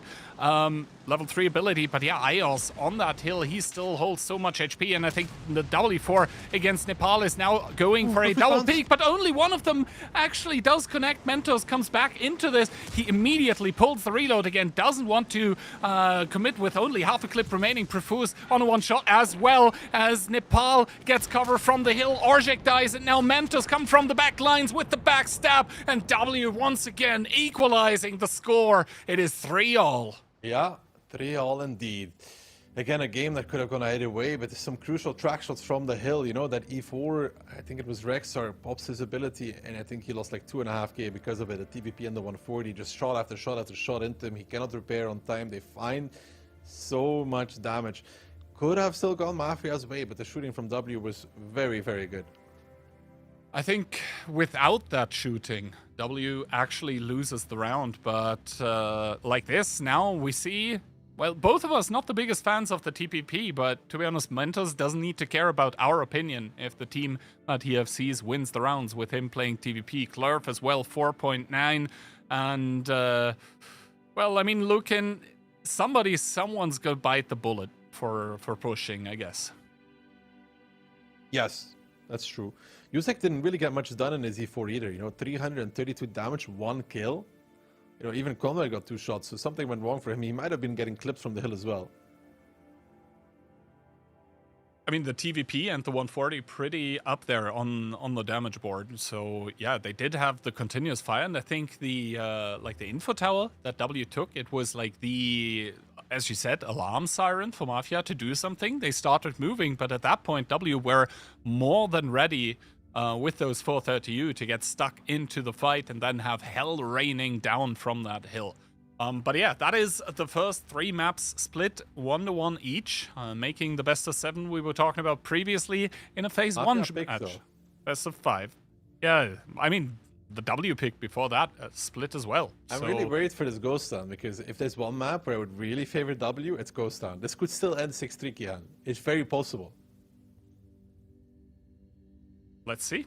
Let's wait and see. I mean, that's the only thing we can do besides Yappen, of course, but the two teams are going to dictate the outcome of this. And I mean, either storyline would be an interesting one, right? W keeping their 100% OLS playoffs win rate, or Mafia breaking that, getting the second title as well, being able to reconfirm that they're a team to be reckoned with after they only got 3rd of the regular season.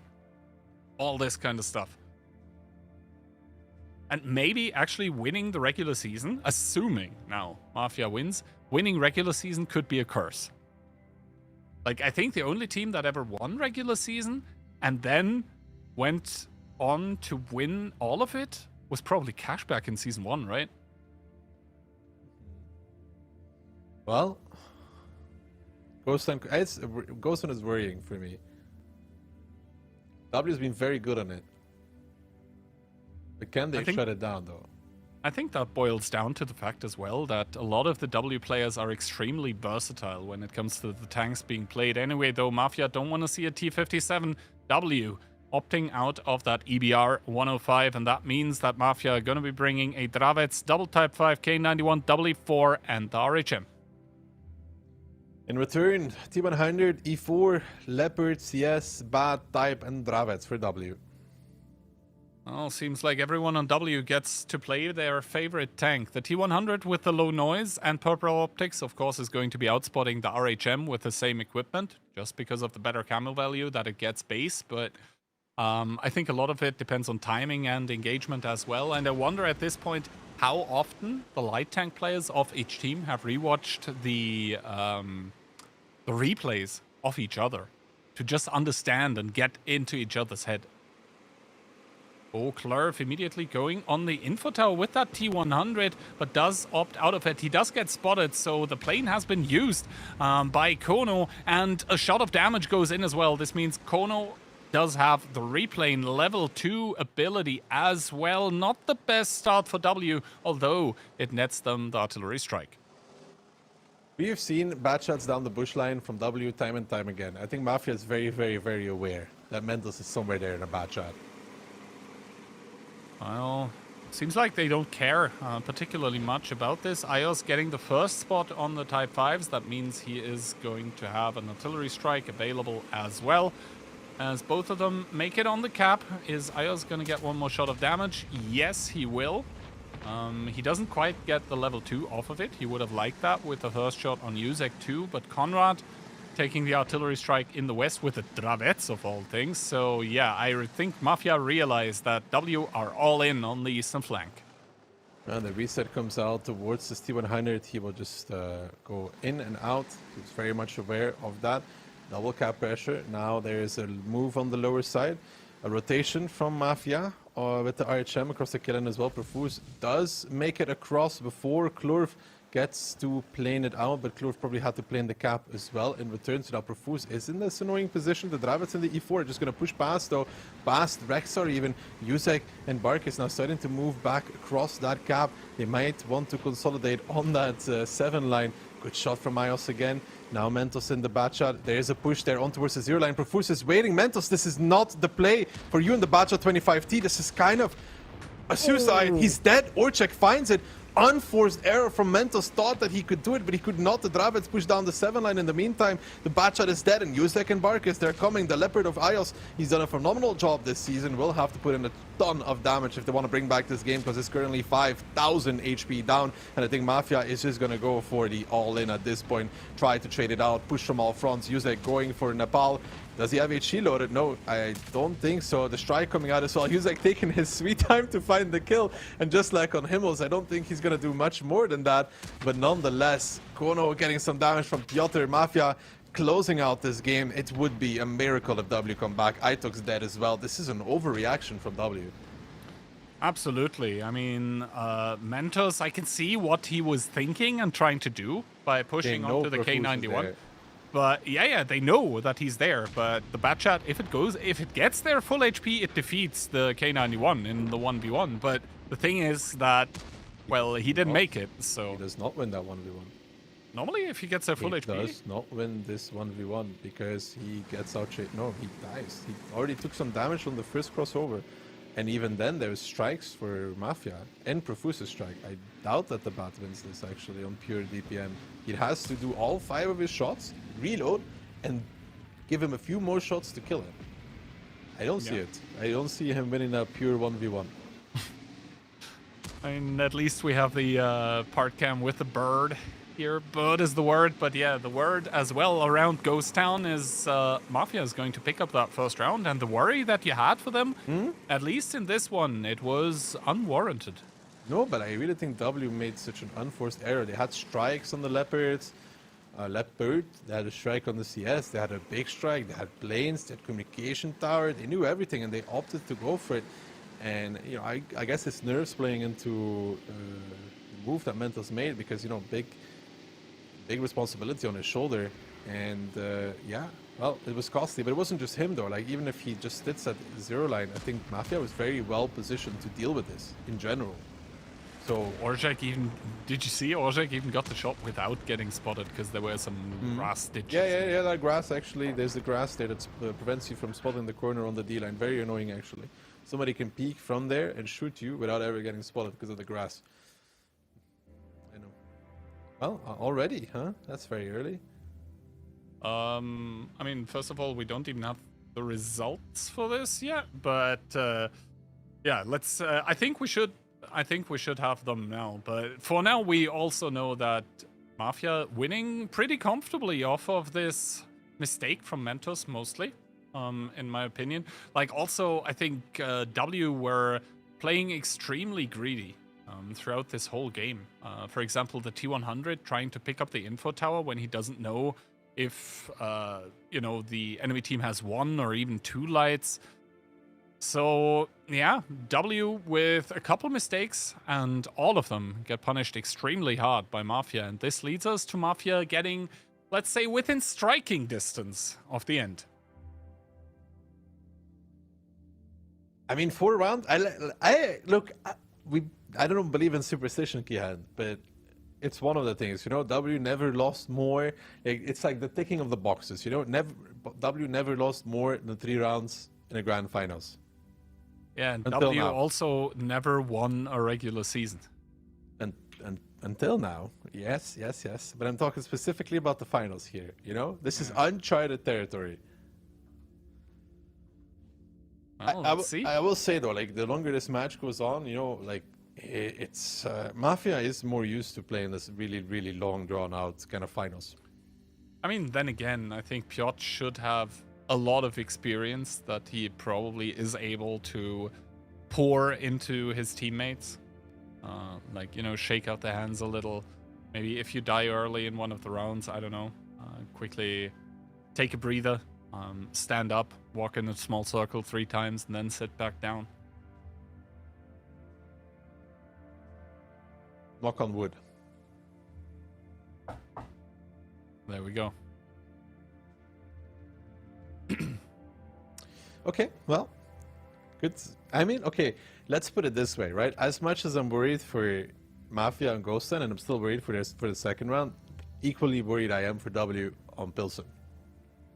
Yeah, I think the fact that W give up this first Ghost Town round in an uncharacteristic fashion in this season is something worrying for them. But Mafia, to keep with the wood allegory, is, Mafia is by far not out of the woods yet. Panhard, EBR getting banned by Mafia, and W don't want to see the RHM. That's going to translate in an all-fighting tanks lineup for Mafia at the moment. Double T57, Type 5, Hevel, double CS 63, a 430U, and Profuse bringing out the Bliskovica. Well, W also going for a different tactic. 60p, double T57, a CS, a K91, double 430U. Smells like cap from both teams. Really. No cap for real. No, really. Like it's the double CS for 30U to the cap for Mafia, and double 430U and the CS to the cap for W. That's what it looks like. Well, both teams are sending those tanks there, and so all of this is going to be a rather interesting dynamic that's going to develop in between both of the teams. Mafia is going to be on the cap first, but obviously more DPM available from W with those 430Us as they get sent in, but that might be a tad early because the T57 from Mafia are about to peak as the focus fire by either team not really great. T57's coming in from both sides. Bark is the first one to blow up. Conrad to follow to the grave. That is 2 unanswered kills for the side of W. Mafia trailing at the moment. And Conrad in that, Kono in that 1 versus 3 of the mediums. Maybe he'll get one more, but then it's over. No, he actually ends up bouncing. W's just faster in position. The game is over in return as well, to be honest. I don't want to say more than that. It's W's just faster. They're just faster to position, which is weird because Ghostan is symmetrical, no? I mean, maybe they had like the Grousers and... No, W drove through the 5 line, no? Did they not drive? No. Yeah, W drove through 5 line. But with the 57s as well? Oh, with those? I'm actually not entirely sure. Well. They had a similar idea, what can I say? Similar idea, but the crazy thing is that the match, or the round actually ends with 7-0 in tanks, so... Well, fastest victory. If it comes to a tiebreaker, I think we know who gets it, if nothing absolutely crazy happens. Yeah, that will be W to pick that one up. Interesting that both teams kept committing for the cap, though. I just need to check the driving later on. Like, how come that W is just so much faster with the 57 heavies? They also have a slightly better lineup for this. Simply because there's a Type 5 on the side of Mafia, and they don't have that. They have 60 TP as the slowest tank, and even that is really not that slow, to be honest. No, if it has like purple turbo, it's... I mean, not fast by any means. But yeah, good for W here. I think this round, they really need it. If they go down once again against Mafia, like with 2 rounds for the first time in the match, then Mafia on the match point, and W, no mistakes anymore allowed, and we have seen W throughout the day make quite a few of those. So this, well, as the story sometimes goes, best of 11, 9, 7, 5, we're down to 3. Yeah. So we go from a phase 2 match to a phase 1 match, right? Now on to Pilsen. I would say Mafia favorite map. They've played it a ton. They've had some very decisive victories on it. Yeah, then again, at some point I will need to check the Mafia win rate on Pilsen, because I feel like at some point in time they also had a like a lose streak on it. As crazy as that sounds, but well, now is not the time for that. Now is the time for Mafia to possibly put themselves ahead once again in these grand finals here. And I mean, this round is not going to bring the conclusion quite yet, but it might bring us from this point on half the way there. Let's see what kind of Pilsen we get. It's really interesting that both of these teams ended up playing almost exactly the same on Ghost Town. Like, they had the same thought, like, we do this now, as a surprise. Maybe they trained against the same team and then developed this strat as a counter strat to what they were training against? Maybe. It could be.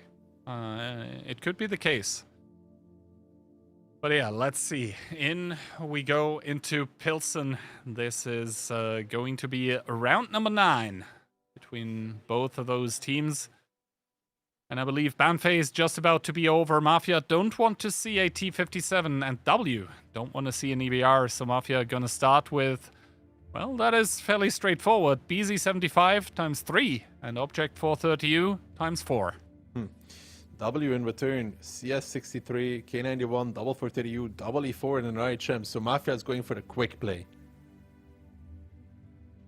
Yeah, Mafia is going for the quick play. Meanwhile, iOS might be going for the quick plane, because that is probably what it's going to need for W to find out immediately what kind of strategy Mafia is operating here with. Because if W don't immediately go for the tools that it needs to reset the cap play that I suspect Mafia is going to go for, then it might be dire times, as the DPM from those 430U is just going to rip through anything and everything from a W. As the 430Us, are they going to get spotted by iOS? Yes, he sees double BZ, triple BZ actually, and the 430U gets spotted in return, but is able to stay safe as the double 430U on the outside by Mafia gets spotted as well from iOS. But the problem for W is a lot of those tanks are not in any kind of position to deal with the cap. Yeah, Klurf is going to challenge Kono here, spots him out, but Kono is about to get pressured by a lot more tanks from behind that he hasn't seen yet. Klurf will just commit into this one. Orchek will give him a shot, and Klurf might even go peek against Kono. Kono's about to see the 430Us coming from behind and start backing away. There's mini strikes available, and now Mafia is opting to push from the cap. Kono is basically dead already at this point, 800 HP. Good strike comes out from Mafia, but Kono is not in a position to do too much, and W is already holding with the E4s. The BZ is now pushing through. Piotr pushing on towards Kono. There's no crossfire coming in whatsoever. Itox is going to get pushed by the trio of BZs. Kono does his last shot, and Orchek is working on making his last 1-2 shots happen as well. Itox is going to die to Rexar, but that is going to take a while. He needs a shot from Konrad, gets the block as well. Orchek is dead, as we already expected. Itox doesn't... Oh, he does pop the ability, but Rexar gets enough damage. Nepal's already running away. Mafia does have more HP, but in the long game, they will not win. They have to continue pushing. Profuse is now backing off, but he has no support either. Piotr, Klurf, Mentos, they're all pushing on him, and there's nobody watching for this. He cannot hold the amount of tanks that are pushing his way either. So how does Mafia approach this right now? How does that Mafia approach? This is the question. Can they trade out Profuse in any kind of fashion? That's the question, as Piotr, good shots, good track shots. That's not the first one this round. And now from behind is Mentos coming in to call himself with all the DPM that the K91 offers. Piotr, does he get shielded by Mentos? The answer is yes, as Profuse just does the damage that he can. And that is going to be a triple sandwich on towards Profuse. This is going to mean 4 tanks, out of which 3 are heavies that cannot really do anything against the mediums, but now they do have the cap. A plane goes down, and they do have those artillery strike mediums. They have a big strike even to secure the cap against Mafia, and all of a sudden W find themselves with very little HP, 6.5k only. But if they can draw this out, La Rata might once again be the key to victory for W. Yeah, but look how many mini strikes they have. I mean, IOS is behind already. Rexer is forced inside. Konrad and Yuzek spotted, making their move across, and Rexer getting spotted out by Nepal. Nepal might even peak this at some point. Glurv getting spotted out. A miss there. There's a K91 in the north. Rexer has to repush this as well. They're driving through the open, driving through the strikes, pushing across now. Rexer boosting in. There's the big strike coming in, 500 from the mini strikes, another 850 from the big ones. Konrad down with 556, and all of a sudden that 10k HP they had not looking that good anymore. Kihan, Nepal might be down towards the one shot, but this is a long march for Mafia across the open into unspotted tanks that are shooting them from behind bushes, getting planed across every step, getting shot across every step, and it will not be Mafia to pick up match point. Instead, it will be W. No, behind every move they make, behind every step they take, there is a W tank, a W medium currently watching them and shooting them and taking the toll for every bloody inch that Mafia is trying to advance onto those tanks of W. They are paying dearly with HP. Konrad to fall down as well as Klurf. Doesn't even matter at the... Ooh, good shot from Yuzek into Klurf. But yeah, Piotr to pick it up here, and that is a quick double kill once again onto Mafia. And W, after all of this is said and done, are gonna go to match point. They do pull off a very, very good reaction to what Mafia was doing here. It was a dance on the razor's edge, but W, seemingly pretty quick feet. Yeah, good move from them. On towards that field, finding the 4 to the use, and capping was never really an option for Mafia. And then you see the BZs, like they're just slow, like they're like mammoths, you know. They're not of this age in what W was playing. They're just like too big, too slow. They find a kill, they find a second kill, but by the time it happens, they've lost everything. Yeah. I think that's a very good analysis. Like the BZ75, it was like the flavor of last month is sometimes what it feels like, especially on Pilsen. And I mean, as worried as we were for W on Ghost Town after they lost the first round there, I guess as worried we are now for Mafia that have lost their first round respectively on Pilsen. Second round is coming in though. Pretty soon. It could be the first time W wins 6-4. Could be. Or we are going to go for the professional content extension. That's, of course, also a possibility. But if you're holding it with W, of course, you're hoping for this match to end in regular time, as there is only one way that this might be the case anymore. So let's see. You having played stuff like this, what do you do before such a round if you're down a round? Nothing in particular, to be honest. Just focus on the next one. You try not to think about the fact that you're about to either win or lose, you know? Well, denial sometimes works, I guess. Hey, you're just gonna treat it like any other round, you know? Let's see if Mafia are going to heed your advice. Both of the teams this time around, I think that might almost be the first time that they agree on the ban here in this match. The EBR is not going to be seen anywhere, and that means either team plays exactly as they wanted to. Dravets from Yuzek together with a CS63, a K91, a 430, a Foshby, an E4, and an RHM to fend off that match point, tournament point, season point from W. Double CS 140, double 430U, an E4, and an RHM for W. Looking to close out the game with that final lineup. Very quick, very mobile, but so is Mafia this time around. Kono, his plane gets 3. Klurf gets... he doesn't use it. Oh, Klurf doesn't use it, and he knows, of course, that Kono's plane only hit 3. They're going to be communicating that, so 4 now. Klurf with a little bit of an advantage, but that is... How many tanks are in the field? So for W, that's 6. I guess 7 now with E4 as well. And for Mafia, that's not that much less. as Mentos and Napal are going to drive through with OCSs. They're even going to avoid the... Oh, they're even just going to drive through. They don't care, but they don't know how many tanks Mafia has here, actually. They're going to drive behind the houses, and to be honest, the damage that they're taking for this move is not that bad, not that critical, as Kono gets caught out in the light tank. But from the backlines comes Rexa with not only a Fosh B, but also a steel chair. Those CSs are going to be the point of contention as Kono is about to fall in that light tank. W, they have everyone here, but they pay dearly for this cross.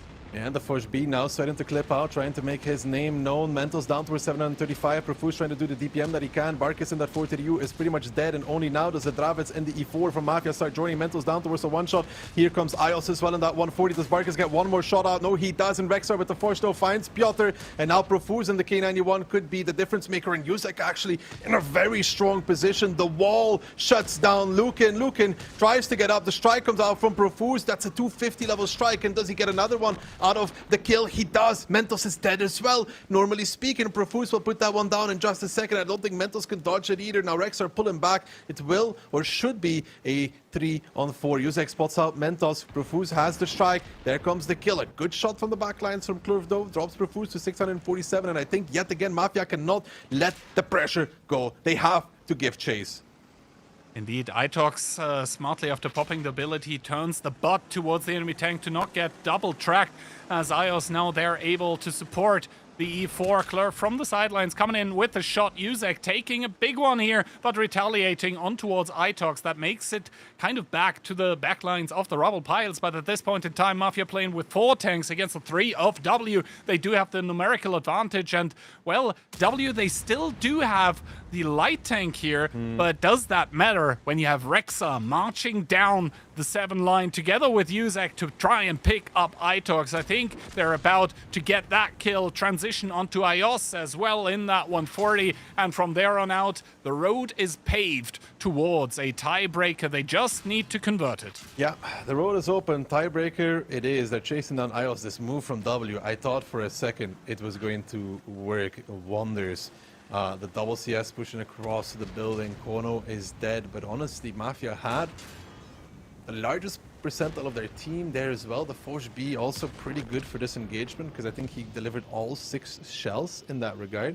So I was a bit worried. You know, Dravits is out of the fight, E4 is out of the fight, but I think that Orchek may have hit some shots nonetheless. But Yusek taking that position there on the 7 line behind really shut down the low HPs under, right? And the fact as well, yeah, the Fosh B coming through the 0 line, and the fact as well that I think Mafia, they just had one gun too much on that side. If they don't, then I think W stand a very good chance of winning, because then they bite off exactly how much they can chew. But here it was just that little bit too much HP. Like, I'm not even talking about an entire tank, maybe half a tank too much. I mean, I think Mafia, you know, they had just the right amount of tanks to deal with this. And that's also a skill set. They may not have made it work on the first Pilsen, but the second Pilsen will be theirs. They're playing it safe. It will be Sand River as our final map, with obviously W picking the side. Yeah, I mean, that ghost town round was quickity quick. 1 minute and 27 seconds. Yeah, Klurv, once again, if you're wondering what he's doing, he's not really trying to annoy the enemy team. He's just, you know, trying to give a lot of time to his team just to be able to calm down a little bit and, yeah, prepare for what's to come. And that's going to be a best of 1 between the 2 best teams in these playoffs. Without a doubt, it's going to be the tiebreaker between Mafia and W, and to be honest, with every single map being split 1-1 on the way here, deserved. Yeah, I would not say that I saw a team that deserved to win it all so far. I don't think I would say that. Obviously, both of them have gambled coming here. I'm thinking back to all the way at the start of the match. If you think about that cliff round with, I think, 36 damage between the 2 of them. Yeah, but it was so early, you don't know how that would affect the rest of the match. Yeah. So I guess good for us that it went this way, because we're going to get the absolute maximum amount out of this match here. Yeah. So, well. It all comes down to this at the very, very end. One round to decide who gets to be the victor. W for the 4th time or Mafia for the 2nd? That's gonna be the question. As we know, W had the fastest round on Ghost Town, and they are picking West on Sand River. I don't think that's a particularly large surprise. Nah, I don't think it's really a surprise at all, to be honest. I don't think that you can say that there's anything, but I think even Mafia knew already from the beginning. No? Yeah, true. Like, obviously either team didn't know that they would have the fastest or not the fastest round, but I think Mafia would have also picked left. So I guess W started into the match with the advantage of being able to pick ban the first map, and now they start into the tiebreaker with the advantage of being able to pick the side. Is that enough to carry them over the finish line, or are Mafia able to break that match streak from W that they have in the OLS playoffs? Once again, here the predictions. I guess the only one that can still be correct is Ian. Probably is wearing underpants right now in the colors of red and white. I mean, the question is, does he overtake Banter if he gets it right? I don't have the predictions open. Actually, he would tie with Banter. He would tie with Banter. Okay. Well, let's see. Of course, here the time that is given to the teams is going to be that tiny little bit longer than it would be between the usual rounds, because of course all of the games, all of the matches, all the preparation that the teams have done in the past weeks and months leading up to this, it's all going to boil down to the singular round on Sand River. The AMD OLS 6 title is going to get decided right here, right now, in between W and Mafia. So, you want to stick to your prediction, Kian? I mean, I said 6-4W. I'm going to stick with the W prediction, but we'll have to see. I mean, STRV being banned by Mafia, that's not a big surprise. The Dravet's going out the window for W. So Mafia are going to start with a BZ, an MVY, W50M, double K91, and an RHM. In return, W, no lights, triple for to the UCS, E50M, I7, BZ. When it comes down to the very end, they end up playing without the light. Will that be the right choice? How many does Kono spot in the beginning? Or does he opt to use the plane? It's another question. He Spots does. 4. He sees 4. That means replane available as well.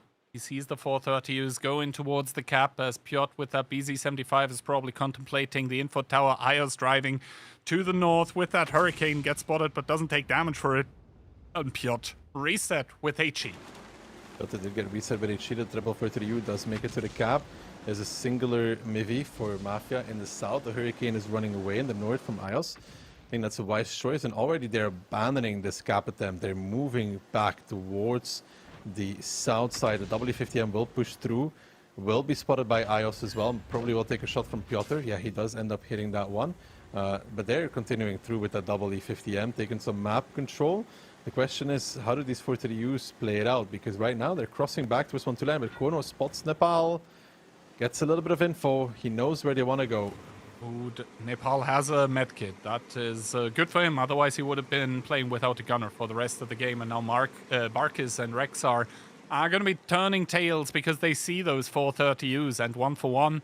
The engagement normally gets won by the 430U, especially in places where you can go hold down. Ayos already going to lead the north repush for the side of W. However, Itox in a different position has taken some damage. That is a very aggressive move by Conrad, however, who has established control over the ground, and it's going to get punished by Ayos as Nepal gets spotted by Rexa, and now Barkis is going to rain down hell on towards this Hurricane. Ooh, who bounces a shot onto Rexar.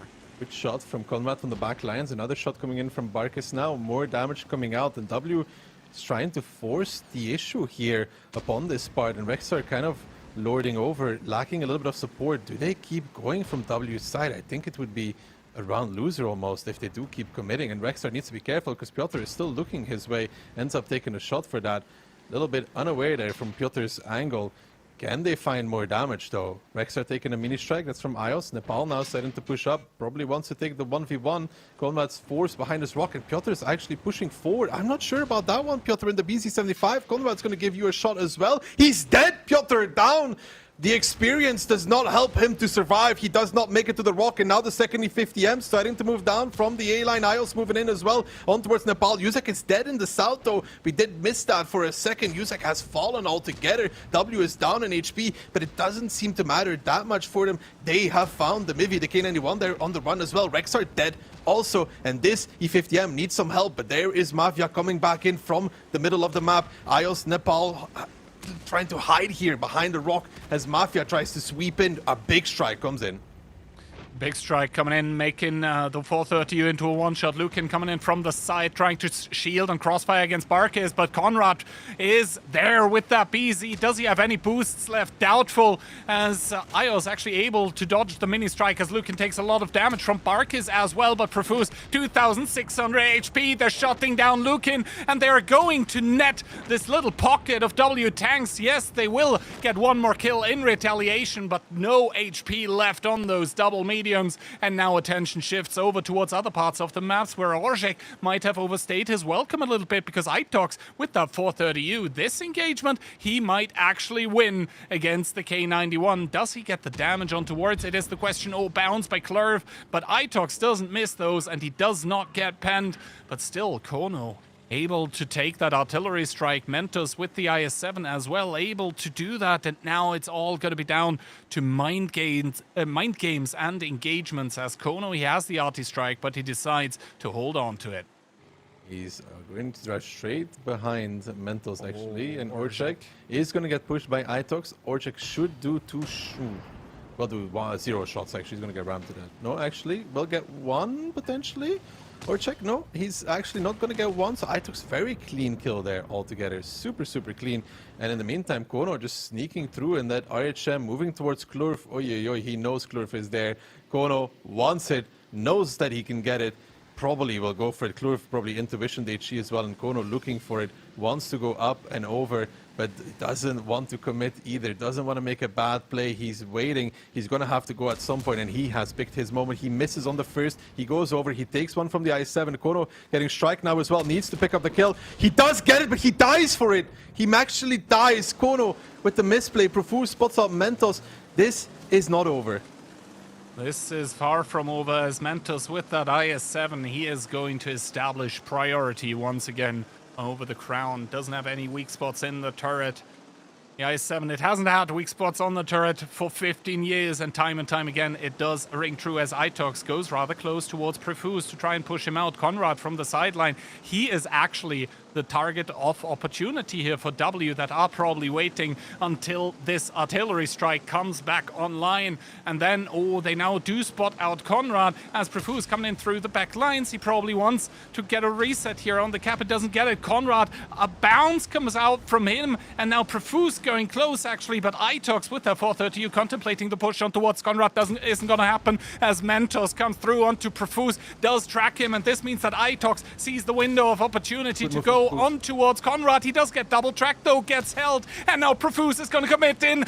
Single shot, another one to finish off Itox, but first of all, it's going to be the BZ to die, and now Mentos and Profuse, the two team captains / callers, it is going to be the 1v1, but Profuse, he has the DPM. I mean, Mentos does get the good track shot. Profuse, though, with that heat, with that K91, is able to pen through the frontal plate of the IS-7. Needs one more. Will get it as well. And even with Kono making it close, it will be Mafia to be the AMD Onslaught Legends Series Season 6 champions. That was closer than it had to be at the very end. Kono, phenomenal light tank player, but there he made a mess of it. I mean, he made a mess of it, but the rest of the team was like, we got you, homie. Don't worry about it. And they bring it over the finish line. They break W's W's win streak in the playoffs, and they reward themselves with their second ever OLS victory. Profuse, the team captain himself, is going to be on top of the team on the scoreboard and on top of the world as they crown themselves the champions of Europe. Yeah, phenomenal stuff there from Mafia. Ends up winning the match. So we missed half of the game. While we were watching the North, we missed the other half of what was happening in the South. The Mivi of Yuzek got trampled in the South, but Mentos does 5.2k damage, by the way, in the i7. Tremendous stuff. But Piotr pushes to the rock. They're repushing the North, and they're dying for this. They lost the game on the North altogether. Yeah, I'm not entirely sure. The move with that BZ through the middle, maybe it was timed incorrectly. Maybe the call was a bad one. But in any case, it kind of really opened up the game in the North for Mafia by an unforced play from W that really didn't matter, because realistically, if you think about it, W, they were winning the other side by over-pushing Yuzek. And the fact that Piotr gives up the crossfire and punish positions that could be used to protect his own medium tanks, that I don't know why they, by the way, went so far, but if W just keep their calm and hold their cool in that part of the map, I think they win on the other part, and then from there on out, they're up a gun. And, well, the RHM doesn't have the greatest damage potential. So, yeah, congratulations. Regardless, it takes one team to make a small mistake, and it takes the other one to grasp this. And Mafia, yes, they lose the upper bracket finals 5-1. But then this comes to show you don't need the greatest season to win, you know? Mafia, this season, honestly, nothing special. Like, really. Throughout the regular season, nothing too special. They ended up third, but you wouldn't be like, wow, this team is doing fantastic, you know? Like, sure, they were only they were 8 points behind W and 3 behind Hidden One, but they did not have a flashy season. Well, it might not have been a flashy season, but the number on screen right now is certainly very flashy. Almost 53,000 is the combined prize pool, and you can see placement for first here actually over 12,000 euros. That is what the team of Mafia reward themselves with for this single last round victory. That is time well spent. For sure. I mean, nonetheless, it's a phenomenal victory for them. At the very, very end, they end up winning it. They had to bring it back to tiebreaker to win it out. We had that incredibly close round on Cliff, which will probably be the closest round in OLS history for a long time, to be honest. And, you know, they end up winning it. And at the end of the day, deserved. Yes, especially this last round here. Quite the difference maker. Some unforced errors, then again, some really good plays as well from that team of Mafia that are now going to succeed, I guess, as the champions. Once again, one more victory for them, and they'll get another shiny badge next to their name as well. But that is for then. And for now, I think they are left to kind of enjoy the moment. Yeah, enjoying the moment. Key plus Daki. Well, yeah, we both ended at 47. Well, I mean, but Phil didn't do that much better. He's at 48, you know? He probably went through the whole scoreboard. Wait, How does Banter get a crown when he has the same points as Ian? You gotta ask Phil that, to be honest. But yeah, I guess, Ducky, how does it feel to have the same kind of points as a former prediction game winner? Huh?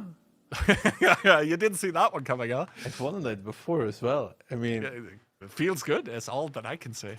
Really? I told you from the beginning of the season, bro. I made a few off the money predictions here. You know, this even in the playoffs, I voted Mafia in the upper bracket. That didn't work out. It's okay. I can live with it. Can you? Oh, absolutely. I'm not going to be losing any sleep over this. I mean, I'd say hopefully you won't lose any hair because I think I'm okay. Looking at my family as well regarding that. But yeah, first of all, of course, if you have been not registering with the announcement here on screen. Of course, this is not going to be the last OLS ever. Far from it. In August, we'll have the next Onslaught Legends Cup. By the way, I don't think we've talked a whole lot about that. But yeah, next OLS is going to be in September, October. It'll be Season 7 as well. But before all of that, we'll have the Onslaught Summer Arena with the playoffs on the 11th and the 12th of July, so mark your calendars. If competitive 7v7 World of Tanks is anything you like, then the dates on screen are probably going to be important to you. For sure. That is, there's a lot of Onslaught action still coming your way to keep you busy for the summer.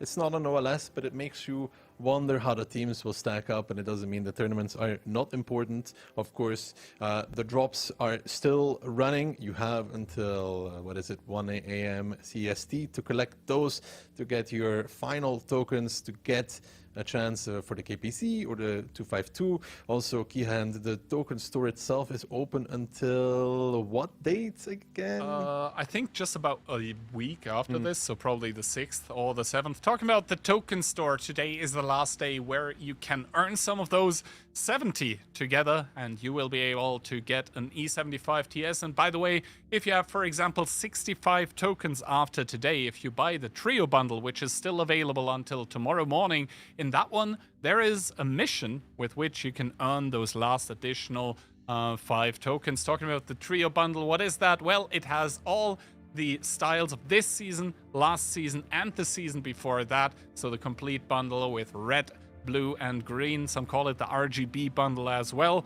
But yeah, if you want to buy one of these bundles, feel free to. 100% of the proceedings are obviously going to go into the prize pool. And there is one more little topic regarding the drops, of course. If you haven't been able to claim all of those yet, then we are going to be raiding the man right to my side here, Mr. DeKillzor himself, on his own Twitch channel, twitch.tv/DeKillzor, and there you'll be able to claim all of those. That being said and done, of course, as it is the end of the season, it is my honor, my duty, and also my pleasure to thank all of the people that joined us here on the streams and watched. Without you, whatever we are doing here wouldn't make any sense. Then again, of course, the big thank you to the casters, External, Bunter, Ian, Ducky, Phil, and all of the people behind the camera, because our job, it's our job to sit here and smile into the camera, whatever happens, even if something goes wrong. But the people behind the camera are the ones that actually make the magic happen. And with all of that, thank you very much from my side as well. It was, as always, a pleasure to cast with you, Ducky, and customarily, the last words go to you. Yeah, it was such a big moment. Final words, I don't have much to say. It was a great season, a great victory for Mafia as well. It shows us that in the future, there's much to be had, still and much to be seen. Thank you guys for watching at home as well from my side. I hope you guys enjoyed the commentary on that part. And I am actually looking very much forward to see if the Chinese teams in the USA can put up some fight, because there we will have the mythical clash between Baby and his former teammates, W. Can the once European superstar take down his former teammates? That is what the Onslaught Arena will provide. We will see you then, hopefully. But for today and tonight, have a wonderful rest of your weekend, and see you guys on the next one.